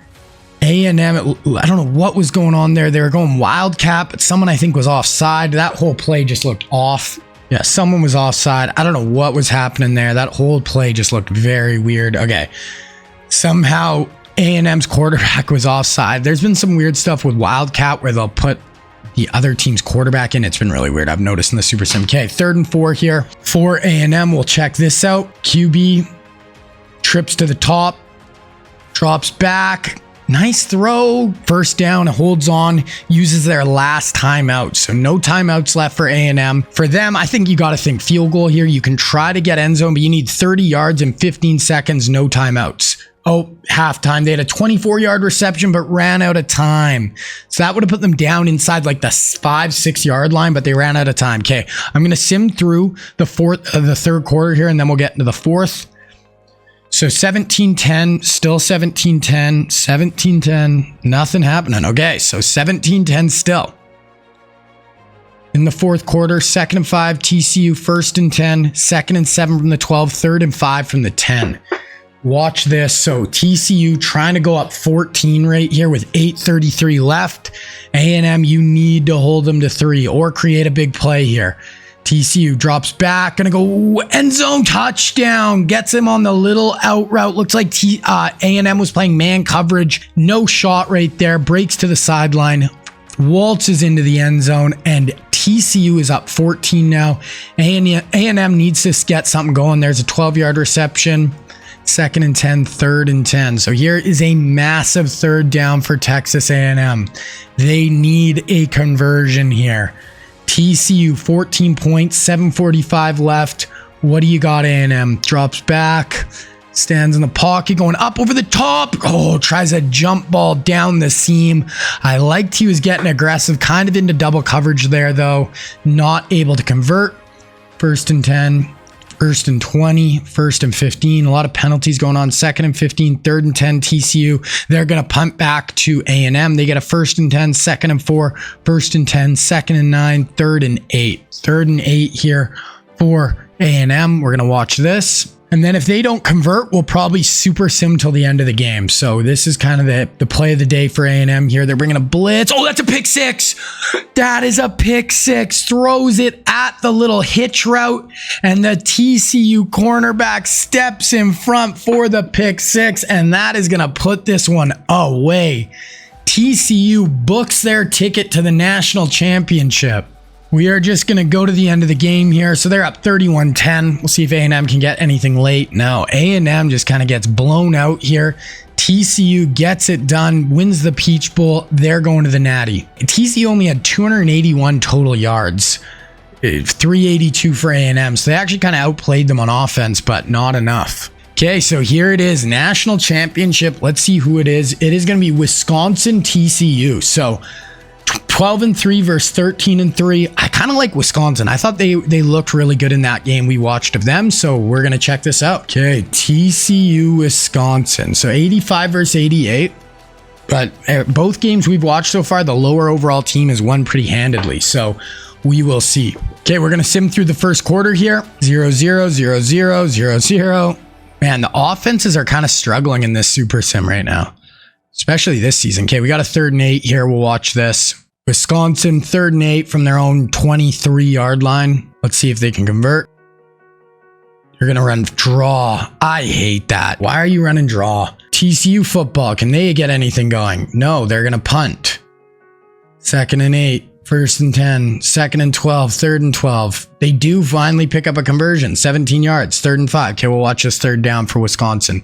31-yard line, probably in field goal range, depending how good their kicker is. So might see our first points of the national championship here. Okay, gonna hand this off. Great open field tackle by TCU. So it looks like Wisconsin's gonna have to take 3 there, but they might have a shitty kicker. They do. So Wisconsin 3-0, 2nd and 8, 3rd and 4, 1st and 10, 2nd and 12. Huge. There's a big pickup, 25 yards for TCU. Okay, TCU's got a 3rd down here. Watch this. They are not probably in field goal range. I'd say this is a little far for a college kicker. So they are going to need at least 5 yards here to get 3. QB, buy some time. That's going to be about 5 yards. That might be enough to get them right at the edge of field goal range. They do not convert though. Actually, okay, they went for it and they got sacked. Okay, 2nd and 17. Or somehow they got the ball back. I don't even know what happened there. Okay, it's 3-3. I don't know. They did end up kicking a field goal. Something weird happened there. 3rd and 10, Wisconsin. 31-yard rush. 2nd and 6, 2nd and 16. 3rd and 11 from the 45. We'll watch this. Big play here. If they could convert this, like someone needs to score a touchdown in this game. All defense here. Wisconsin drops back, up over the top. Nice conversion. I think that was our boy. That was Brandon Marshall. So B. Marsh gets an 18-yard reception there. Big play. Gets them down inside the 30, 27-yard line. 2nd and 19, though. They get sacked. 3rd and 18, but they convert. 20-yard reception. They got 40 seconds left. 2nd and 10, 3rd and 10. Okay, this is probably the last play we'll watch of the half here. Wisconsin, 17 seconds. They do have a timeout. They're obviously in field goal range. Go to Brandon Marshall. Go make a play. Going up. End zone touchdown. Brandon Marshall, I believe. B. Marsh, let's go. That is a touchdown, Brandon Marshall. There we go. He's celebrating in the end zone.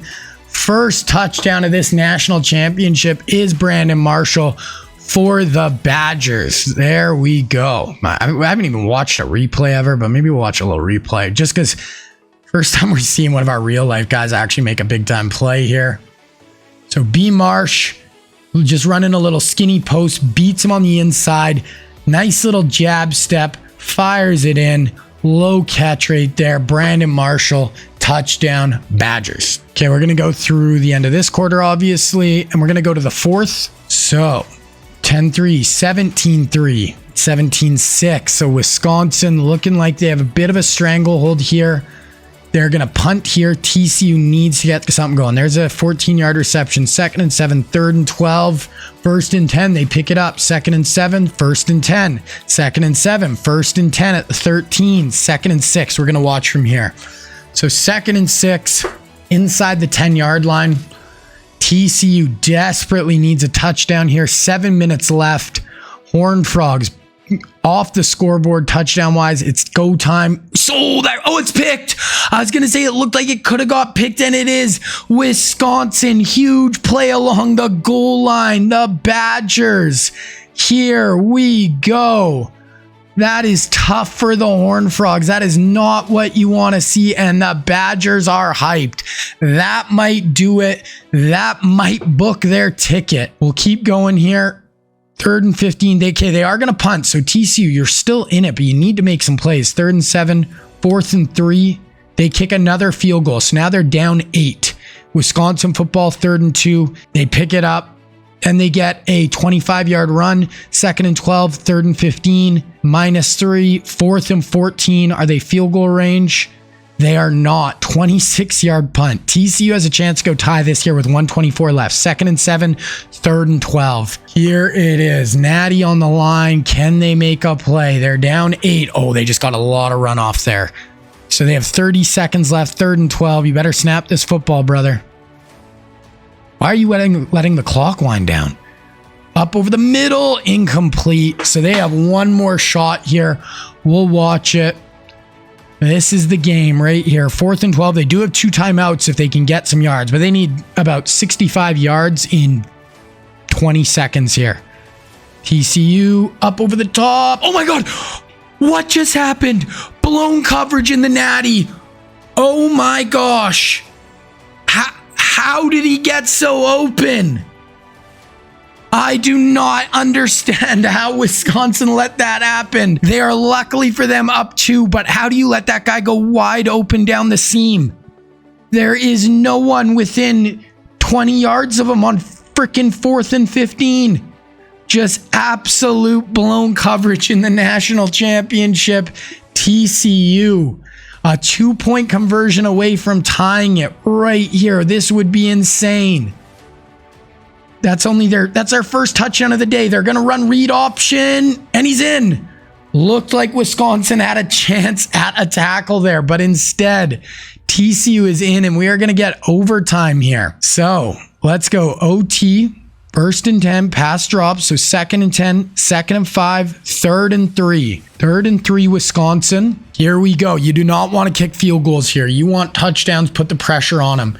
Because now if you don't score, and if you only kick a field goal, TCU scores, they win. They're going to hand it off. He's going to get the first down, though. Okay, 2nd and 7, 3rd and 5 from the 7, and they get a touchdown. 7-yard touchdown run. Now pressure's on TCU, 2nd and 1. 1st and 10, 1st and 10 from the 3. So we'll watch here. Oh, they scored already. Okay, sorry. I skipped one too many plays. So TCU ties it right here with the extra point. So now the next round, both teams have to go for 2-point conversions, I believe. So double OT. Yeah, must attempt 2-point conversion here. Okay, let's go. Okay, here we go. TCU going to start with the ball. We'll just watch this first play here. You're going to drop back, up over the top.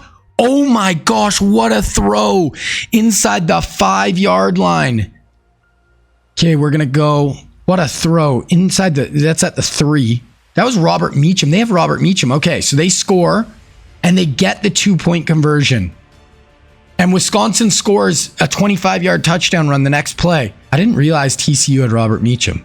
Okay, so if Wisconsin doesn't get this, TCU wins it on the craziest natty finish of all time. Wisconsin hands it off, and they're in. So now it is alternating 2-point conversions now. So both teams, we're just going to watch every play here. Going to motion, hand it off, jet touch pass, and he's in. So now, if Wisconsin gets a stop, TCU is done. Okay, so TCU, natty on the line. They got to score or Wisconsin wins. Here we go. They're going to hand it off. Wisconsin stops him in the backfield, and the Badgers hold on after choking away the end of that game. Oh my goodness, that would have been a horrible way to lose, but they get it done. They advance. My gosh, what a finish. The Badgers win the Natty. TCU, miracle winner. Could have been a walk-off winner. Crazy. They needed that big ass touchdown. They needed a 2-point conversion. Roland and Petrie both had decent games. TCU, Palmer, Henry. Yeah, they do have Meacham.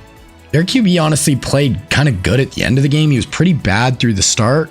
Robert Meacham had 5 receptions, 64 yards, only a sophomore. And then Brandon Marshall had 5 receptions, 54 yards, but had that touchdown there. Tompkins had 3 catches for 3 touchdowns. So there it is. The Badgers win the last Natty of this episode. Kind of a wild group of teams to win the Natty. The first one was Clemson, then Ohio State, then Stanford, Penn State, and now Wisconsin. Okay, we're at the end of the year. So Heisman is going to be the receiver from Baylor, wins it all. Their QB gets second in the Heisman. The Heisman is super weird. Hopefully they tune that a little bit. Wide receivers should not be winning every Heisman. All-Americans, QB Baylor. There it is. That is the All-American. Second team. Ted Ginn Jr. is a redshirt freshman, gets on there. There's not a lot of our guys are getting crazy playing time still. Adrian Peterson and Ted Ginn Jr. both make the freshman All-American team, along with Keith Rivers at outside linebacker for Florida. So Wisconsin gets it done. We'll look at some team stats. Baylor, number 1 offense in the country, running their air raid, 38 points per game. Defensively, Army, Toledo, Virginia, Kansas State, Ohio State, Notre Dame for ranked teams. Okay, so Sears at NC State leads the country in passing. TCU's quarterback was up there, but if you look at yards per game, that is kind of a better metric because not everyone plays the same games now. NC State kind of leading the way. Baylor's quarterback had a good year. Senior, 49 touchdowns, 8 picks, 4,200 yards. Julian Sayin had a nice year at SC. Ty Pierre in his final college season, he actually probably he kind of got worse as his career went. Roland on the Natty winners, Wisconsin, 1,200 yards, leading the way. AP, 813 yards as a redshirt freshman, 7 touchdowns. Reggie, 769, 7 touchdowns. Receiving, Falk, this guy who won the Heisman, he had 20 touchdown receptions, which is pretty crazy. Devin Hester, senior year, 1,100 yards, 14 touchdowns. Ted Ginn, freshman season, 1,100 yards, 21 touchdowns from Michigan. So he had just a crazy year. Defensively, that's at tackles, TFLs, QB sacks, 7.5. I really wish they would up it so guys would get more sacks. Here's interceptions. So we're going to get into the offseason here. Okay, so we are at National Signing Day. We'll look at the transfer portal first, see if there was any big names, especially our guys. So Fred Davis, he's going to transfer to Notre Dame. So he's one of the best players in the country. He was he's a freshman last year, went up to an 87 overall. So that's actually a big move. Going to a big school, I kind of like it. Less Cincinnati. We'll see if we got any more. No more there. We'll look at QBs specifically, though. Only one even like 4 stars. So the QB's not really moving right now. Yeah, none of our QBs. So really, Fred Davis, though, that's a pretty big move. Okay, now we're going to look at the rest of the prospects here and see where everybody ended up. So QBs, I think we knew everybody. So Stafford is going to end up at Tennessee. Sam Bradford is going to end up at Georgia. Jake Locker, we knew Washington. And then lastly, the only one who was up in the air was our guy, Tim Tebow, and he ends up at Georgia. So Georgia gets Tebow. Okay, moving on to running backs. So LaShawn McCoy ends up at West Virginia. They get the number 1 player in the whole country. We knew DeMarco Murray ends up at Oklahoma. We knew CJ Spiller ends up at Georgia. So they get Tim Tebow and CJ Spiller. And then lastly, we have Beanie Wells, who leaves Ohio State, goes to Michigan. Okay, moving on to wide receivers. So Percy Harvin is going to end up playing for the Penn State Nittany Lions. So huge pickup for Penn State. Number 2 player in the whole class. We knew Kenny Britt is going to end up at Wisconsin. And then Michael Crabtree ends up at Oklahoma. Offensive lineman. We have Trent Williams goes to LSU, and then Andre Smith goes to Kentucky. DN's the number one DN in the country. Oh, he switched. Wasn't he going to Michigan? Okay, I didn't really realize guys could switch like that. So I'm pretty sure Sergio Kindle, wasn't he going to Michigan? Because I was like, oh, he's going to leave way and go up north. But he's actually going to stay a little closer to home. And then Brandon Graham, Michigan man, but he's going to end up at the Ohio State. D tackles, we already knew Auburn for Gerald McCoy. And then Geno Atkins ends up at Bama. So they kind of just but they're going to, the two big Alabama schools, Auburn and Bama, for the two big D tackles. Then we knew Brandon Spikes is also going to go to Bama unless he switched. Yeah, he's going to go to Bama. So they get a couple of big defenders there. Vontae Davis, we knew ends up at Michigan. Nice pickup for them. Then Richard Sherman goes to Texas Tech. Myron Rolle goes to Georgia. Cam Chancellor goes to Oklahoma. And then last but not least, we have Taylor Mays goes to Stanford. So that is the last recruiting class. And that is where we're going to wrap up this video, guys. So this is the first part of the series. We're going to go all the way to the 2023 season. So there's going to be, I believe, 21 seasons in total. This was the first 5. So there's going to be 4 episodes like this. This is my first time really doing one of these in this new game. So there's some things I'm trying to work out, but I think we're starting to get into a rhythm now. We're going to start to see more and more of our guys really become stars and take over college football. So look out. About a week from right now, the next episode will be dropping. And if you made it this far, definitely leave a like on the video and sub to the channel. And if you're watching this in the future, I will throw up the next episode, part 2, right now, and I'll throw that up right here.